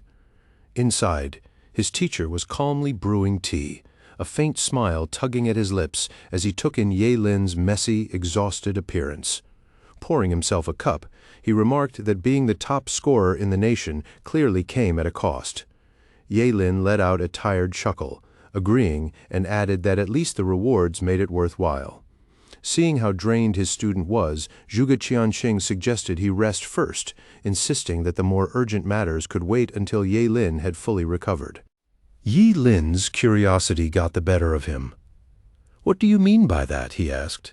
Zhuge Qianxing's voice stayed calm, almost serene. "The gate of apocalypse has appeared," he said. Ye Lin's hand went straight to the key, memories of the gate flooding back, especially the legend of the 7 great ancient origin artifacts it had once held. "Do you want me to go in?" he asked. Zhuge Qianxing shook his head, explaining that he planned to go with him. Slightly taken aback, Ye Lin got to his feet, leaving the courtyard with a plan to stop by the Job Changer Guild to sort out some gear first. He had never fully understood why Zhuge Qianxing had taken him as a disciple, and he'd always been cautious. His teacher was a mysterious fortune-teller, and Ye Lin knew there was no such thing as a free lunch. He even suspected that Kensen and the Investigation Bureau agents might be part of a scheme to put him in debt to his teacher. If that were true, Zhuge Qianxing had grand plans, and the one thing Ye Lin had that might interest him was his immortality. For now, with limited power, all he could do was play the obedient student. But as he stepped outside, Zhuge Qianxing, sipping his tea, suddenly started coughing violently. His face went pale as a spray of bright red blood shot from his mouth, splattering the floor and trickling through his fingers. Zhuge Qianxing knew Ye Lin didn't trust him, but time was running out, and he had to take the chance anyway. Meanwhile, at the Job Changer Guild, Ye Lin slipped in quietly, wearing an illusion mask to change his appearance and stay unnoticed. He approached the receptionist and, after a brief exchange, explained he was there to trade skill scrolls and equipment. Polite and professional, she gestured for him to follow. Before leaving the trading area, Ye Lin noticed someone familiar. A woman in tight leather that perfectly hugged her curves, long hair flowing down her back, and delicate, striking features that drew everyone's gaze. Frowning, he realized it was Zhuge Ni. He was quietly relieved for the illusion mask. Without it, this encounter could have caused serious trouble. He quickly averted his eyes, keeping his focus ahead. But Zhuge Ni seemed to sense something and abruptly turned toward him.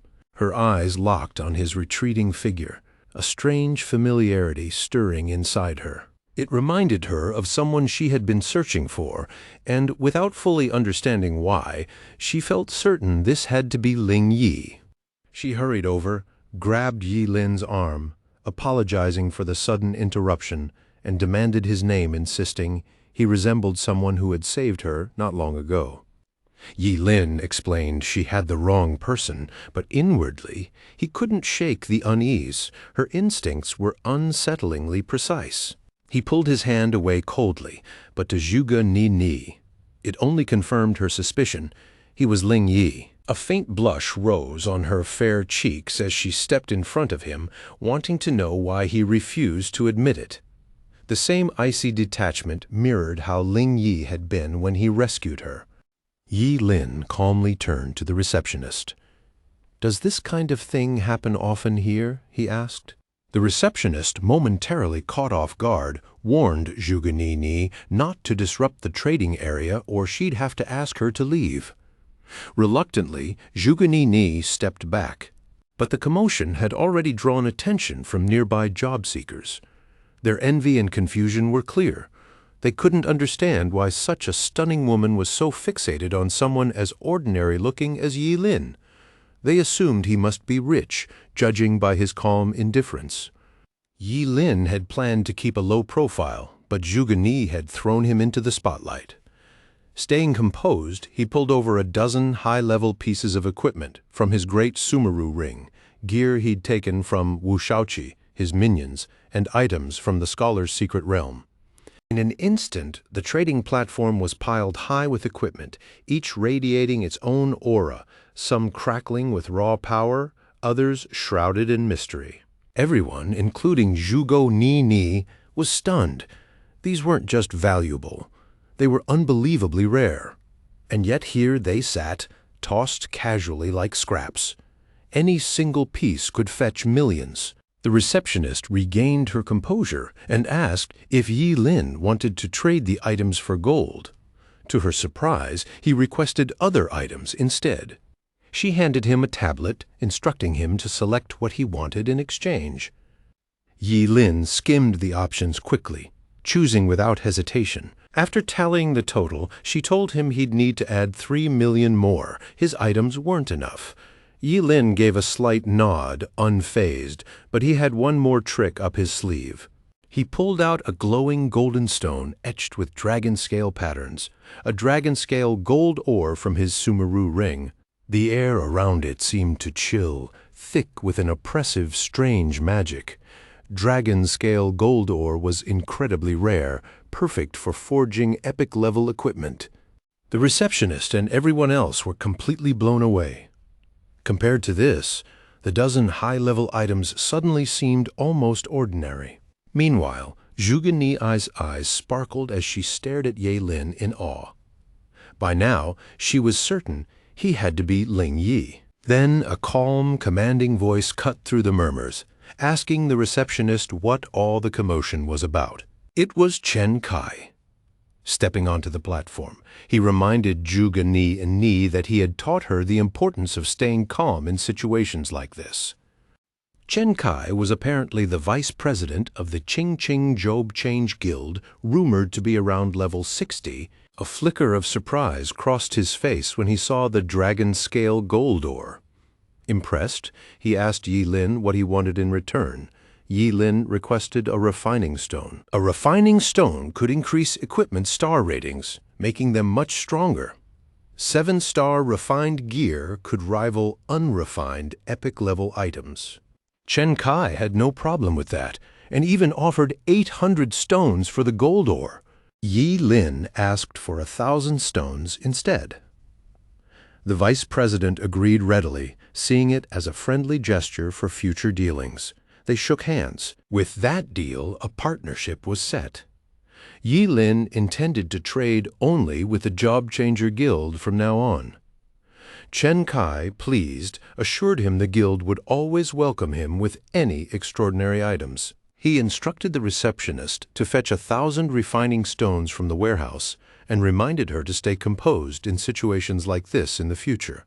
But before she could move, Yi Lin, in his usual cold, detached tone, announced he had one more item to trade. He pulled out a legendary skill scroll from his ring, shocking everyone, especially Chen Kai, who nearly lost his composure at the sight of such a rare item. For a man who claimed to stay calm during trades, Chen Kai was practically shouting, calling for the guild president. Nearby, Zhuge Ni, stunned, became certain that Ling Yi was no ordinary person after all. This legendary scroll had never appeared in Qingqing. Chen Kai's urgent call quickly brought an old man in robes onto the stage, appearing instantly before everyone. His calm, imposing aura radiated authority. This was Wang Lishuan, president of the Qing Job Change Guild. Chen Kai felt as if a savior had arrived, but seeing the legendary scroll, Wang Lishuan paused for a moment before meeting Yi Lin's gaze. The legendary skill scroll wasn't just rare, it was adaptive, usable by any job class. Wang Lishuan asked Yi Lin calmly what he intended to trade it for. Yi Lin declared he wanted all the normal skill scrolls the guild had. With the ultimate sublimation skill, legendary scrolls were useless to him, so trading them for thousands of ordinary scrolls made perfect sense for casting forbidden spells. Wang Lishuan, like everyone else, was speechless. They all stared at Yi Lin, wondering if they had heard him correctly. Zhuge Ni rushed forward, her voice sharp as she warned Yi Lin not to go through with the trade. She insisted this was a massive mistake. Ordinary skill scrolls might cost a few thousand each, but legendary ones? They were priceless. She even offered to cover any gap in his payment. Yi Lin just shook his head, refusing outright. Wang Lichuan asked if he was completely sure.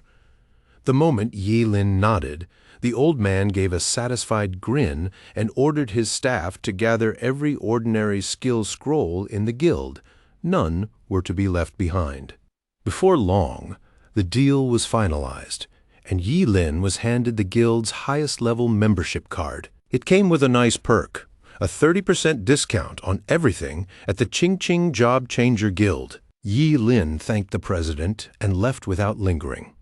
Watching him go, Chun Kai quietly suggested tailing him, just in case. But the president shook his head. Someone who had once owned dragon-scale gold ore and legendary skill scrolls couldn't be ordinary. Following him might just irritate him, he said. Still, the moment Yi Lin stepped outside, Zhuge Ni was waiting at the entrance.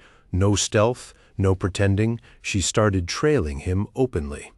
At a street corner, she finally caught up to him, completely convinced he was Ling Yi. Even as Yi Lin insisted she had the wrong person, Zhuge Ni didn't flinch. She wanted him to come home with her. An impostor had tricked her father using Ling Yi's identity, and she needed proof that the real Ling Yi wasn't the shameless pretender. Seeing him hesitate, she added it was fine if he didn't want to admit anything just yet, but she remembered Ling Yi's silhouette perfectly. If he still refused, she warned she'd call in the investigation bureau. Reluctantly, Yi Lin agreed. But as soon as they reached a quieter street, he planned to slip away using his fleeting dance technique. Night had fallen by the time Zhuge Ni dragged Yi Lin back to the courtyard to meet her father.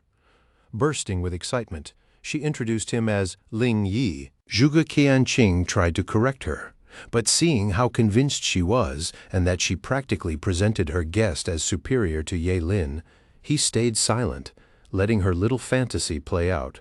Both Yi Lin and the real Ling Yi winced at the awkwardness.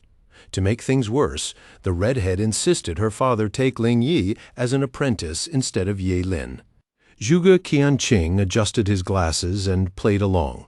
He praised his daughter, saying Ling Yi was impressive, and asked to speak with him privately. Thrilled by her father's response, Zhuge Ni excused them, claiming she needed to change. She wanted to wear her best dress for her guest. Once she was out of earshot, Yi Lin asked his teacher if he ever planned to tell his daughter the truth. Zhuge Qianqing said the coincidence wasn't entirely bad.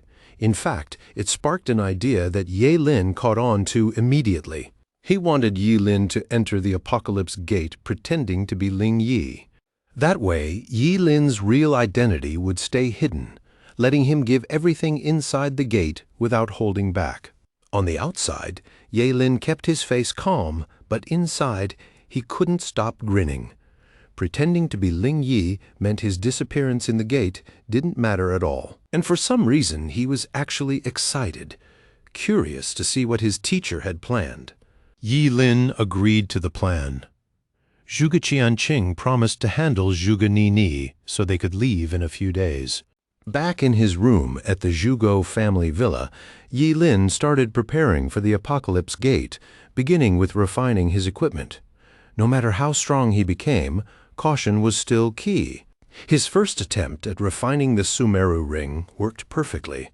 It hit 1-star refinement, and his mental amplification shot up to 120%. Yi Lin couldn't hide his surprise. Just 1 star, and the mental boost jumped 20%, putting the ring on par with advanced gear.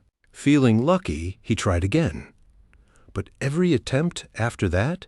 Total failure. Still, this stubborn genius refused to believe the remaining stones were useless. He pressed on, determined to break the streak with the stones he had left. But as the failures piled up, Yi Lin felt like he might lose his mind. Out of nearly 1,000 stones, only 1 succeeded. How was he this unlucky? Just when he was about to give up, the Sumeru ring suddenly blazed with light. It hit 3 stars, and the mental boost skyrocketed to 160%, leaving Ye Lin, the broke national top scorer, completely stunned. Early the next morning, Yi Lin went to check on Ji Lingyu, curious how he was doing. Coming downstairs, he ran into Zhuge Ni, who, thinking he was Ling Yi, greeted him with excitement. She marveled at the coincidence. Her crush was out for some fresh air, too. But when she realized it was actually Ye Lin, her bright smile disappeared instantly, like it had never been there. Annoyed, she glared at her scoundrel classmate, the one she thought had tricked everyone. Hadn't her father confirmed she had found the real Ling Yi? So why was he still here? Yi Lin ignored her, saying he was just leaving after packing his things. Of course, Zhuge Ni had to have the last word. She brushed him off rudely, saying he should have left long ago. She refused to see him off and warned him not to leave anything behind as an excuse to return. Yi Lin didn't answer and walked off, knowing arguing with her was pointless. An hour later, he arrived at the Ji family villa, where the new butler led him into the courtyard. Ji Lingyu spotted him immediately and rushed over, excitement written all over his face. He told Yi Lin how much he'd missed him and wondered why he hadn't been informed he would have sent a car. After a quick greeting, Yi Lin asked about his injuries. Ji Lingyu assured him he was fine. His father had arranged the best priest in Qingqing to treat him. Yi Lin then asked for a favor. He needed Ji Lingyu's help with something important. He didn't go into all the details, but essentially, he wanted him to spread some information. Ji Lingyu looked puzzled, asking if that was all. Yi Lin simply nodded. Ji Lingyu smiled and told him not to worry. This was no problem at all. Soon after, news began spreading through Qingqing's busiest streets. The national top scorer, Ye Lin, was being spotted regularly at high-end entertainment spots. Most people speculated why the national top scorer had fallen so far. They assumed he must be overexerting himself, nearly collapsing chasing the title. Gradually, interest faded. In the adult world, everything revolved around self-interest.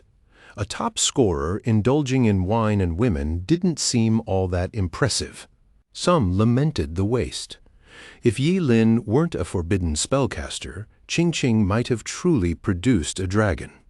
Meanwhile, Zhuge Ni watched the news, shaking her head at how hopeless her scoundrel classmate had become.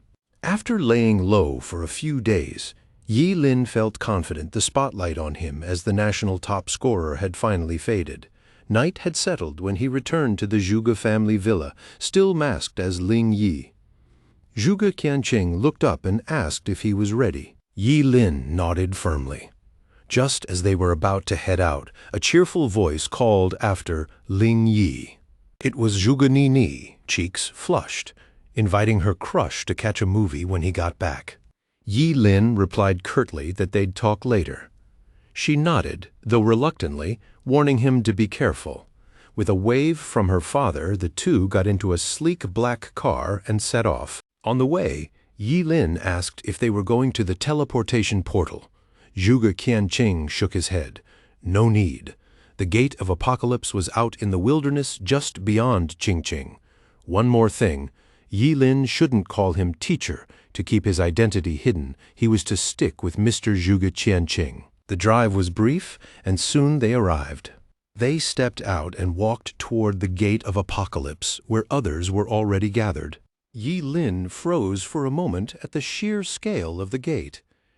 Zhuge Qianqing chuckled, admitting he'd felt the same shock the first time he saw it. As they drew closer, a familiar face appeared, slightly winded, but visibly relieved to see Zhuge Qianqing. Had he been delayed, someone else would have been sent to find him. After a firm handshake and polite greetings, Tan Qingjiang was introduced as the deputy director of the Qingcheng Investigation Bureau. He handed the key back to Zhuge Qianqing, expecting him to unlock the gate of apocalypse. Time was tight. Zhuge Qianqing accepted it, reassured Tan Qingjiang, and led Ye Lin toward the massive stone gate. Yi Lin whispered, a chill running down his spine. Zhuge Qianqing admitted he felt the same. He had tricked Tan Qingjiang with a fake key, and if the deputy director realized it, there would be no hesitation to kill them. Yi Lin asked if he should hand over the real key. Zhuge Qianqing waved him off. No need. All that mattered was getting close. Near the stone gate, Zhuge Qianqing pretended to fumble with the key, while Yi Lin, holding the real key inside him, felt a sudden, almost magnetic connection with the ancient door. At Zhuge Qianqing's cue, Yi Lin placed his hand on the stone surface. The gate recognized the real heavenly revelation key. No flashy lights, no explosions, just a deep, resonant, mechanical sound. Slowly, the massive door creaked open, revealing a pitch-black passage that seemed endless. A mysterious, ancient aura drifted out, leaving everyone silent in awe. Tan Qingjiang's eyes glimmered with a mix of surprise and greed. This was where the 7 ancient artifacts of origin had once appeared. He immediately asked for the key back. Zhuge Qianqing handed it over, noting it had originally belonged to the deputy director anyway. Then an uninvited voice cut through the tension, remarking that the Gate of Apocalypse had been in Qingqing all along. It was Wang Lichuan, president of the Qingqing Job Change Guild. Tan Qingjiang's expression darkened. Zhuge Qianqing's presence was one thing, but the guild showing up? That wasn't going to fly. He glared at Zhuge Qianqing, asking if he had called them. Zhuge Qianqing, genuinely puzzled, denied it. Tan Qingjiang quickly pieced it together. Yi Lin was probably behind this. If anyone could stir trouble, it would be him. Wang Lichuan feigned surprise and suggested they join the treasure hunt. Tan Qingjiang bristled. Why should these guild members, who hadn't done anything, share the spoils? Wang Lichuan countered, the guild could scout ahead, take the lead, even act as cannon fodder if necessary. Tan Qingjiang paused. Having them scout might actually help. And if the Job Change Guild returned empty-handed, that would be worse for everyone. He agreed. Wang Lichuan and his team immediately took the lead, thanking the deputy director as they went. Passing by Yi Lin Wang, Lichuan noticed him and smiled, surprised to see the young man there too. Yi Lin, calm and composed, followed Zhuge Qianqing as the guild disappeared into the endless darkness of the gate's passage.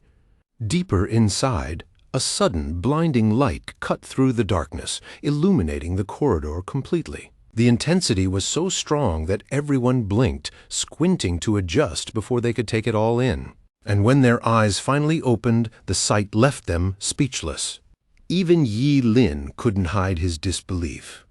The world beyond the gate wasn't the bizarre monster-infested place they expected.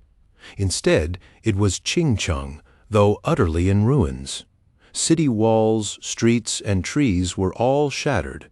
Rubble was scattered everywhere, dust swirling in the wind, carrying a heavy sense of desolation.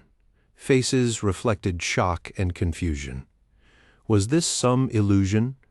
They knew the Gate of Apocalypse was dangerous, but this was beyond anything they'd imagined.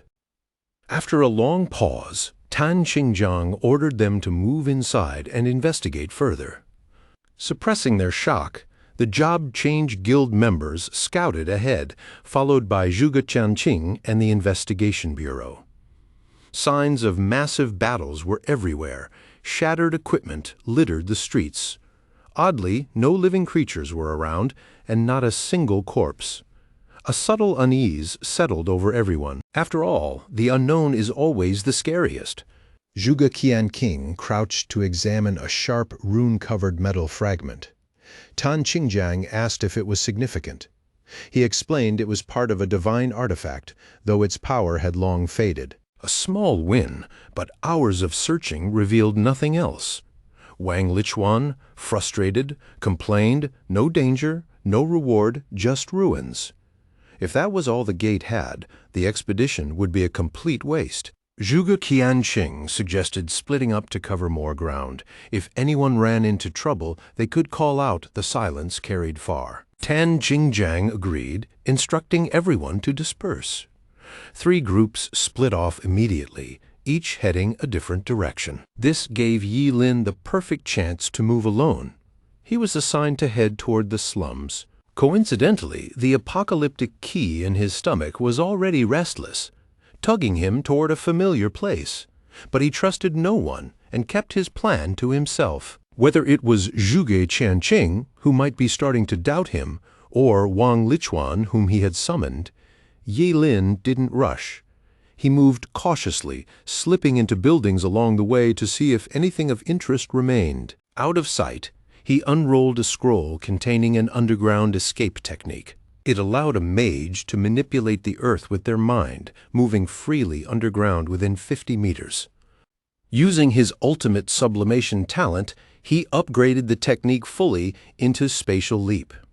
Spatial Leap, a forbidden spell. Let a caster sacrifice their organs for short-distance space movement, making them immune to physical and most energy attacks during transit.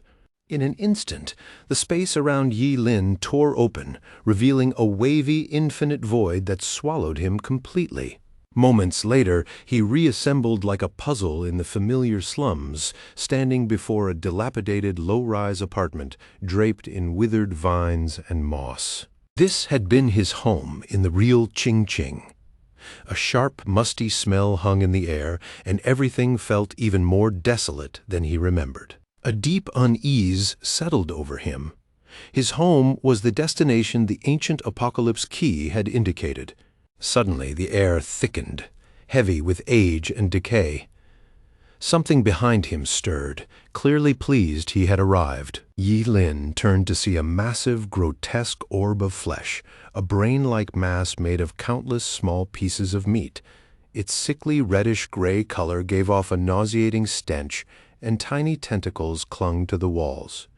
It introduced itself as the guardian of the ancient artifact of origin, claiming it had waited for him for countless years. Yi Lin froze, his mind struggling to grasp the impossible. That monstrous, writhing orb of flesh had just spoken, and it knew his name. All he could manage was a single stunned word: why? The creature didn't answer directly. Instead, it murmured that with his arrival, the eternal scale should finally return to its rightful owner.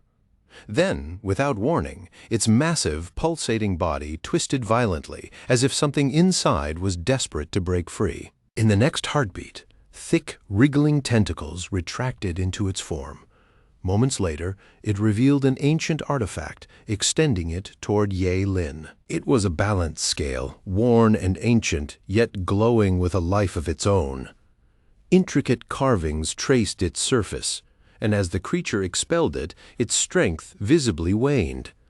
Floating in the air, one pan held a brilliant golden gem. The other swirled with black mist, light and darkness perfectly balanced. The creature explained the artifact had once belonged to Yi Lin.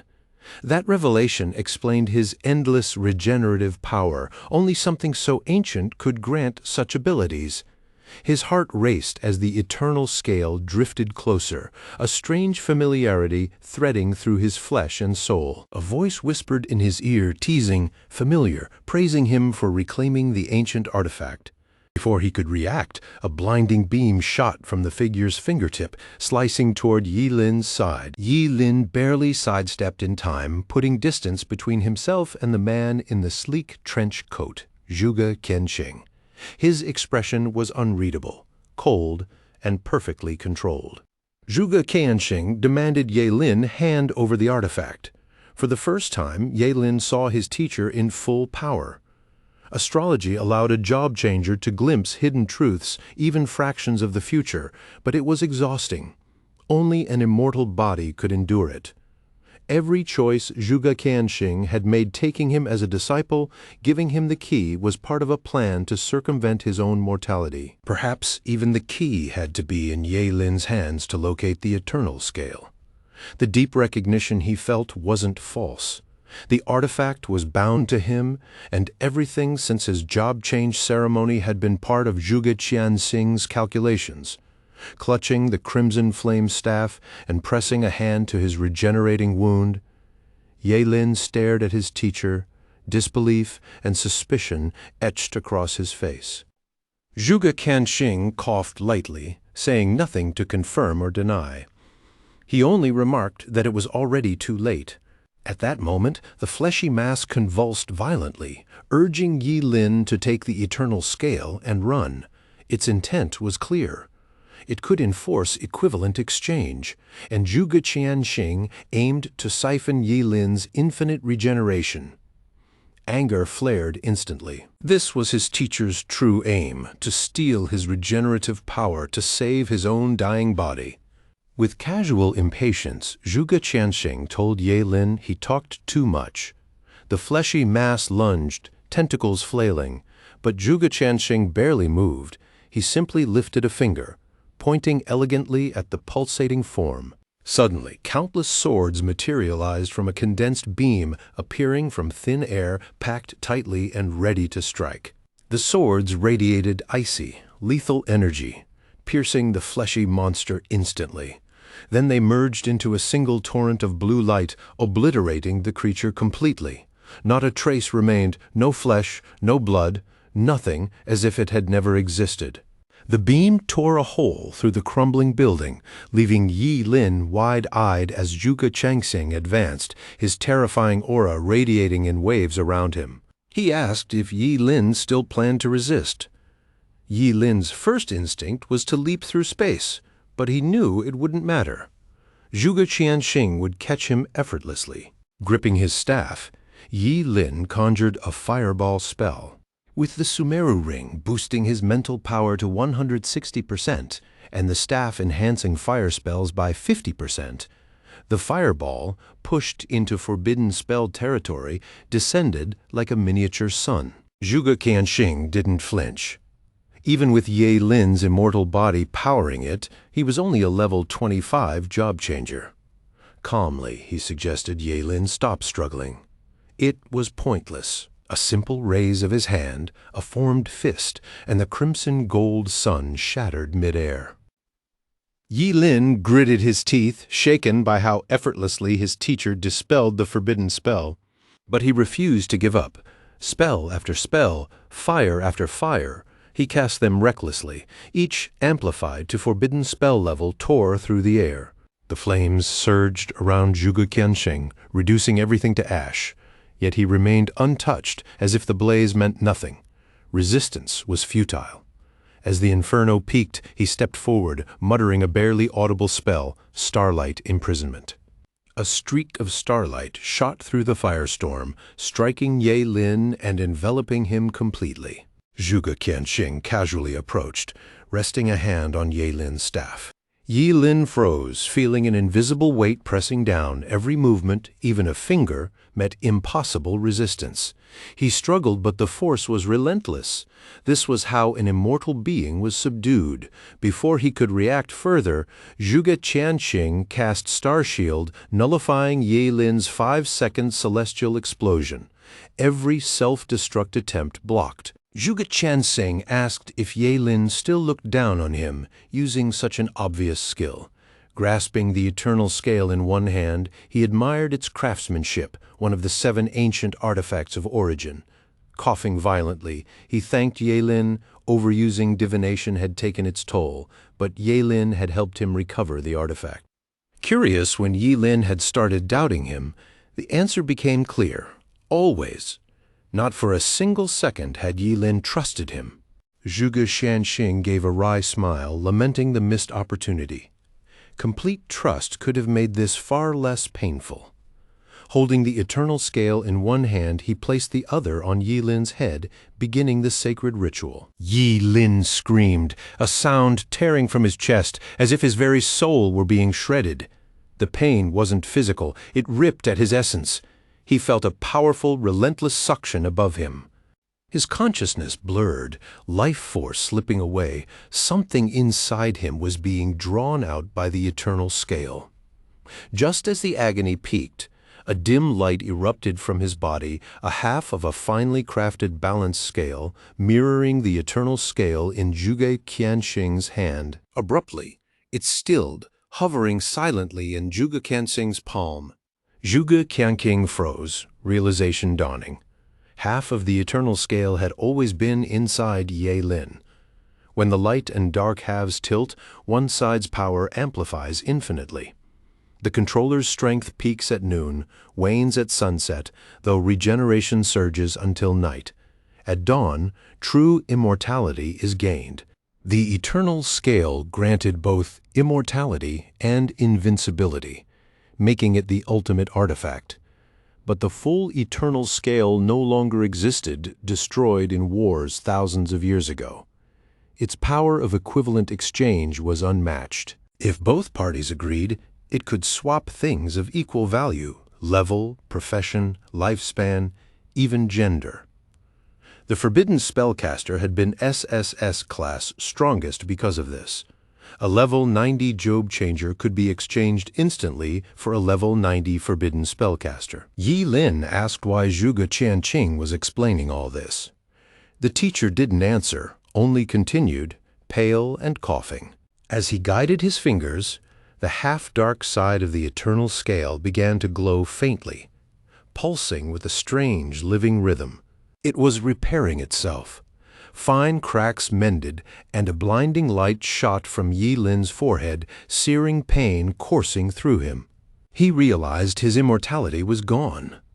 Zhuge Qianqing had succeeded. The aura of death pressed close, undeniable and imminent. Terrified, no longer immortal, Yi Lin begged him to stop. But Zhuge Qianqing showed no hesitation. Instead, he did the unexpected. He placed the now complete eternal scale onto Yi Lin's forehead. Then, darkness. When his vision returned, Yi Lin was panting, wide-eyed, fear still lingering. Yet he was alive, and a familiar power throbbed inside him. His immortal body had returned, stronger than ever. Looking down, he saw his teacher collapsed on the ground, barely breathing. Zhuge Qianqing smiled wryly. It seemed this had been his goal all along. Yi Lin stared, conflicted and confused. He could have kept the immortality, so why return it? Who could resist eternal life? And why had his teacher done this? He couldn't understand. If the roles were reversed, he wouldn't hesitate to take it by force. Coughing blood, but still smiling, Zhuge Qianqing asked what he had done to earn such disrespect. Not even teacher? Hearing his teacher try to lighten the tension, Yi Lin felt a swirl of complex emotions. Clearly, he had never truly understood Zhuge Qianqing. Zhuge Qianqing held Yi Lin with a calm, unwavering gaze, as if he'd already accepted whatever was about to happen. He spoke slowly, each word deliberate. He admitted he had been plotting against Yi Lin all along, but not for his own immortality. No, this was for the sake of humanity's future. For years he had watched the stars, tracing countless possible futures for his daughter. In every single one, she died at the exact same moment. Even if he took Yi Lin's immortality and later gave it to Zhuge Ni, her fate never changed. He had witnessed her death over 1,000,000 times. It wasn't coincidence. There was only one logical conclusion. At that critical instant, it seemed the entire great Jia dynasty, and maybe all of human civilization, would be wiped out. Yi Lin's chest tightened. What kind of catastrophe could annihilate humanity so completely even an immortal couldn't survive? Zhuge Qianqing stayed calm, pointing at Yi Lin. Apparently, he could see everyone's future except his. There are 50 great Tao, he explained, but only 49 celestial manifestations, and only one human survives.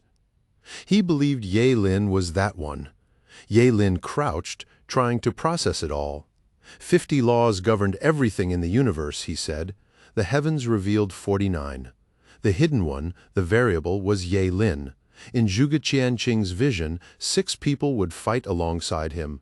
He had memorized their traits. They would come willingly. Yi Lin shouldn't refuse them. Zhuge Qianqing handed Yi Lin a brocade pouch, then spoke about that grotesque, fleshy orb claiming to guard the ancient artifact. It wasn't a guardian, he explained.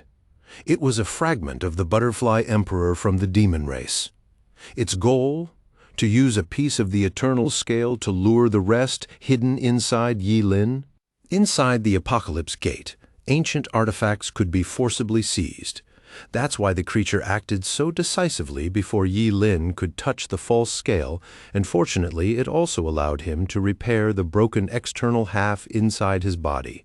Then, with a trace of sorrow, Zhuge Qianqing asked Ye Lin for one final thing: protect his daughter. The moment Ye Lin promised, the light in Zhuge Qianqing's eyes slowly dimmed until it vanished. His final words were simple, heartfelt, a thank you for that promise. Yi Lin stared at his teacher's lifeless body, gratitude swelling inside him. He now fully recognized Zhuge Qianqing as his mentor, and for Zhuge Ni, he vowed to keep her safe, no matter what. To Ye Lin, Zhuge Qianqing was like a towering mountain, a figure to revere. His calculations had been flawless, as if the world itself obeyed his will. But the solemn farewell was interrupted by hurried footsteps. Tan Qingjiang and Wang Lichuan arrived with their teams. Seeing Zhuge Qianqing's lifeless form, Tan Qingjiang demanded to know if Ye Lin was responsible. Yi Lin stayed silent, head bowed in respect. Tan Qingjiang, clearly losing patience, ordered Ye Lin to explain or face the consequences. When Ye Lin remained quiet, he told one of his men to seize the body and check for treasures. The man drew his sword, lunging toward Ye Lin, demanding the corpse be handed over. Yi Lin spun, annoyance flashing in his eyes. Just to save scum like this bald fool, his teacher had died. He decided then and there, anyone trying to touch Zhuge Qianqing's body would share the same fate. With the ultimate sublimation of his summoned wood technique, Ye Lin invoked a forbidden spell, Descent of the Wood Realm. The ground trembled violently. Massive vines erupted, snaring the man midair. He struggled, but the more he fought, the tighter the vines coiled. Ye Lin raised his hand, instinctively devouring the man's lifespan. The man thrashed, screaming as his body decayed at an astonishing rate. Everyone, Tan Qingjiang and Wang Lichuan included, watched in horror, eyes wide. They had never seen anything like this. The wailing continued until the man vanished completely. No body, no trace, as if he had never existed. At that moment, Yi Lin's system notifications popped up. He had devoured a level 42 Job changer, gaining moisture, fat, protein, carbohydrates, minerals, and trace elements. His lifespan increased by 45 years, experience rose by 420, strength by 4, agility by 2, and spirit by 1. The eternal scale, now repaired, had fully shifted to the dark side. Its midday invincibility was gone, but immortality became permanent. The dark-leaning scale transformed his former exchangeability into endless devouring. He could no longer transfer others' levels, but he could now plunder their power. Tan Qingjiang, furious and shocked, assumed Ye Lin had seized the 8th ancient artifact and killed Zhuge Qianqing. He ordered his men to take it by force. The group surged forward, just like the bald idiot before them. But Ye Lin declared boldly, they weren't enough to kill him. Then, before their eyes, he vanished, ghost-like. They were left baffled, guessing he'd used an Earth escape technique, but how could it be that fast? Suddenly, a strange mushroom-shaped cloud appeared above them, and before anyone could react, it exploded.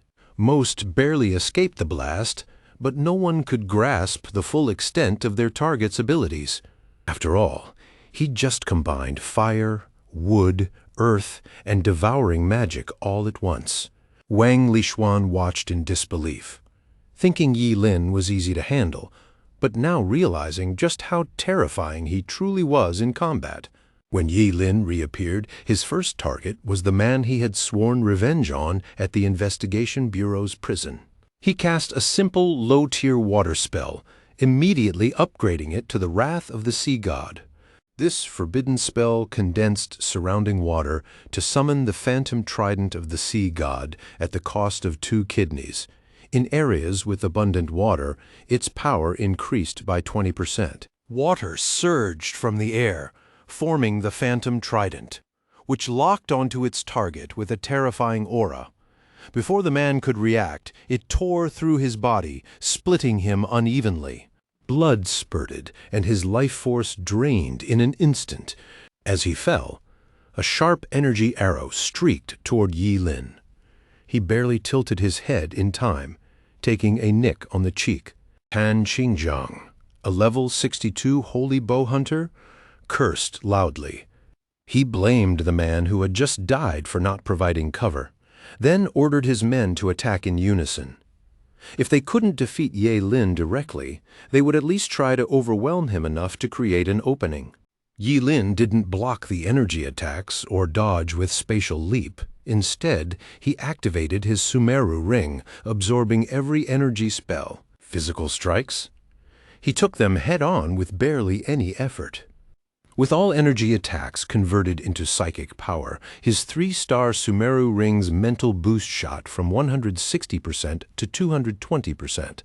With this amplified mind, he raised his hand and cast a fire-type area spell, Rain of Flames. In its ultimate form, Rain of Flames became a forbidden spell, world-devouring heavenly fire. Dark clouds swirled above like the apocalypse, and countless crimson-gold flames poured down on Tan Qingjiang and the others with unimaginable force. Everyone except Tan Qingjiang screamed as the fire engulfed them. When it cleared, leaving thick white smoke, Tan Qingjiang remained protected by an energy barrier. He scowled, muttering about being surrounded by useless fools. Seeing how effortlessly Ye Lin destroyed their group, Tan Qingjiang realized he couldn't beat him head-on.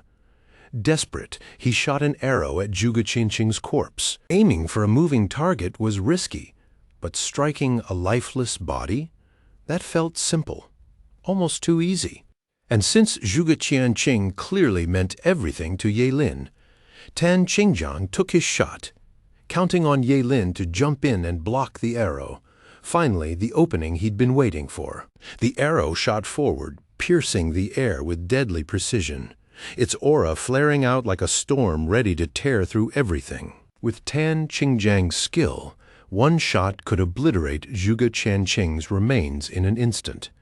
But just before it struck, a violent ripple tore the space in front of the body, and Ye Lin teleported right into the path. The arrow slammed into Yi Lin's forehead with a sickening wet click. Dark energy twisted around him, reshaping his body at blinding speed. Tan Qingjiang stepped closer, laughing coldly.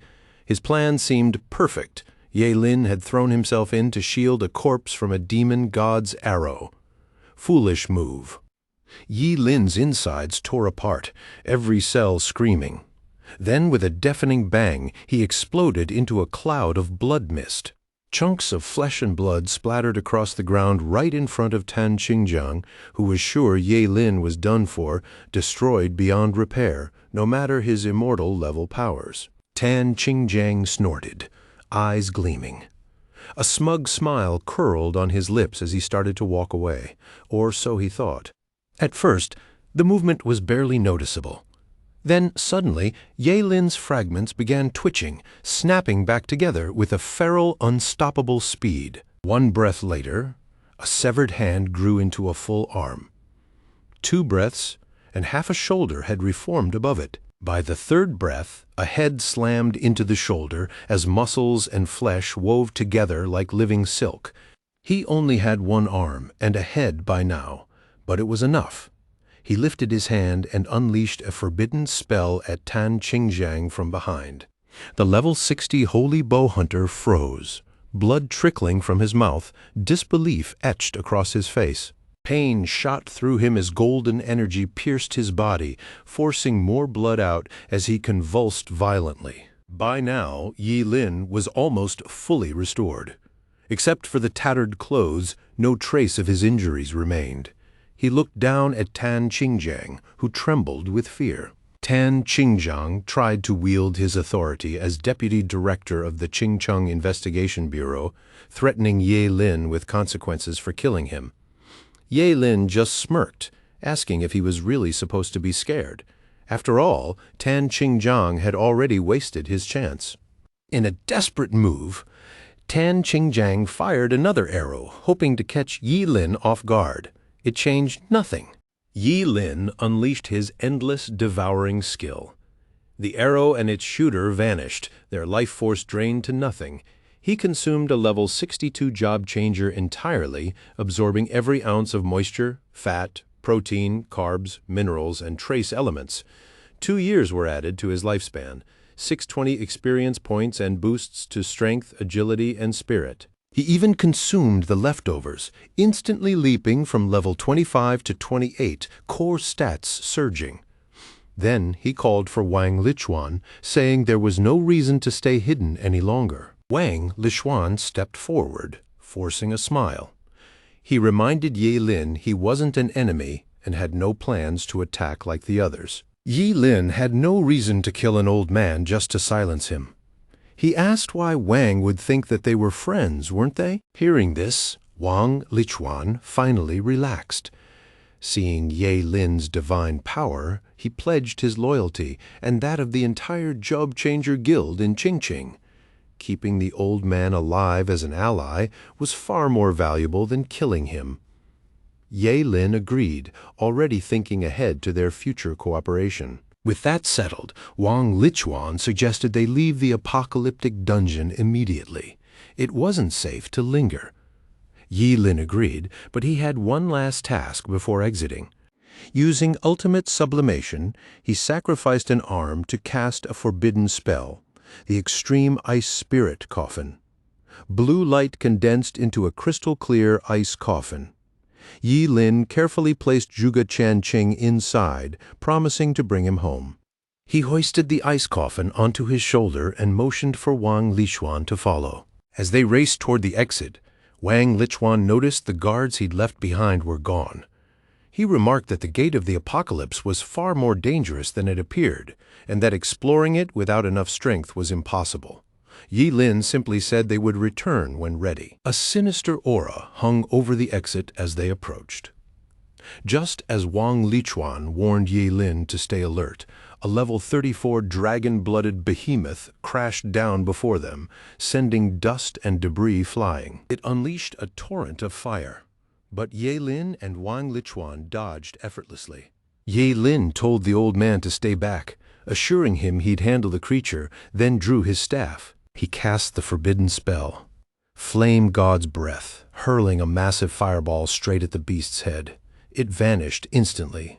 Wang Lichuan could only stare, stunned again by the spell's sheer power. Yi Lin devoured the level 34 dragon-blooded behemoth, absorbing moisture, fat, protein, carbs, minerals, and even trace rare elements.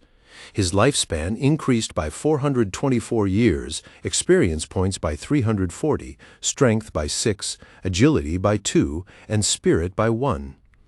He also gained the dragon bloodline, though its concentration remained 0.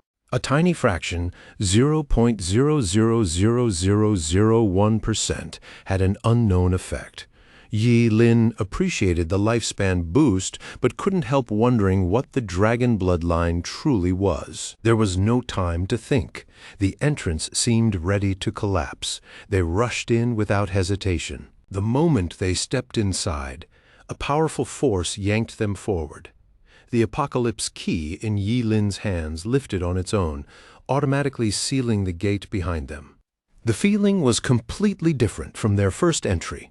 It felt alive, almost aware. Thankfully, they emerged on the other side in one piece. The gate vanished instantly, along with the ancient apocalypse key. No one would know when or where it would appear again. As they parted ways, Yi Lin made it clear he needed to give Zhuge Qianqing a proper burial first. Everything else could wait until he sought out Wang Lichuan. Watching Yi Lin leave, Wang Lichuan declared that the Job Changer Guild would always serve him. Meanwhile, at the Zhuge family residence, Zhuge Nini faced the harsh truth of her father's death but refused to accept it, insisting it had to be some cruel joke. Like someone drowning, she clutched at any hope, yelling at Ling Yi to tell her the man in the ice coffin wasn't really her father. She couldn't believe it.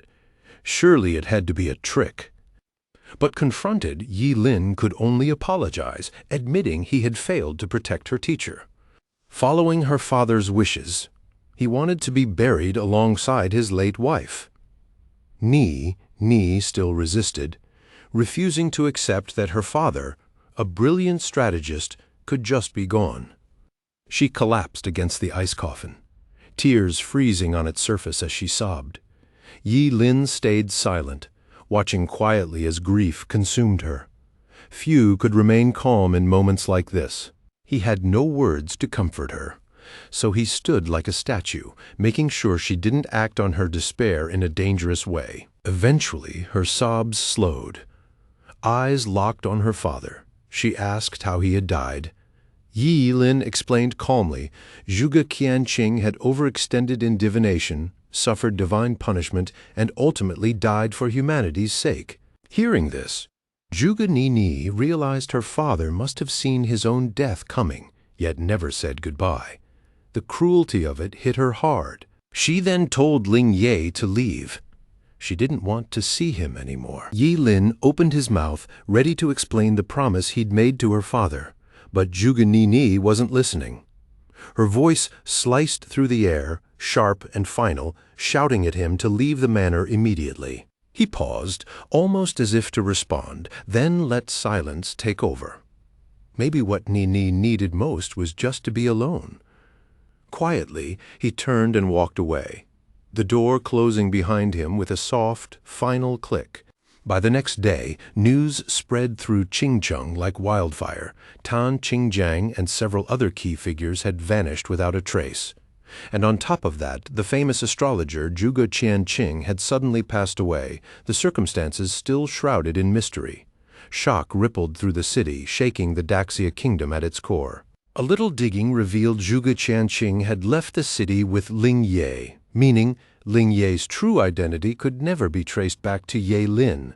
The bigger problem, though, was the investigation bureau, especially Officer Huang, who was determined to track down Ling Ye. Huang kept showing up at the Ji family's upscale clubs, trying to dig up proof that Yi Lin, still suspected of being Ling Yi, hadn't left Qingcheng recently. One night, Huang cornered Ye Lin in a crowded club, demanding to know exactly where he'd been all week. Ye Lin played it cool. "I wouldn't know," he said lightly. "I did so much over the last 7 days. How could I remember any single thing?" Huang's frustration boiled over. He grabbed Ye Lin's arm. "Did you disguise yourself as Ling Ye to sneak out of the city with Zhuge Qianqing?" he demanded. Calmly, Ye Lin pulled out his phone. "I'm recording this," he said. "Without proof, you're open to a defamation suit." His female junior leaned in, whispering that there was no evidence showing Yi Lin had left the city. In the past few days, he'd only been seen at the high-end entertainment spots. Huang reluctantly let go, still insisting he'd find evidence to support his claims. Then Ye Lin dropped a bomb that froze the rigid officer in his tracks. Huang's eyes widened, stunned. Ling Ye had actually been blown to pieces just a few days ago. Yi Lin claimed he'd witnessed the entire event himself, which, in a twisted way, was true, since he'd been the one blown up. Huang struggled to process it. How could this even be possible? He'd been so sure of his investigation, yet now everything was thrown into doubt. As his junior asked if something was wrong, Ye Lin waved it off with a casual smile. "We can grab a drink sometime," he said, then turned and walked away. The next day, heavy rain set the tone for Zhuge Qianqing's funeral. The entire Zhuge family courtyard was soaked in sorrow, filled with mourners, some quietly weeping, others bowing in silent prayer. Inside, a shrine displayed Zhuge Qianqing's portrait, his faint smile still visible, framed by tightly packed white chrysanthemums. Important figures, some rarely seen in Qingqing, passed by one to pay their respects. Whispers circulated about Zhuge Ni, weighed down by grief and seemingly alone. People also noticed the absent disciple. His absence felt not just disrespectful, but almost unforgivable. At that moment, Ye Lin stepped forward to pay his respects. The crowd's expressions shifted. His sudden appearance was bold, and everyone knew the rumors. Yi Lin had been indulging in excess since Zhuge Qianqing's death. His eyes were calm, deep, and unreadable. He ignored the glares and whispers, bowing slightly. "I'm sorry I'm late," he said. But before he could continue, Zhuge Ni interrupted sharply, asking if he was even finished paying his respects. She told him plainly, if he was done, he should leave. He wasn't welcome here. Yi Lin replied calmly, saying he had no hidden motives. He just wanted to see his teacher off on his final journey. Ni wasn't convinced. She accused him of pretending to be her father's disciple, calling him a fraud who had deceived everyone. Her words sparked outrage. The crowd turned against Yi Lin, questioning how he could betray the bond with Zhuge Qianqing. Yi Lin tried to reason, but she was too emotional, insisting he leave. Didn't he understand plain human language? Suddenly, lightning cracked through the dark clouds outside. From it, several men in black robes appeared, faces hidden behind masks, radiating a menacing energy.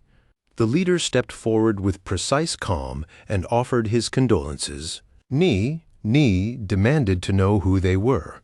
He told her to stay calm. They meant no harm. He explained they were there to examine Zhuge Qianqing's body, suspecting foul play. Ni immediately objected. No one was allowed near her father's corpse, but the masked leader ignored her. He ordered his men to advance without hesitation. Their mission was clear: secure the target at all costs. Ni didn't care about their suspicions. She warned them, disturb her father's funeral, and she wouldn't hesitate to burn them alive. The crowd rallied behind her, outraged at the disrespect. They refused to tolerate such behavior at the funeral. All but the leader drew their swords with a sharp click, blood spilling as they attacked anyone who opposed them. The sudden violence froze the crowd. No one expected these masked men to kill openly, right in front of everyone. Terrified, the people scattered. They respected Zhuge Qianqing, but no one wanted to die over an autopsy. Then, in an instant, the air around Ni spiked in heat, the temperature climbing within seconds. A blazing crimson-gold flame erupted from her, forming a raging inferno that she hurled straight at the masked leader. He didn't even flinch. The fire crashed against him, but he brushed it aside casually. Fear surged in Nini's eyes. This masked leader wasn't an ordinary job changer. He was level 50, a level considered the peak of power in Qingqing. He grabbed Ni by the throat, lifting her into the air. He wasn't going to kill her over her father, but if she kept defying him, the consequences would be severe. He asked if she would open the coffin for them. Before she could respond, Yi Lin's chilling voice cut through the tension. "Stop." The masked leader, only now noticing Yi Lin, turned and saw him charging, hand crackling with blue lightning. Luckily, Yi Lin's instincts kicked in just in time. He lunged back, just barely dodging the brunt of Zhuge Ni's lightning strike. Still, a jagged streak of electricity scorched across his arm, leaving a burning trail behind. Zhuge Ni, on the other hand, stood completely unharmed. This attack had been aimed only at him. Without hesitation, Yi Lin called out a warning. Anyone trying to touch the ice coffin would pay with their lives. But instead of fear, the masked group looked thrilled. He was challenging them, and they were ready to take him on. Their leader barked an order, set up a barrier now. In an instant, massive pillars of energy shot down from the sky, forming a glowing cage that trapped Yi Lin inside. Through a narrow gap in the barrier, his wild eyes glared out, and he sacrificed his liver to summon the eternal thunder. A golden spear burst forward, tearing through the barrier, impaling one masked man and slamming another against a wall. Neither of them had even a chance to react before their bodies hit the ground with a heavy thud. Their leader muttered under his breath, disbelief written across his face. Yi Lin had just used a forbidden spell, instantly killing one man and fatally wounding another, a power that made the hairs on his neck stand on end. But Yi Lin wasn't finished. He lifted his other hand and unleashed a devastating energy beam that tore through a third masked man, reducing everything in its path to nothing but ash. The remaining enemies froze, unsure of what to do next. Yi Lin panted hard, his clothes torn and his face pale, but his eyes never left the masked men. Zhuge Ni watched quietly, her expression tense, wondering if he had completely lost his mind. Seeing him battered like that, the masked men assumed he was no longer a threat, despite the chaos he'd just caused. It was reckless, throwing himself into danger just to protect a corpse, but they had no idea what they were up against. Confident, the masked men closed in from both sides while their leader readied a deadly strike. As Ye Lin stepped forward, the masked leader suddenly appeared behind him, driving a weapon straight through his throat. Zhuge Ni tried to shout a warning, but it was already too late. A clean, gaping wound opened, blood bursting out violently. It was the kind of injury that should have killed him instantly. The masked group exhaled quietly, relief spreading through them as they realized just how dangerous forbidden spellcasters could be when fully unleashed. Zhuge Ni clutched her chest, horror flickering across her face. She hadn't cared much for Ye Lin before, but seeing him struck like that stirred a strange pang of guilt. The leader ordered his men to grab Zhuge Qianqing's body, but then they froze, hearing a voice they thought was gone, filling them with sudden dread. Despite the gruesome wound, Yi Lin was alive. He repeated his warning: anyone trying to take his teacher's corpse would be sent straight to hell. Then he unleashed the undying forbidden spell. The wound in his throat sealed instantly, and his arm healed just as quickly, almost impossibly fast. The three remaining masked men could only stare in shock. He should have been dead, but there he was. Devil or not, it made no sense. Zhuge Ni felt the same way. Nothing about this scene made sense. Yi Lin's eyes shriveled, bloody tears streaming from empty sockets as he activated the forbidden spell, Eyes of Eternal Freeze. The smiles on the masked men vanished, replaced by pure terror as an icy aura wrapped around them, freezing them in place.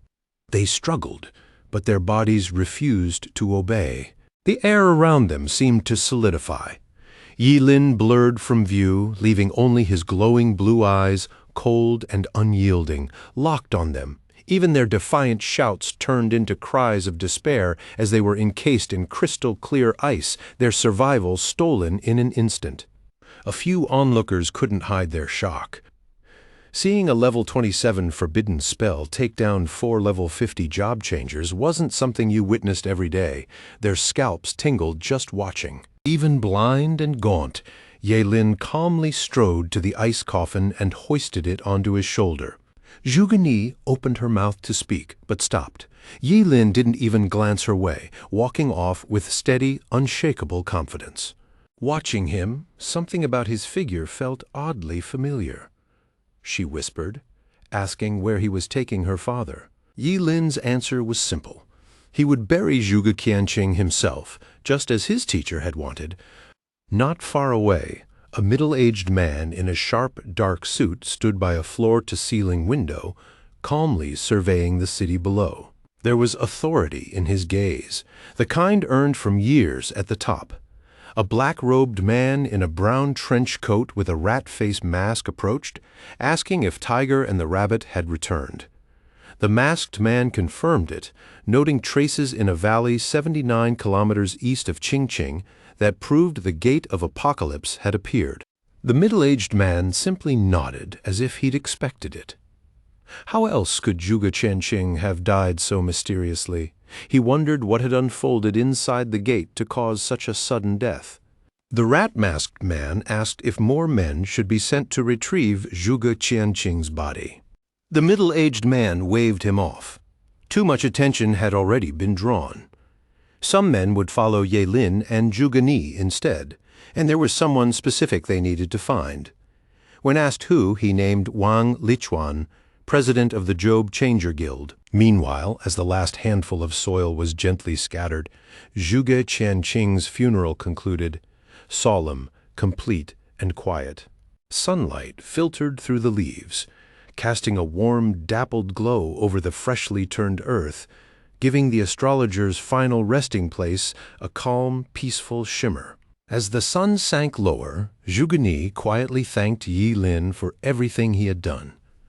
She pulled out a card offering it as payment. Zhuge explained that the money could cover treatment for Yi Lin's eyes if needed, and then some, enough for him to eat well, dress properly, and live comfortably for the rest of his life.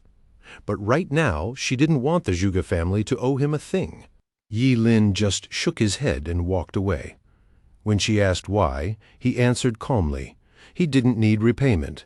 This wasn't about the Zhuge family, it was for his teacher. But Zhuge pride ran deep. Without her father, Mr. Zhuge Qianxing, she had no real power. Yi Lin's words hit her like a cold gust, leaving her pale and frozen. A rare sight. She wanted to argue, to fight back, but no words came. And yet, every word was true.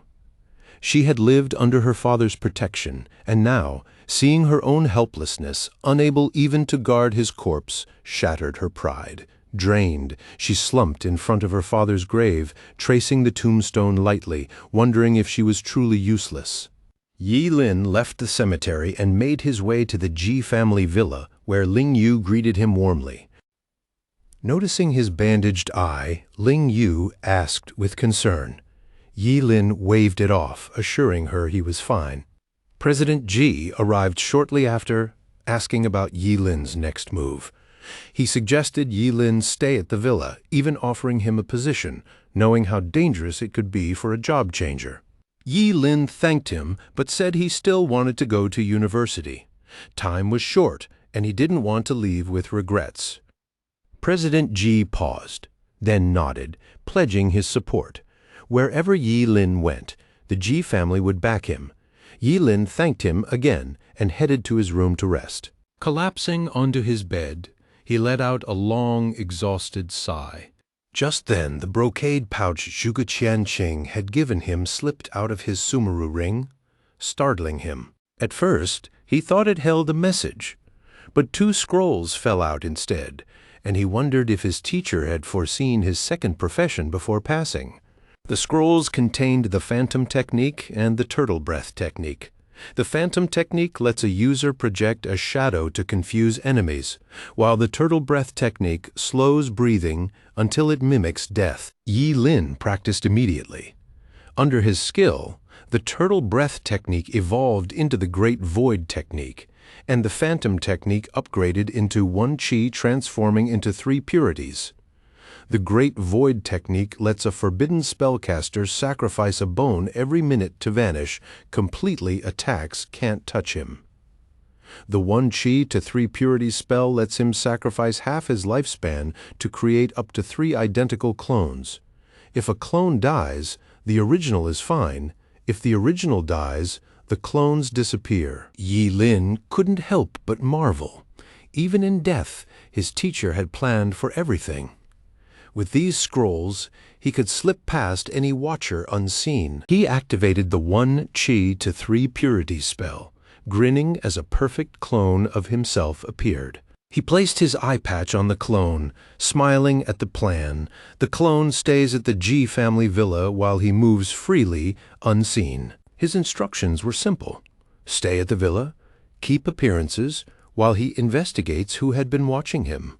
Activating the Great Void Technique, Yi Lin leapt out his window. He moved like a shadow, slipping past the job changers stationed to watch him, perching silently in the trees.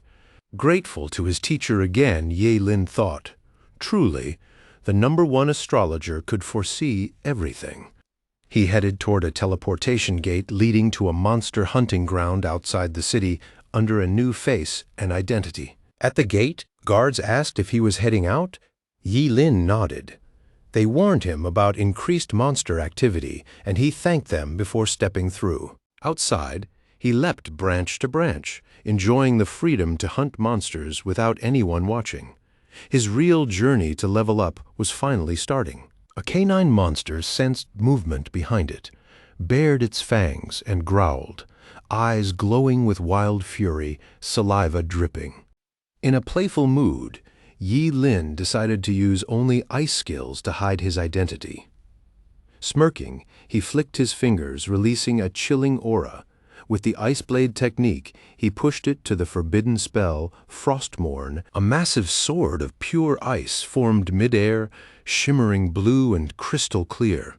At his flick, it shot straight at the beast, carrying deadly cold. The ice sword sliced clean through, splitting the monster in two. Shards scattered, freezing the remains into frosty statues. Yi Lin then used his devouring skill, consuming a level 32 monster. He absorbed water, fat, protein, carbs, and minerals, gaining 125 years of lifespan, 320 experience points, 5 strength, and 1 each in agility and spirit. Next, he devoured a level 36 monster, gaining nutrients, 360 years of life, 360 experience points, 7 strength, 2 agility, and 1 spirit. Then, a level 37 monster, granting nutrients, 245 years of life, 370 experience points, 5 strength, 1 agility, and 3 spirit. Even after all that, Yi Lin wasn't satisfied. He needed to level up faster. 3 days later, he finally exited the gate at level 30. The pace of hunting had pushed him to his limit, but it still wasn't enough. He considered seeking help. That's when he realized the Job Change Guild could be useful. Arriving at the guild, he was surprised at how busy it was. Wang Lichuan's disappearance hadn't slowed things at all. He approached the receptionist and requested to post a mission. She led him to a male staffer in charge of such tasks. When asked the type of mission, Yi Lin said he wanted to recycle monster corpses. The staffer asked about his budget. Yi Lin replied, just the normal market price. Prices varied by monster type and level.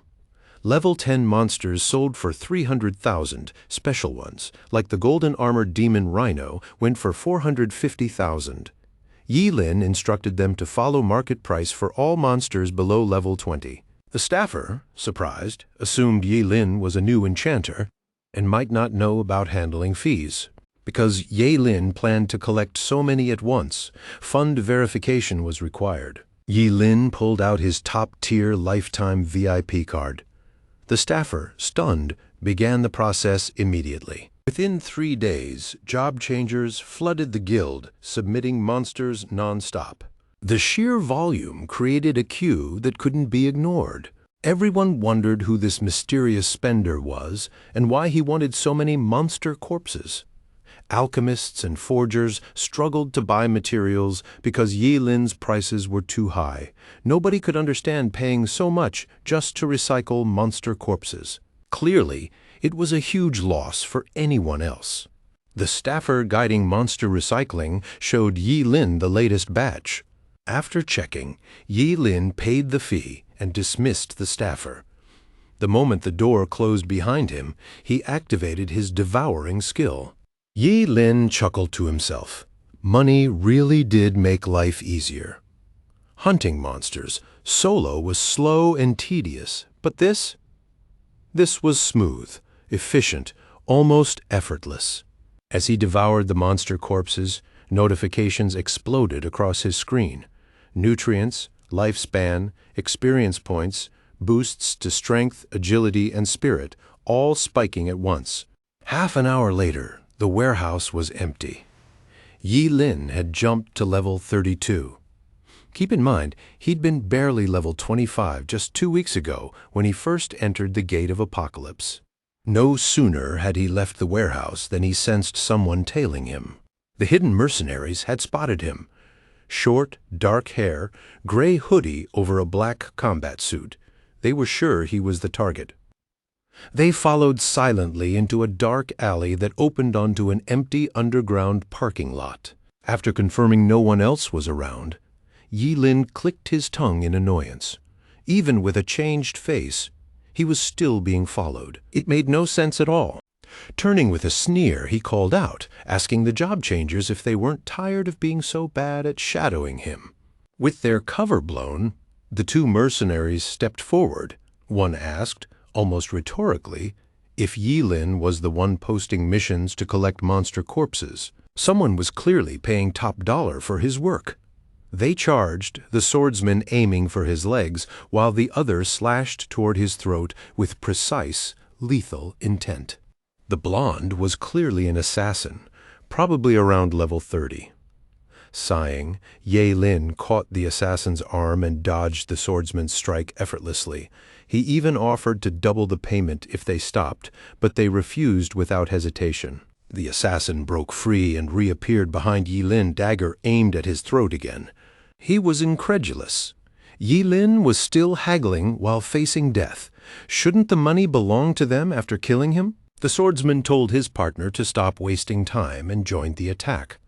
Yi Lin sized them up, levels roughly equal to his own. After dealing with them, they'd have to hurry to Ching Ching's newly opened 79th secret realm. Just as their blades glinted inches from his body, Ye Lin cast the forbidden spell, Eyes of Eternal Freeze.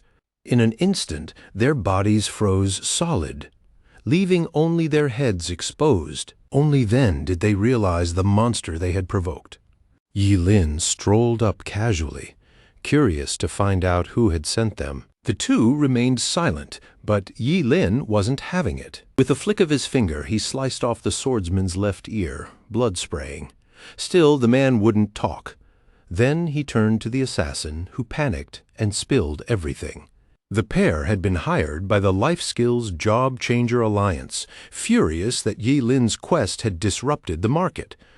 Yi Lin pressed for names. He learned about high-level blacksmith Yin Shang and two top alchemists, Yuning and Zhou Hebing. He also got details about Ching Ching's 79th secret realm, warning them that hesitation could be fatal. The blonde quickly explained the 79th secret realm was a new spatial rift, appearing just 2 days ago, 30 kilometers north of the city. That was all they knew.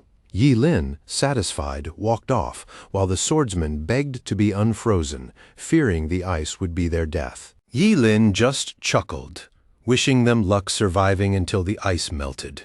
Night fell, stars twinkling overhead as Ye Lin arrived at the spot, 30 kilometers north of the city.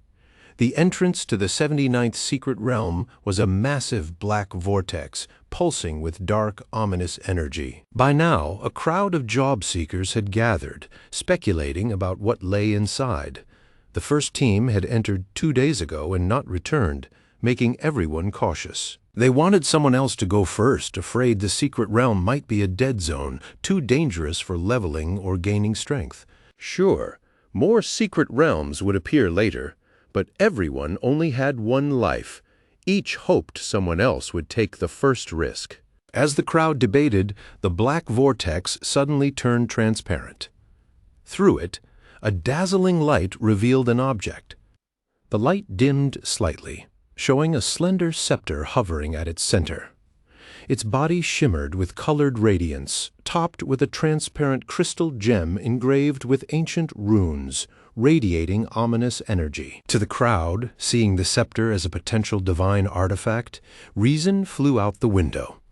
They surged forward like a swarm, greed in their eyes, ready to fight for it. Chaos erupted as everyone poured in. Yi Lin approached the vortex, eyes narrowing slightly. He had a gut feeling this was a trap. If true divine artifacts were here, real powerhouses would have arrived long ago. As Yi Lin hesitated, a pleasant voice came from behind. "You noticed it too, didn't you?" Something about this secret realm didn't feel right. Yi Lin quickly spotted the speaker, Xiao Xiao, disguised as a guy. He called her out, and she froze, shocked at being seen so fast. She wondered if her disguise had been that obvious. Yi Lin didn't hold back, pointing out that no real guy would wear so much lip balm and her figure was too visible. Her cheeks flushed as she realized why people had been staring. Yi Lin shook his head and turned to leave. She called after him, begging him to wait. "What else is there?" he asked. She explained that this secret realm was likely a trap set by demons for human job changers. She suggested they team up to enter together. Demons were strong, but if Yi Lin could devour a few, how much would he level up? He feigned disinterest, claiming the risk was too high. Seeing his act, Xiao Xiao promised to pay him for teaming up. Ye Lin refused, claiming his upbringing didn't allow such work. But when she offered an epic-level piece of equipment instead, he appeared beside her in a flash. Grinning, he struck a deal on the spot. Not even asking her name yet. Xiao Xiao, stunned by his sudden attitude, introduced herself and asked about his profession to tailor the equipment. Ye Lin was shocked. She could choose his gear. Clearly, she was wealthy. He said he was an ice-type mage but could use any equipment. Perfectly. She had just the thing. She pulled a small box from her spatial ring and opened it. Inside was a crystal-clear bracelet set with blue gems radiating a faint, chill ice crystal heart. An epic bracelet boosting spirit by 60%, refinable with the absolute zero skill, expanding a domain around the wearer, amplifying ice skills 100%. Ye Lin was impressed. This was a domain skill. He even considered looting her spatial ring. But thinking about her vast resources, knowledge, and naive personality, clearly a spoiled girl raised in isolation, he realized killing her could draw the wrath of someone he wasn't ready to face. Xie Yaoxiao snapped Ye Lin out of his thoughts, asking if their deal was really set. She needed to explore the secret realm quickly and get back before her mom found out, or else she'd be grounded. Ye Lin couldn't help but wonder if she'd snuck out just for the thrill of checking an unknown secret realm. But she didn't seem worried. Sneaking out? Easy. She could handle herself. From their brief encounter, she could already tell Ye Lin was powerful. She asked his level and name, and he introduced himself as Yi Mushuang, a level 45 job changer. Xiao Xiao blinked. He looked barely 20, and yet level 45? Was he a prodigy? Still, compared to her, turning 17 this year and already at level 37, he wasn't even close. Seriously, who even wants to be compared with her? Yi Lin played along, feigning amazement and cheering her on, letting her bask in her own sense of greatness. With her level, she must have aced the final exam, right? Xiao Xiao shook her head. She hadn't even taken it. Her dad said it would be a waste of time. Fair enough. Even the top scorer only got a legendary piece of equipment, and with strong family backing, skipping exams made sense. Yi Lin agreed they would team up to enter the secret realm. Pleased, Xiao Xiao handed over the bracelet and urged him to enter the rift immediately. From now on, they were a team. The scene shifted to a vast stretch of black earth, like an abandoned battlefield inside the secret realm. The soil was dark red, as if stained with old blood. Only a handful of stars flickered in the sky, casting an eerie glow. Jagged mountains of varying shapes loomed in the distance, and occasional roars echoed from deep within. Xiao Xiao's intuition was right. Real demons were here, and the stench confirmed it, familiar and threatening. Yi Lin asked if she dealt with demons often. She nodded slightly, whispering that she usually did under her parents' supervision. This time, however, she planned to face them alone. She wondered where the other job changers had gone. Were they scattered randomly? Suddenly, a giant claw loomed over her. Before it could strike, Yi Lin grabbed her, dodging just in time. The paw slammed into the ground, sending a cloud of dust into the air, putting some distance between themselves and the beast.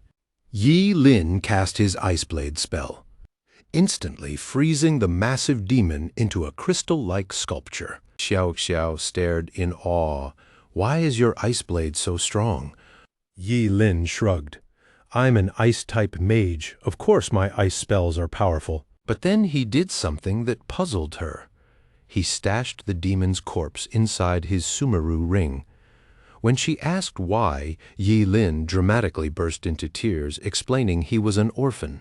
"These monster corpses are worth a lot of money," he lamented. "I have no other way to make money. It's hard. Job change fees alone are 100,000 yuan, not to mention equipment, skill books, and materials. I have no family, no support, no one to back me up. Life's hard, and I don't believe in fate." He rambled so theatrically that Zhao Xiao had to beg him to stop. She apologized for even asking. "Don't worry. You can have all the demon corpses we hunt. They're worth far more than normal monster corpses anyway. I don't want them. But you have to help me record a video of me fighting them. I need to prove to my family I can hunt demons on my own." Yi Lin thanked her, calling her generous.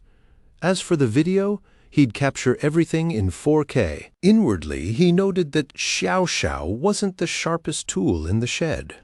Judging by their journey, either she had been intentionally leading him, or she could sense the demon's traces in the realm. Along the way, they encountered a group of job changers gathered around a campfire. The group ignored them, though one guessed they were there to steal kills, while another judged them as not very strong.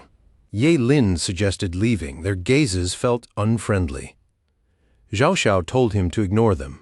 Venturing deeper into the mountains through a narrow gorge, the air grew heavier and colder. They leapt forward, and Zhao Xiao whispered that they were very close.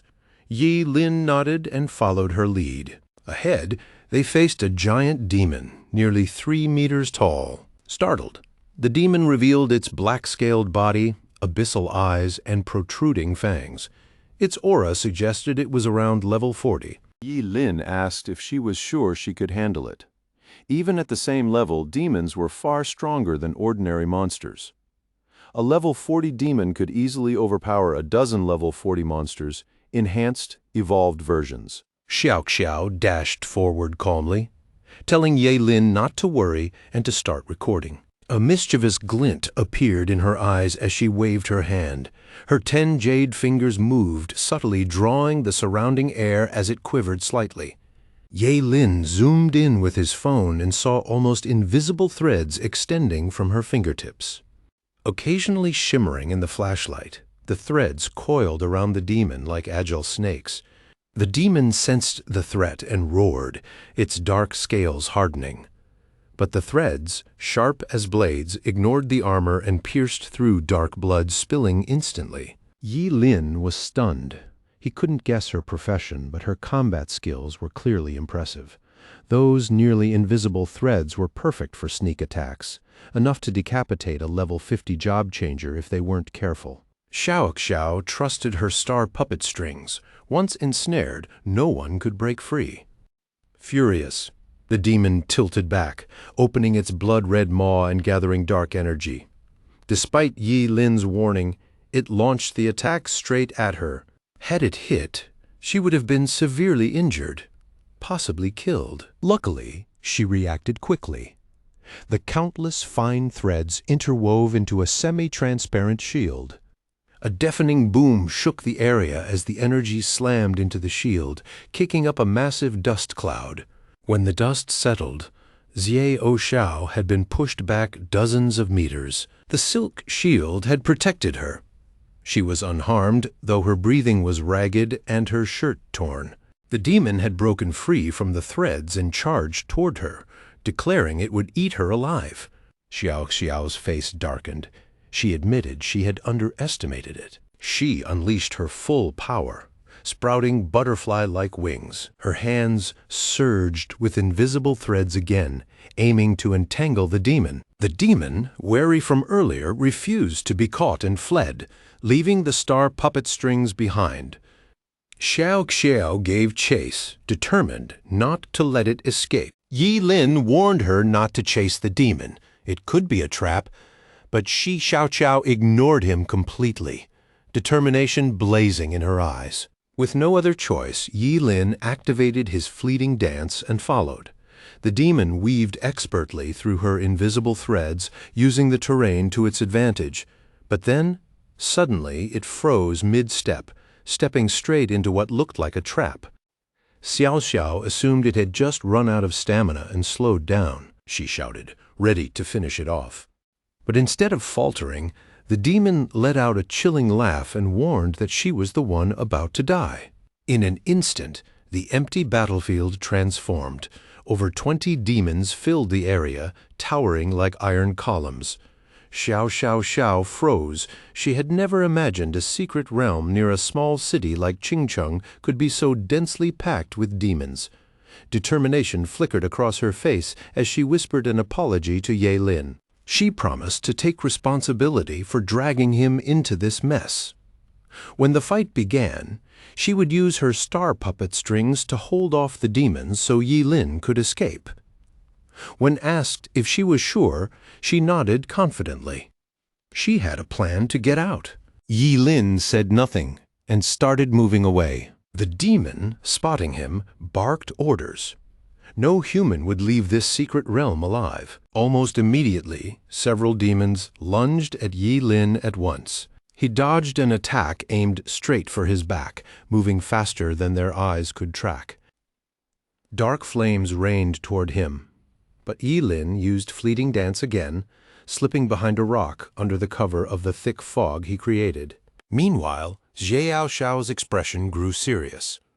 Seeing Yi Lin had escaped, she retracted her star puppet strings and began to move. Unbeknownst to her, Ye Lin was still watching from behind a nearby rock, recording how she handled the escape. Xiao ran at full speed, and when two demons blocked her path, she shredded them with her star puppet strings.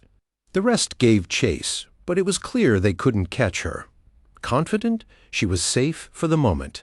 She promised to settle the score later, but the scaled demon had a different plan. It condensed a dark energy orb in its palm and hurled it at her. The orb twisted through the air in an eerie, unnatural trajectory, homing in relentlessly. She tried to shake it off, but the sphere clung to her like a leech. Next, she attempted to intercept it with her fine threads, but they failed. The orb hit with perfect precision, jolting her violently. Seeing she couldn't dodge, Yi Lin decided it was time to step in. The scene shifted. Xiao was now trapped at the center of a spherical cage, the heavenly demon cage. She stared in disbelief. The demon had gone to extreme lengths just to capture her. The cage was a human capturing device, forged only by demons of imperial blood. Once inside, escaping without surpassing the creator's strength was impossible in the short term. She wondered if this secret realm was tied to demons of imperial lineage. The demon noted her high status in the Jia kingdom and her ability to use the star puppet strings, a divine artifact. Capturing her promised a reward far beyond the cost of a single heavenly demon cage. Xiao resisted, but she had no choice. The demon reached toward the cage, demanding her star puppet strings. Suddenly, his claws froze, and then his entire arm locked up, terrifying him completely. He demanded the culprit reveal themselves. Xiao immediately realized it was Ye Lin. She spun toward him, asking why he hadn't escaped. Yi Lin casually tossed back her phone, saying he had finished recording. He only kept the earlier footage. Xiao was incredulous. He hadn't run. He'd stayed to film. Yi Lin simply shrugged. After all, he'd been paid to do it. She insisted again that he should have run. Who in their right mind keeps filming in this situation? Nearby, the demon clutched his frozen arm and shouted for the others to kill Yi Lin. They lunged at him like a pack of wolves. But suddenly, a chilling aura erupted from Yi Lin, expanding into an intensely cold domain, the ice crystal heart skill Absolute Zero. Inside, all ice-type attacks were doubled in power. Instantly, massive ice spikes erupted outward, crashing down on the 20 or so demons. Two demons tried to flank him, but Yi Lin froze them instantly, turning them into ice sculptures. Another demon snuck up from behind. Yi Lin conjured an ice blade in his left hand, spun and sliced the demon cleanly in half. Xiao pleaded, telling him to stop fighting and run. He could die if he kept going. Yi Lin smirked. "If I die, you can drag me out and bury me? I'm not about to get chewed up by these monsters." Still, she begged him to run. Suddenly, an energy bullet pierced Ye Lin's chest. A red vortex appeared in front of him, and though he raised an ice wall to block it, the impact slammed him across the ground. Yao Shao shouted his name in panic. Yi Lin coughed, looking exhausted, but otherwise fine. The dark-scaled demon stared in disbelief. How was he still alive? Yi Lin rose, clutching his chest with a smile. The demons had had their fun.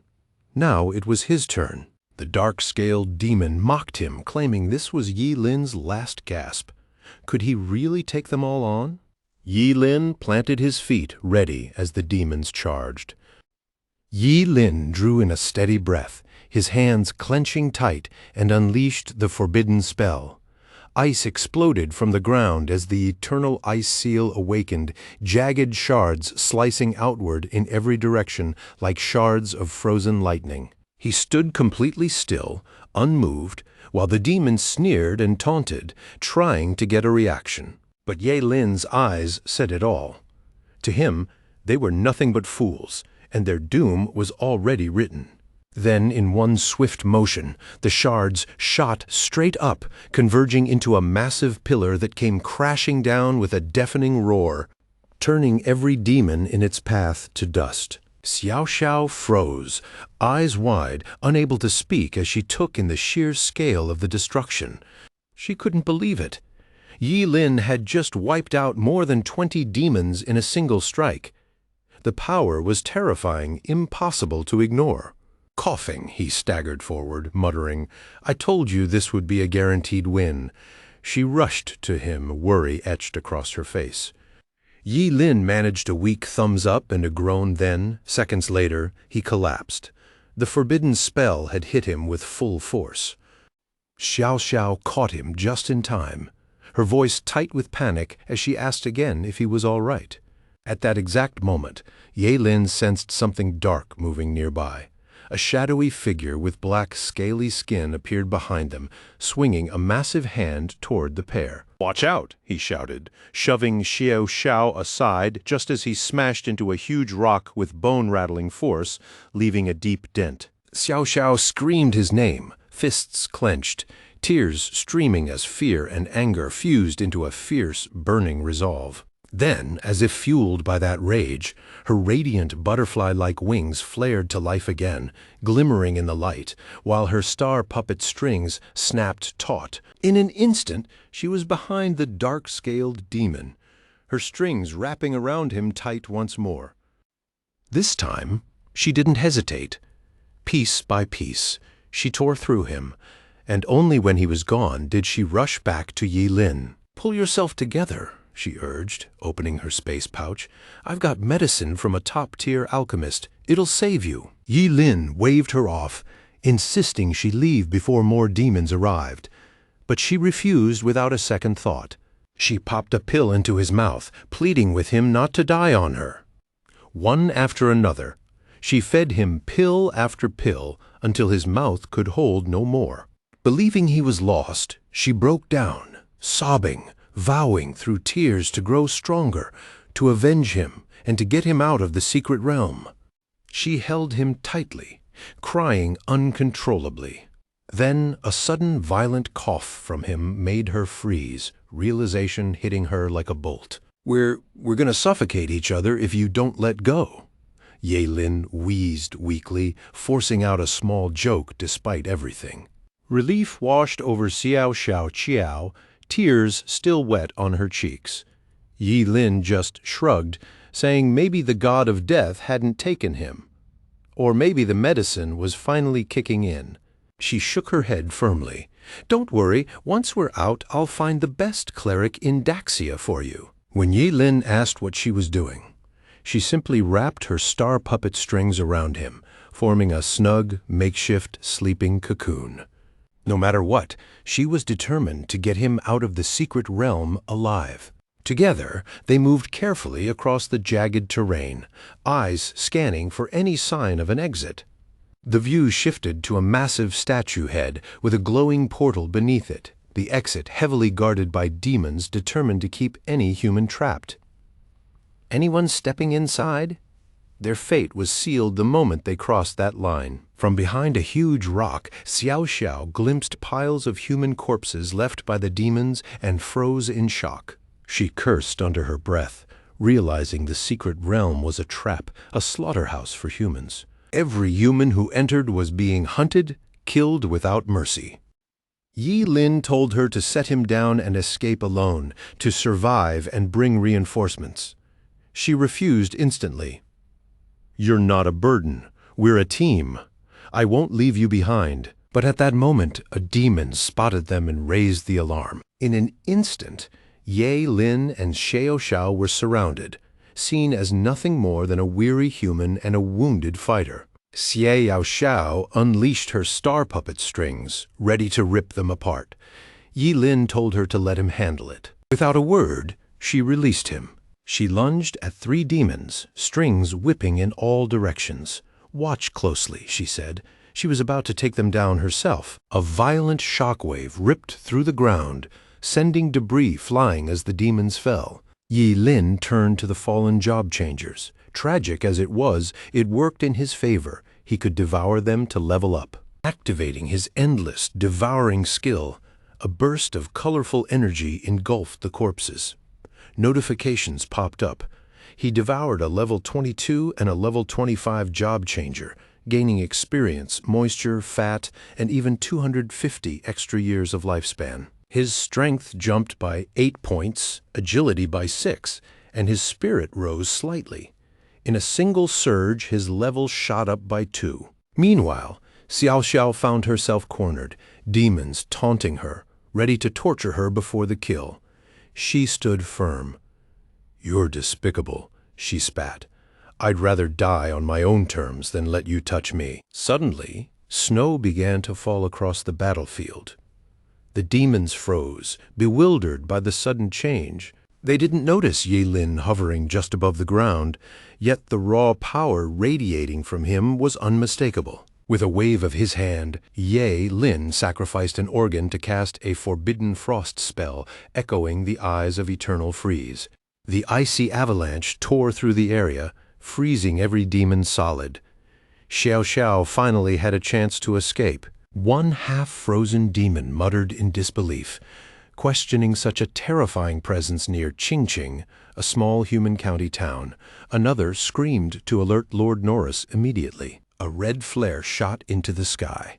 Yi Lin realized the demons were calling for reinforcements. Escape was impossible. They needed to get out of the area first. Xiao Xiao noticed the entrance was blocked, suspecting more humans were trapped in the secret realm besides them. Yi Lin nodded in agreement. He glanced around, taking in just how overrun the secret realm was with demons. It was a treasure trove for leveling up, but the thought of leaving made him uneasy. Later, under the cover of night in a dense forest, Yi Lin and Xiao Xiao sat by a small fire, roasting meat. Yi Lin took a bite and grinned. "Not bad at all," he said. Xiao Xiao leaned back, clearly impressed. "I really admire how fast you recovered," she said. Yi Lin chuckled, crediting her medicine, and with a wink, the roasted, four-eyed demon pig didn't hurt either. She tilted her head, smirking. "Maybe I could become a chef, huh?" Yi Lin laughed. "Once we're out, maybe we'll open a restaurant." Her eyes sparkled. "Finally, someone appreciates my cooking." Suddenly, they both froze at faint sounds drifting nearby. Yi Lin frowned, uncertain if someone else was in the forest. Calmly, Xiao Xiao reminded him she'd already seen plenty of human tracks while hunting the demon pig. Yi Lin pushed to his feet. "Let's go check it out," he said. Elsewhere, an injured man grimaced, muttering bitterly. This secret realm, it was nothing but a massive trap. How could any artifact survive in a place crawling with vicious demons? He added that even near Qingqing, high-level monsters were rare. So why was this realm overflowing with demons? Something felt off, like part of a bigger, sinister plan. The priority now was just to find a way out. Another man clutched his head. "The exit is swarming with demons," he said. "Going there? That's a death sentence." A figure in red robes stepped forward. "At this point," he said calmly, "there's only one way we can break through." The others immediately recognized him. "Wu Hao," they said. You're the strongest among us. Please, tell us your plan. If you get us out, we'll never forget your courage." Wu Hao, a level 48 extreme flame swordsman, looked serious. His plan was brutal. The seriously injured couldn't escape. They'd slow everyone down. If they acted as bait at the entrance, the rest might get through. He asked who agreed and who didn't. 2 injured men immediately protested. "Using us as bait? That's just sending us to die. It's cruel." A woman's voice trembled. "My husband is badly hurt. I won't leave him behind." Wu Hao's expression hardened. "Anyone else against this plan?" Silence answered him. Then a red arc of light cut through the air. The 2 injured men were struck down instantly, collapsing in a pool of blood. The woman screamed, "Wu Hao, you're hurting people for no reason!" Her voice shook with outrage. Wu Hao calmly wiped the blood from his blade. "Now we have 2 more bait pieces," he said. "Anyone still opposed?" Seeing no one speak up, he nodded. "Then we move forward as planned." Coldly, he added that the injured should be silenced first, so they couldn't warn the enemy. At that moment, Xie Xiaoxiao stepped forward. "I object," she said firmly. "These are demons we're fighting. How can you act so cruelly?" Yi Lin narrowed his eyes, watching, wondering if she was taking a jab at him. Yi Lin smirked slightly. "You're cursing wrong. Let me show you how it's done." He unleashed a rapid-fire stream of sharp, cutting insults, each word so precise it carried weight everyone could feel. Wu Hao growled, furious that 2 more people dared defy him. He swung his blade straight at Yi Lin. "I'll smash your teeth one by one," he hissed, "and cut out your tongue." Then suddenly Wu Hao froze. His body wouldn't move. Xiao Xiao had bound him with her star puppet strings. Wu Hao's face twisted in rage.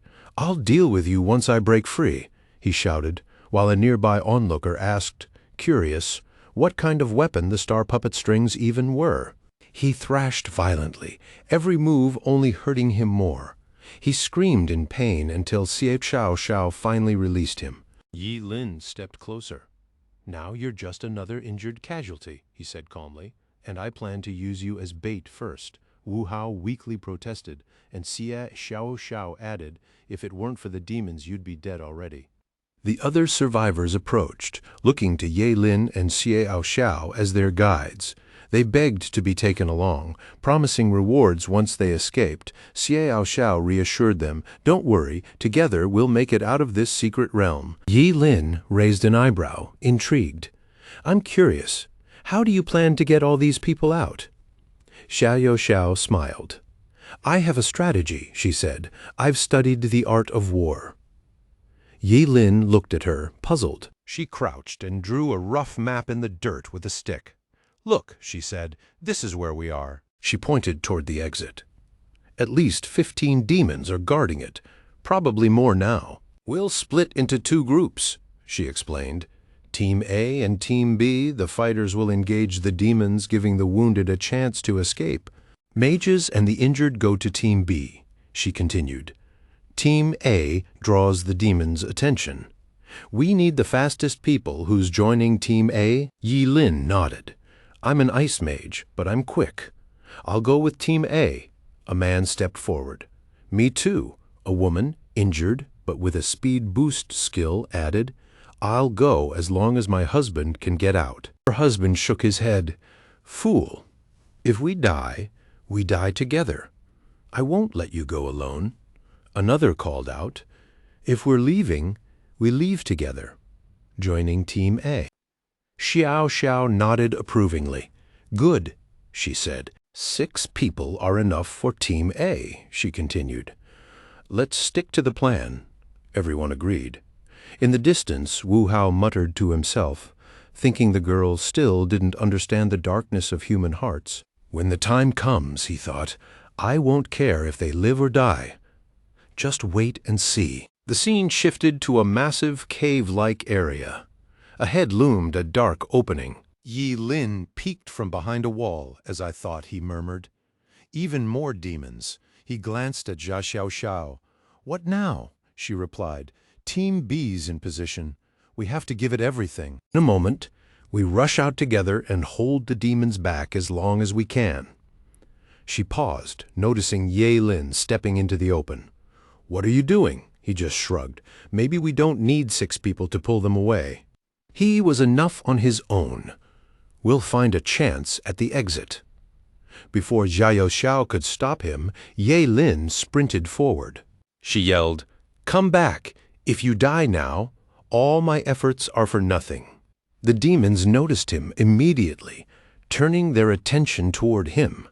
The cavern stretched wide, filled with scattered figures and dominated by a massive statue looming in the shadows. Xiao Xiao could only watch as Ye Lin signaled her silently. "Don't worry, he's fine." He unleashed his ice blade technique. Sharp, icy constructs rained down like blades, shattering 2 ice sculpture demons instantly. The other demons realized this was the ice expert they feared. Even a dozen of them hadn't managed to stop him before. Ye Lin leapt into the air, shouting, "This time it's you demons who won't escape, not me." Ye Lin unleashed the forbidden spell, the eternal stem element.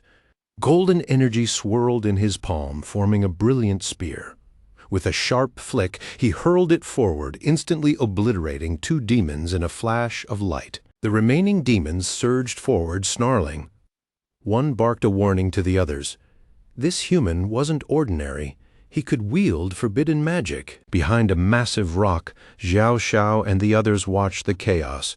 One man whispered it was the perfect chance to strike and clear the demons. But Xiao Xiao frowned. Something didn't sit right. Through the turmoil, Ye Lin stayed calm, scanning the battlefield. "These demons are too weak," he muttered under his breath. A towering demon swung a massive axe, charging at him, roaring that Ye Lin was nothing but an ant. Ye Lin paused, letting his gaze sharpen as he measured the threat.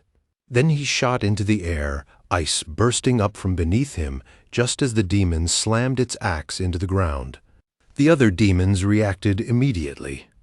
One barked orders to hold the exit, while a few pursued Ye Lin directly. He glanced back, smirking. "Come on, chase me!" Sprinting deeper into the cavern, he drew several demons away. From a nearby passage, Xiao Xiao and the others watched. His distraction had worked. Most demons chased him, though a few still guarded the exit. Xiao Xiao knew they couldn't hesitate. Someone suggested waiting for reinforcements, but the chance was slipping. They had to move now. As they surged forward, a demon spotted them. "More humans!" it shouted. "Don't let anyone escape!" Xiao Xiao leapt ahead, her butterfly-like wings carrying her as she cut down the first 2 demons. Elsewhere, Wu Hao watched Ye Lin taking on several demons at once. Hiding behind a rock, Wu Hao chuckled. Those 2 idiots really drew all the demons away. He turned to his group.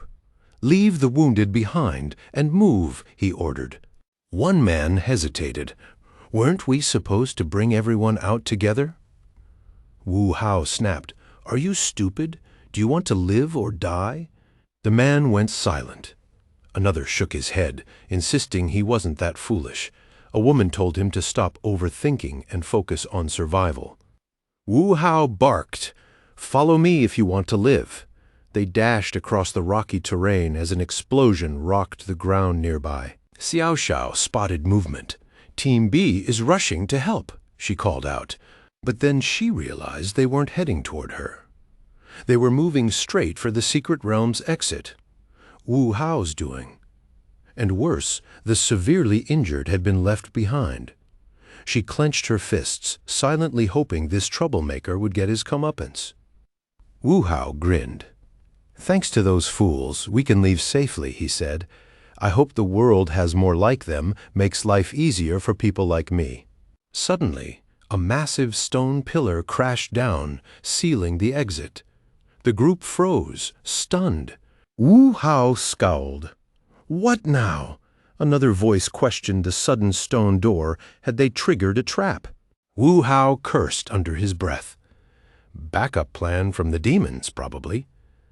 "Doesn't matter. We'll break it down together." They struck the wall with all their might, but only small chunks of debris flew off. The wall wouldn't budge.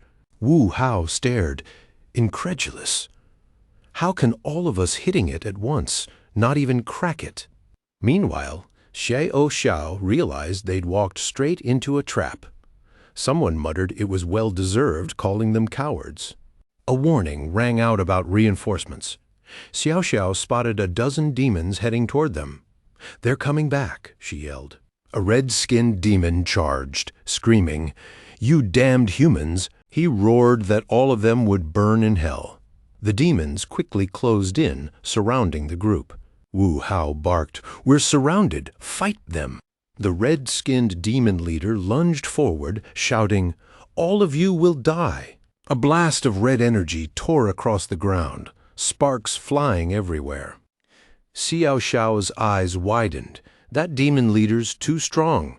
We should fall back at least for now. In a rocky ravine, Yi Lin leaned against the cliffside, noticing a large stone slab blocking a nearby path. He spotted movement and lifted his gaze, alert. Xiao Xiao called out Yi Lin. "Why are you there? Are you hurt?" He looked calm, questioning why they hadn't escaped. "Did the demons set a backup plan?" he asked. Xiao Xiao explained that the demons had trapped the entrance and wiped out Team B. Another added that some abandoned the wounded, so they only had themselves to blame. Hearing this, Yi Lin finally grew frustrated. "Fine, that's my mistake," he admitted. "Follow me. We're going back. I'll show these demons what we're capable of." Soon after, Yi Lin made his way back to the secret realm's exit, where several demons were lying in wait. He had planned to send the others out first, but now there was no choice. He had to fight head-on. He called out, "You demon bastards, prepare to die." The demon leaders smirked. "You want to die? Fine, I'll grant that wish." A surge of blue, ice-like energy tore through the air, splitting it apart. Yi Lin leapt from a high rock, the impact cracking the ground beneath him. He charged the demon leader mid-air, ice shards scattering as their clash shook the surroundings. An explosion erupted, sending shockwaves across the rocky terrain. The demon leader stared, stunned. "You were badly injured before. How did you recover so fast?" Yi Lin raised his hand, smirking. "Some things are just beyond your tiny brain," he replied. A surge of dark red energy erupted outward, swallowing every demon corpse in sight and leaving the battlefield eerily silent. The demon leader froze, eyes wide in shock. What kind of terrifying, unnatural power was this? Yi Lin stood firm, his devouring skill fully active. As he consumed every corpse around him, the demon leader could only gape, struggling to comprehend the bizarre, overwhelming force. Truthfully, Yi Lin's ruthlessness went beyond imagination. To devour his own kind like this, it was horrifying, almost unreal. Yi Lin cracked a manic grin. "Don't worry about it," he said to the red brute. "Soon it'll be your turn. I can't wait to see what I gain from devouring you." In that moment, he looked like a starving, insane beast. Fully aware this might be his only chance to feast on so many demons outside the secret realm, he sacrificed an organ to trigger burning reincarnation, pushing his limits to summon a storm of lightning that could shake the world. Suddenly, thick, dark clouds churned above Norris, swirling violently as lightning hammered down from the storm's eye. Norris barked orders to his cannon-fodder demons, demanding they defend him against Yi Lin together. Like mindless shields, the demons surrounded their leader, taking the full brunt of the terrifying lightning. The blast triggered a massive explosion, filling the air with dust, debris, and charred corpses. As the dust settled, Norris assumed Yi Lin wouldn't survive after all. He was relying on forbidden spells. Yi Lin didn't argue. Instead, he warned that the demons were about to feel real agony. Encircled by karmic flames, Yi Lin unleashed a relentless barrage of forbidden ice and fire spells, engulfing every demon in a storm of pain. Each ice spell was immediately followed by a fire spell, keeping the demons in constant torment. Forbidden techniques, eyes of eternal freeze, fire god's breath, heaven-burning fire, sorrow of cold, and a dozen more rained down like meteors, annihilating low-level demons and crippling the high-level ones. By the time the onslaught ended, the demon ranks had thinned dramatically. Corpses littered the ground, leaving only a handful of high-level demons standing. Except for Norris, who couldn't comprehend what had just happened. The rest fled, abandoning their leader. They hadn't signed up for this. They were supposed to hunt humans, not be slaughtered by one. But Ye Lin wasn't about to let this opportunity slip away.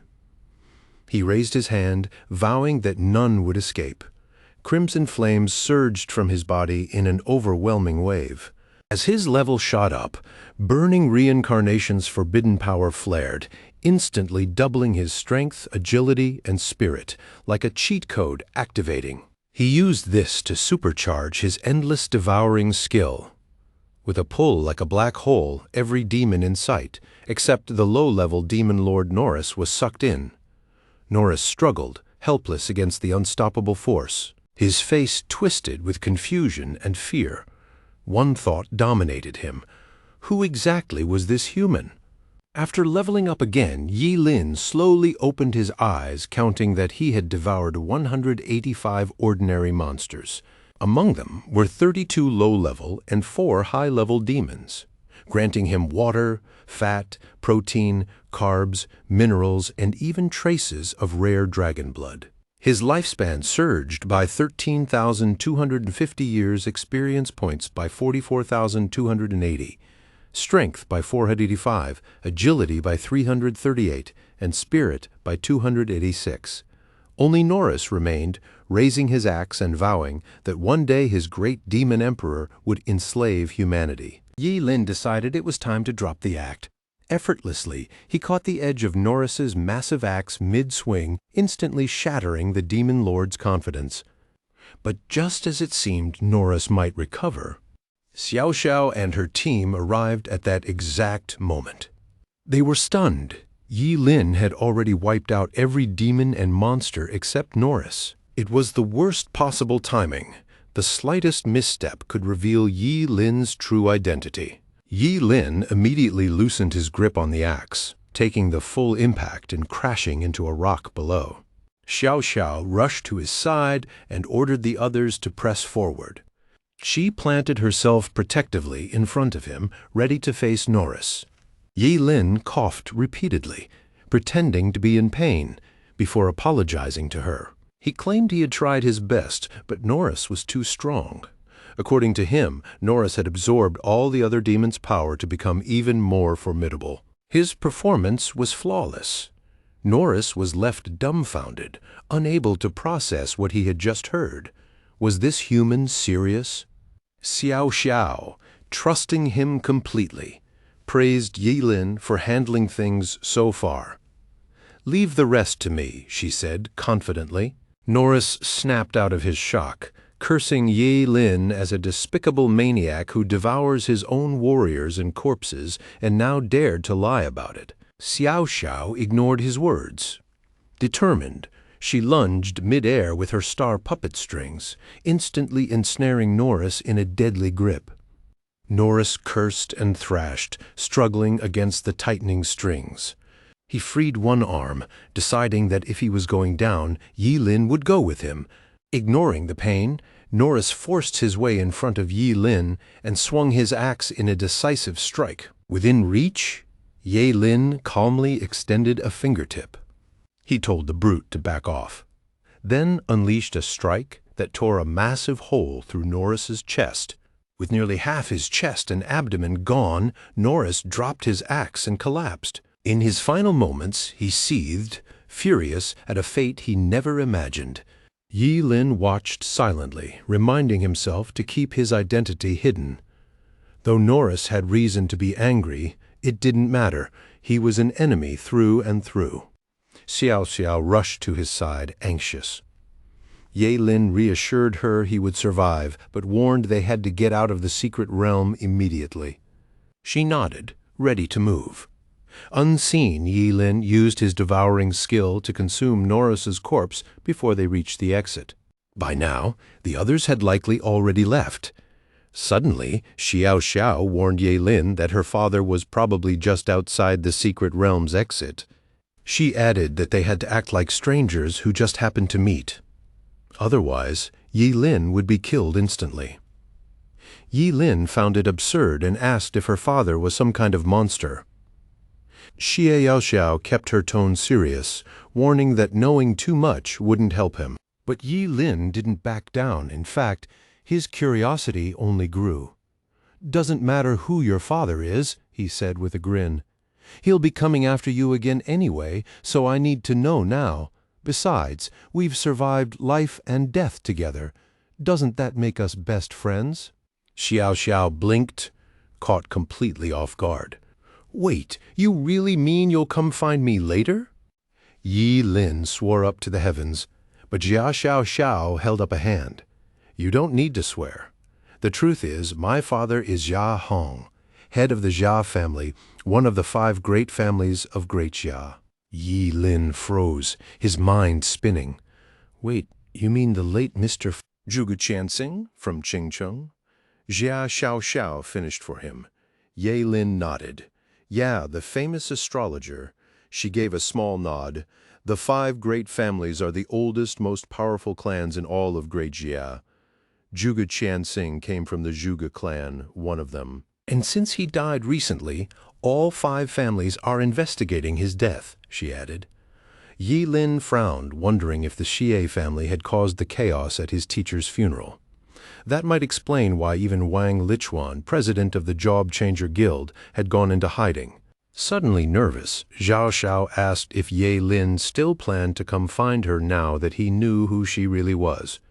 Ye Lin smiled. "Of course, who cares about the 5 great families? Once I set my mind on something, I always see it through." Zhao Xiao visibly relaxed and started to head out. Since Ye Lin said it so confidently, she would wait for him. "And don't forget," she added, "my name is Ya Xiao Xiao." Ye Lin grinned. "It's a promise." Meanwhile, at the secret realm's entrance, everything was exactly as Zhao Xiao had predicted. Her father, Jia Hong, stood there, flanked by the city lord of Qingcheng Huang. Xiao Xiao stepped forward first, Ye Lin a few steps behind. Huang let out a sigh of relief, glad she was safe. Xiao Xiao ran to her father with excitement, but Jia Hong didn't look pleased that she had acted on her own. Even though she was safe, it was clear she had grown bolder. She held up her phone. "I know I was wrong, but look at the video. Me holding my own against the demons." Xia Hong casually crushed the phone in his hand, surprising her. "This is the bare minimum," he said. "Your family spent so much raising you. If you can't do this, you're nothing but trash." He added that she had disappointed him, and that when they returned, she would enter the Dragon Pool's secret realm to reflect on her actions. Xia Xiao nodded, accepting her punishment. "I understand. I'll reflect properly." At that moment, the entrance to the secret realm began collapsing. Xia Hong paid no attention. "Who's this, Ye Lin?" he asked. Zhao Xiao explained he was an ice element mage she had met inside the secret realm. "He killed a few demons. That's all," she added. Xia Hong asked if they were close, but Zhao Xiao shook her head flatly. He asked again. She held her stance. Soon after, the group left. Meanwhile, Yi Lin watched them go, suspicious. Could Jia Hong have been orchestrating things behind the scenes? His aura was oppressive, and his men wore masks like those who attacked Yi Lin's teacher's funeral. Yi Lin dismissed the thought. He had no interest in dealing with that now. He'd been out too long time to get back. Fast. Unexpectedly, light, almost silent footsteps approached from behind. Before he could react, an arrow pierced his left shoulder. The attacker was one of Jia Hong's masked men, smirking at Ye Lin's survival. Ye Lin, though in pain, wasn't surprised. They never intended to let him go. The masked man notched another arrow. "Nice reflexes," he said. "Too bad you shouldn't have gotten this close to the young madam." Yi Lin removed the first arrow and considered his next move. He wore an illusion mask, hiding his identity. Should he play dead? But the next arrow to his head would finish him for real. An arrow whizzed past inches from him. Yi Lin condensed an ice blade and sliced off its tip, stopping it cold. Almost immediately, another arrow struck him square in the chest. Blood spurted as he collapsed, feigning death. Yi Lin silently hoped that playing dead would make the attacker leave, letting him slip away quietly. But the masked man wasn't convinced. He stepped closer. "Reincarnate well in your next life," he sneered. Yi Lin rolled aside just in time to avoid another arrow. "This idiot won't even let me play dead," he muttered. "Just finished the job already." The masked man, stunned to realize Yi Lin wasn't dead, and wasn't just an ice mage, suddenly got hit by a raging thunder-forbidden spell. The lightning bolt struck directly, incinerating his body to ashes. He died instantly, and Yi Lin quickly activated his endless devouring skill to consume the remains. Yi Lin had tried to show mercy, but the man forced his hand. He had devoured a level 58 job changer, gaining water, fat, protein, carbohydrates, minerals, and trace elements. His lifespan increased by 35 years, experience by 580, strength by 9, agility by 5, and spirit by 4. Clearly, the dead fool should have been hoping for a better reincarnation. 5 minutes later, another masked man, one of Jia Hong's trusted aides, appeared and inspected the battlefield. Crouching, he noticed fluctuations in ice magic. Lightning and spatial distortions suggested more than one person had acted. He radioed through a covert earpiece. "Hang Ghost is dead. Preliminary investigation points to 3 people. The operator gave orders, and the rat-faced masked man prepared to search Qingqing and surrounding areas thoroughly." The scene shifted to a luxurious villa surrounded by lush trees. The dark iron gates, Yi Lin, back in his original appearance, asked if Master Yin Xiang was home. No answer came. He called again.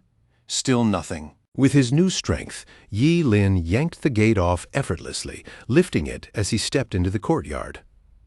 "No one's answering, no need for politeness," he muttered. At that exact moment, Yin Xiang, a senior blacksmith, rushed out.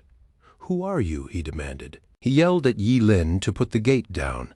Yi Lin asked coldly if he was Yin Xiang. When confirmed, Yi Lin hurled the iron gate at him. Yin Xiang hit the ground hard, half his face bruised. Furious, he shouted at his guards to attack Yi Lin.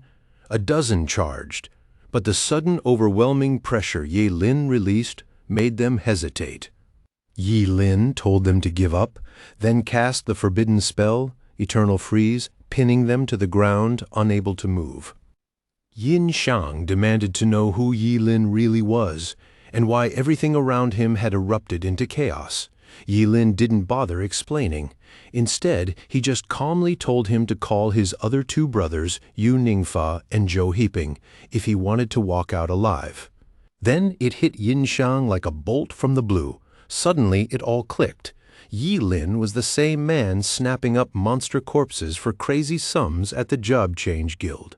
Soon enough, Yu Ningfa and Zhou Heaping arrived, looking every bit like ordinary older men. They scanned the mess around their friend's villa gate, curiosity overtaking worry. "What happened here?" they asked. At first, they weren't worried. Why would they be? That is, until Yin Xiang mentioned someone was waiting for them. "Who?" they asked. That's when Yi Lin stepped forward, calm and composed, the very man they had once hired assassins to take out. Yu Ningfa and Zhou Heaping froze, their eyes widening in shock. Then they turned on Yin Xiang, shouting, calling him a fool and a total bastard. They'd treated him like a brother, and now he'd turned against them? Yin Xiang shot back, disbelief cutting through his voice. "Seriously, you wanted Yi Lin dead, and now that he shows up, you expect him to handle everything on his own?" Yi Lin, clearly done with their bickering, snapped. Enough. Stop arguing. I'm not here for revenge. I've got business. The three old men froze, trying to process that. Then, with all eyes locked on him, Yi Lin pulled out an epic-level rainbow bow and told them to reforge it. This wasn't just any bow. Its strength hit 1200, and it had the vision skill. Any archer wielding it could double their static vision and triple their dynamic vision. They argued that epic gear was way beyond their abilities. Yin Xiang admitted he was only a high-level blacksmith. He couldn't handle this alone. Epic items needed at least a master blacksmith, and even then it was no small feat. Yi Lin already knew that. But these three were part of the Life Skills Job Changer Alliance. Together, they might just pull it off. Yi Lin started to leave, but Yin Xiang hesitated. His two friends were alchemists, not blacksmiths. How could they possibly make this work? Then, lightning split the sky, striking the decorative fish pond in the courtyard. Yi Lin shot them a sharp, intimidating look. Silent, but deadly. Can you handle this or not? The three gulped and nodded frantically. Yes, we can. Satisfied, Yi Lin left. His message was blunt. Succeed in reforging it and you live. Fail, well, just imagine. He'd be away for a while. Call him when it's done. The three exchanged nervous glances, realizing their survival rested entirely on Yin Xiang's skill with the rainbow bow. Cut to Yin Xiang's workshop. They worked day and night, hammering and shaping the bow. The alchemists controlled the flames while Yin Xiang hammered relentlessly. After a grueling couple of days, the rainbow bow was finally reforged. Without wasting a moment, they summoned Yi Lin and presented the holy silver bow, still at epic level. Its strength hit 1,000, with room to grow. The destroyed delusion skill meant arrows fired within 10 meters doubled in power and ignored defenses below divine artifact level. Yi Lin examined the bow and nodded. Double damage up close, bypassing defenses, and now usable in melee. The holy silver bow was truly epic. Zhou Yiping asked if they could leave now. Yi Lin kept his word. He left them alone, silently hoping to never cross paths again. They already understood the stakes if they failed. Next, Yi Lin went to the Ji family mansion. Announcing his return, he found Ji Lingyu and his father staring, confused, spotting him standing just outside his own room. Lingyu assumed Yi Lin had been practicing inside all along. When had he even stepped out? Then Yi Lin remembered the clone he'd left behind. He offered a flimsy excuse about needing fresh air and steered the conversation toward President Ji. He explained that Qingqing was chaotic. Too many people wanted him dead, and he needed a bodyguard. President Ji agreed, and Lingyu promised it would be taken care of. Yi Lin thanked them and left the arrangements to Lingyu. Lingyu reassured him.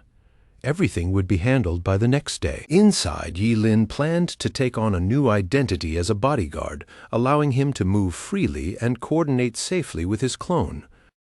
The next day at Jisha Group, Lingyu gathered the 7 finalists who had passed multiple rounds of screening. He announced they needed a top-tier bodyguard immediately and told everyone to pay attention. All 7 had passed the standard tests.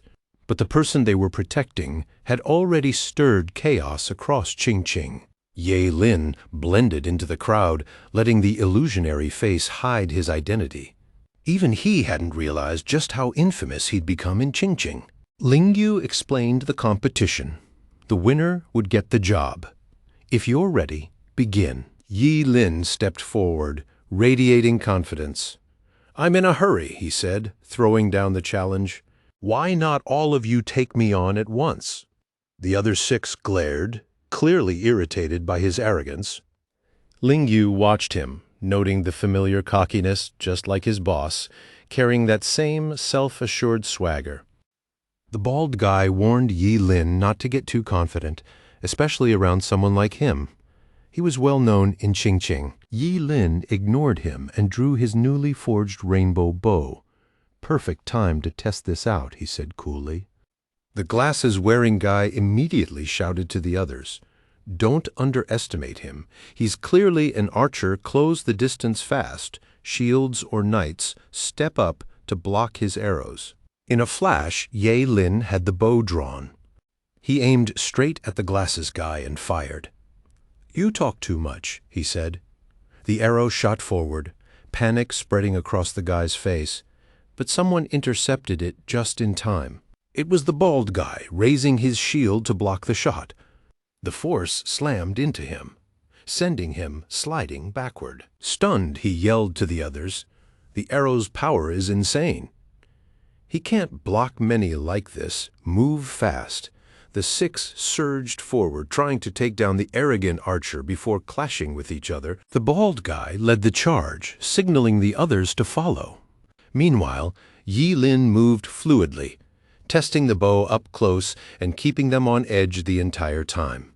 The arrow shot forward like a cannon, smashing right through the bald guy's shield and burying itself deep in his lower abdomen, as if there had been no barrier at all.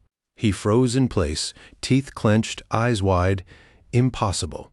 His top-tier shield, nothing should have pierced it, not even a single arrow. The impact slammed him backward across the battlefield, dust rising as he skidded along the ground. The others jumped back, startled, but quickly surged forward, thinking now was their chance. Foolishly, they charged together. Yi Lin gripped the rainbow bow tight, and in a blur of motion too fast to follow, he cut them down one by one. Blood splattered, faces frozen in shock. The man with glasses lowered his head, surrendering. This was just a bodyguard job. They valued their lives over pride. Silence fell over the battlefield, broken only by groans and whimpers as the fallen struggled to rise. Ling Yu stepped forward, eyes wide with admiration. "Incredible," he murmured, already convinced he'd found the right person without even asking a name. Yi Lin introduced himself. Level 45 job changer, S-ranked refined hunter. Strength, undeniable. Jish Group would equip him fully, and his annual salary? 60 million. Ling Yu gestured for him to follow, promising to walk him through the paperwork. His boss would be thrilled when they met. On the surface, Yi Lin nodded politely, thanking Ling Yu. Inside, though, a smirk tugged at his lips. Honestly, who wouldn't feel satisfied after that? The scene shifted. A few orcs struggled to drag a massive beast, birds scattering in panic at the commotion. Behind them, a fearsome army of monsters pressed forward. On a cliff just outside Qingcheng, Si Hong and his masked guards watched the chaos unfold. He asked the masked leader if his daughter had returned safely. When told she had, another guard hesitated, questioning whether this plan was really wise.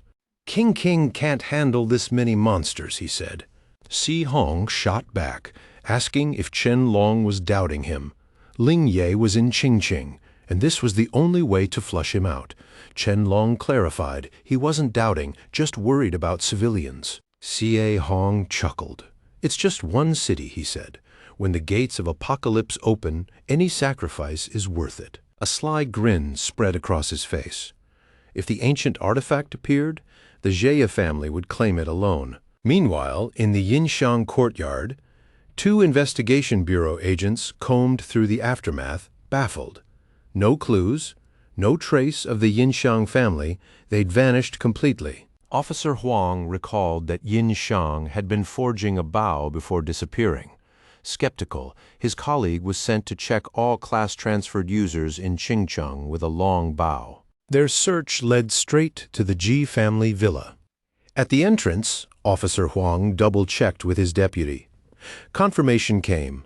The suspect had applied as a bodyguard for the Ji group, and the person to protect was Yi Lin. Huang's stomach tightened.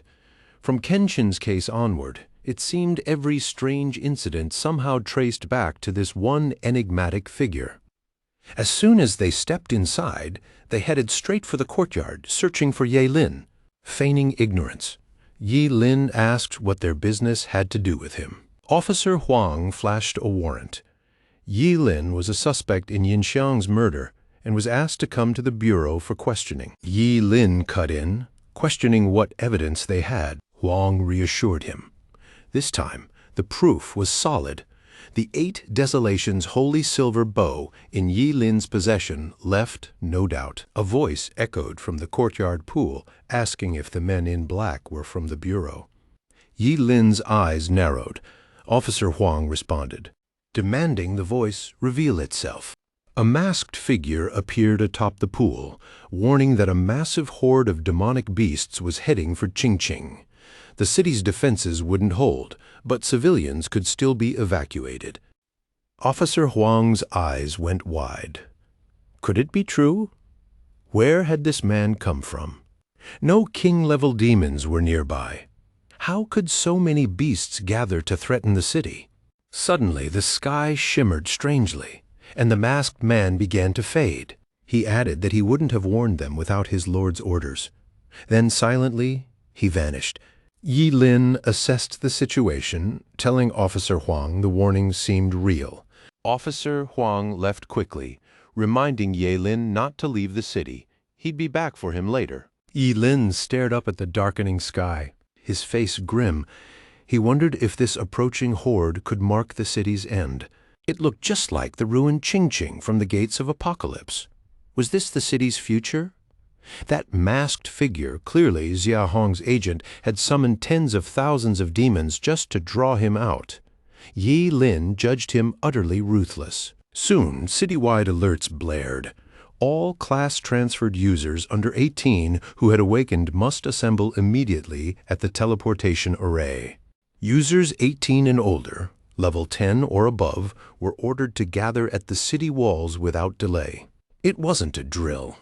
A woman grabbed her child from Yi Lin and ran, sobbing, wishing Master Zhuge Qianxing were still there. Yi Lin's chest tightened. Had his teacher already predicted all this?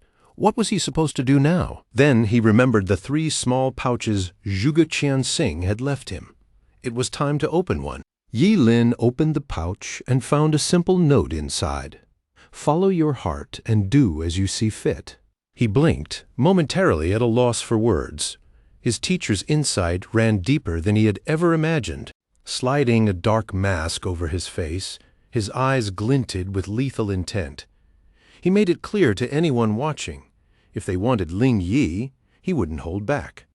Far off, strange noises rolled through thickening clouds, the urgent beat of drums echoing across the sky. Orders cut through the air like sharp blades.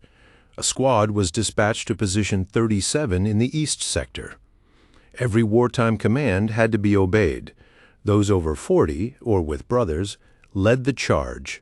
Advance and retreat exactly as ordered lives were on the line, and deserters would face execution. Outside the city walls, the monstrous horde surged forward, relentless and unstoppable. Yi Lin's eyes widened in horror. Now he understood why humans built walls around cities. Nearby, City Lord Huang asked his aide if the great expert had responded. No answer. He checked other cities. Any reinforcements? Again, nothing.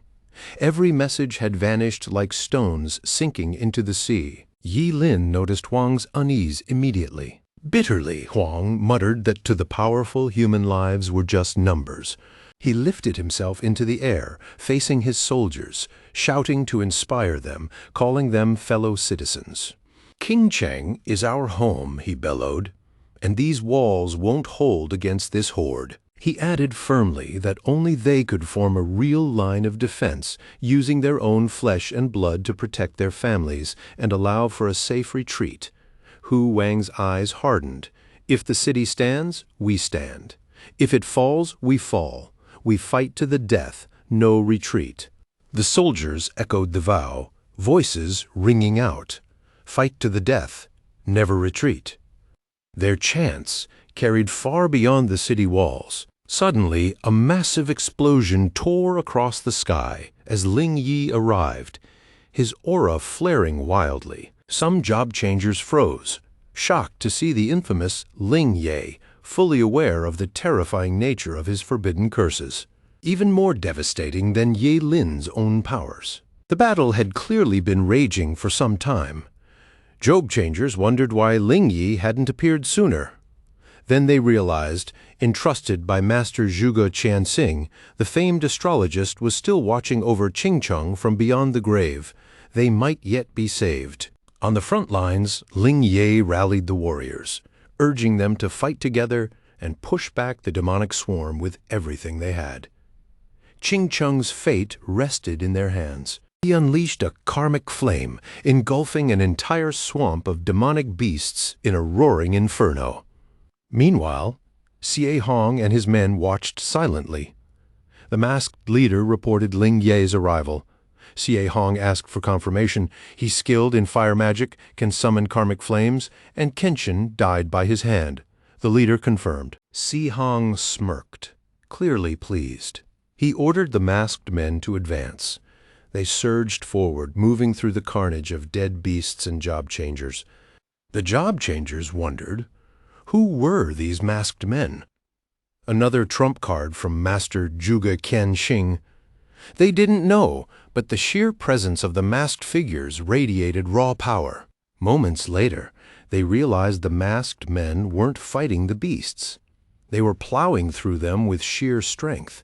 City Lord Huang couldn't help but wonder how so many experts had appeared at once, and what their goal might be. Nearby, Yi Lin watched as the full masked team revealed themselves, clearly targeting his clone, Ling Ye, who played along perfectly. Surrounded, the masked leader taunted Ling Ye. "You're fast, but now you don't run. Why is that?" Ling Yi smirked. "Do you really think you can catch me?" His plan might have faltered, but fate had other ideas. Then he shouted, admitting he had failed Master Zhuge Qianxing. The masked men realized too late that Ling Ye was about to self-destruct. They lunged, but it was impossible to stop him. A massive explosion ripped through the battlefield, sending smoke and dust high into the air. When it cleared, a huge crater marked the spot where he had stood. The masked men stared in disbelief. Ling Ye had truly sacrificed himself. He had no fear of death. One masked man asked their leader what to do next. On the city wall, Yi Lin's face was grim. A level 43 cursed sorcerer's full self-destruct hadn't even scratched these masked men. How terrifying were they? Still, the explosion should have masked Ling Yi's act, giving some cover. Suddenly, a voice drew Ye Lin's attention. He recognized it immediately. Zhuge Ni. She declared she would bury all the masked men alongside Ling Yi. Her sudden appearance stunned some job changers. Yi Lin, meanwhile, wondered why she hadn't gone to the teleportation array with everyone else. What was she doing here? Then Zhuge Ni produced a time orb, deepening his confusion. Solemnly, she vowed to inherit her father's final wish, living and dying with Qingcheng. A blinding beam of light erupted, twisting wind and clouds into a swirling vortex. Harnessing the power of the heavenly stars, she commanded it with absolute authority. Hu Wang's eyes went wide. He recognized it as the great astral array, the eternal star suppression. Like the city lord, everyone looked up as stars rained down, filling the sky with dazzling light and a resonant hum. Seconds later, every enemy, human or beast, within a meter radius was frozen solid in stone. The masked men realized why no one dared stir trouble in Qingcheng while Zhuge Qianxing lived. Even in death, his presence was terrifying. How had such a monstrous man truly died? Had they not seen the body, they would have thought he faked it.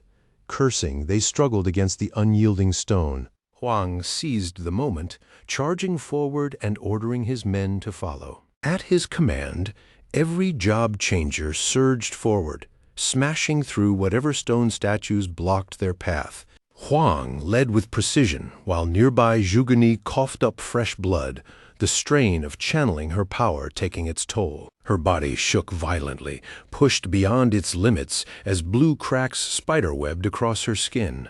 Still, she gritted her teeth, forcing herself to endure.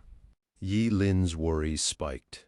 This kind of strain, pushing her this far, was well beyond what her body could safely handle. Below, every job changer hammered at the stone statues. Each strike carried a twinge of regret. Zhuge Qingqing hadn't lived long, and it stung.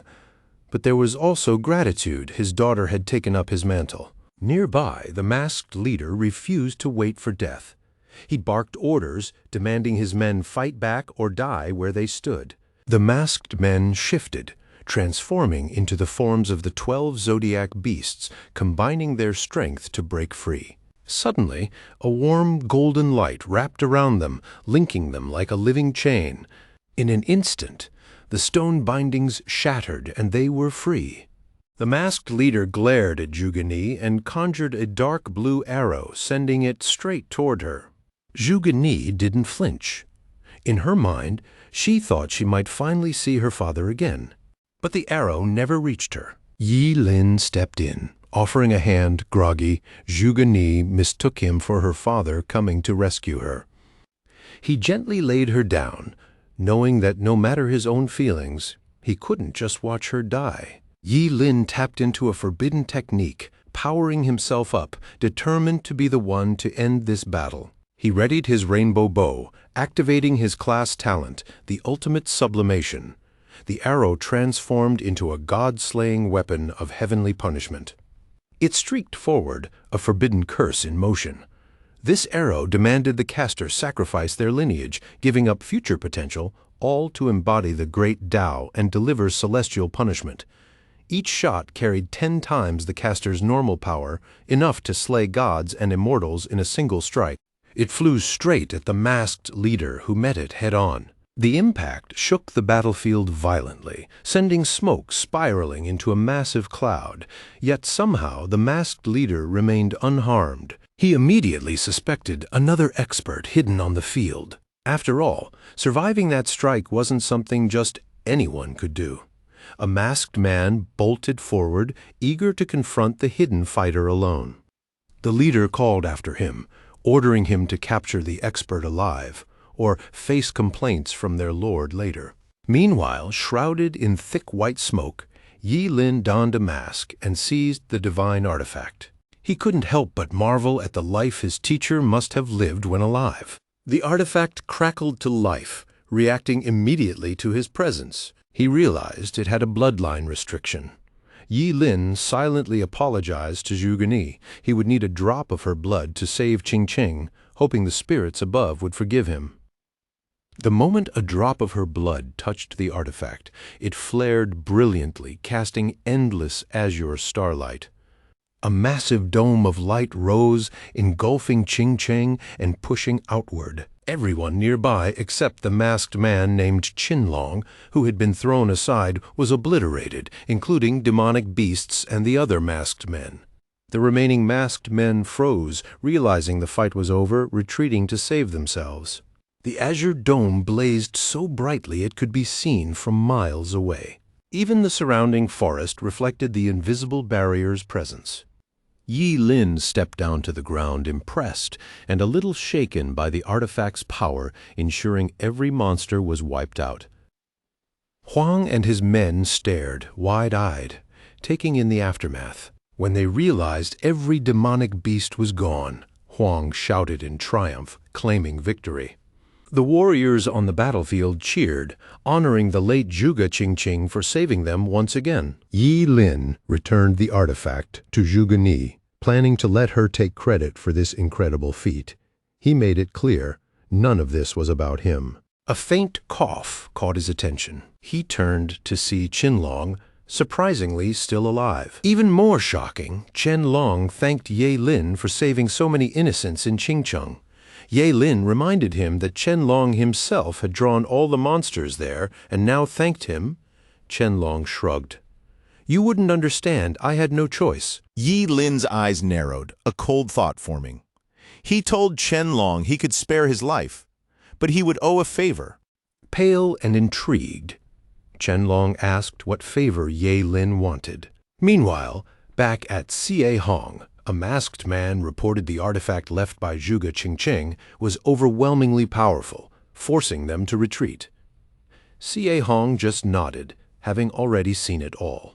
Right then, Chen Long appeared from the forest, and the masked leader announced his return. Chen Long, carrying a tattered sack, knelt before his lord and dropped it at his feet. He explained that the job changer attacking from below the city had been killed by him, but his investigation found no connection to the incident. Si Hong let out a faint chuckle, then suddenly lifted a hand toward Chen Long. An invisible force yanked Chen Long toward him, grabbing him by the neck in seconds. Si Hong scolded him, asking when Chen Long had learned to lie, he had personally raised him. Breathing became a struggle, but Chen Long gritted his teeth and insisted he dared not. The other masked men immediately knelt, pleading with their leader to spare Chen Long for now. They reasoned they needed every man they could get at this moment. Si Hong hesitated for a moment before finally letting go of Chen Long. Quietly, he warned him, "Next time, don't be surprised if he doesn't hold back." Chen Long nodded, a quiet thanks slipping out. Xie Hong motioned for the others to fall back first, emphasizing that this needed careful handling, especially with the divine organization in play. Curiosity got the better of Chen Long, and he asked if the Gate of Apocalypse had even drawn the attention of the divine messengers. Si Hong let out a long sigh, then repeated firmly, "Retreat first. He'd send word if anything else was needed." Following their lord's command, the group vanished without leaving a trace, all except Chen Long, who lingered behind. Then, without warning, Xie Hong coughed up fresh blood. Chen Long froze, gesturing toward him with concern. Xie Hong waved him off, gritting his teeth, quiet. "Just help me get back safely." Meanwhile, under the pale crescent moon, the scene shifted to Xie Hong's private quarters. Chen Long urged him to rest while he went to fetch the medicine saint, but Xie Hong stopped him unexpectedly, insisting that no one could know just how bad his injuries were. Chen Long pressed, asking who had attacked him. Xie Hong revealed it was an envoy from the divine organization, coughing violently. Xie Hong added that this wasn't a conflict that could be settled quickly or easily. Once he had recovered, he promised it would be time for a full reckoning. He stared down at his palm, smeared with his own blood.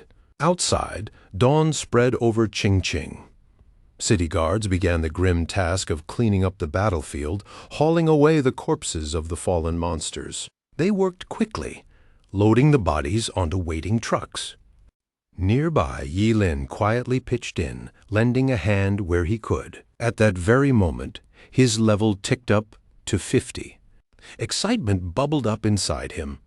His third professional talent had unlocked.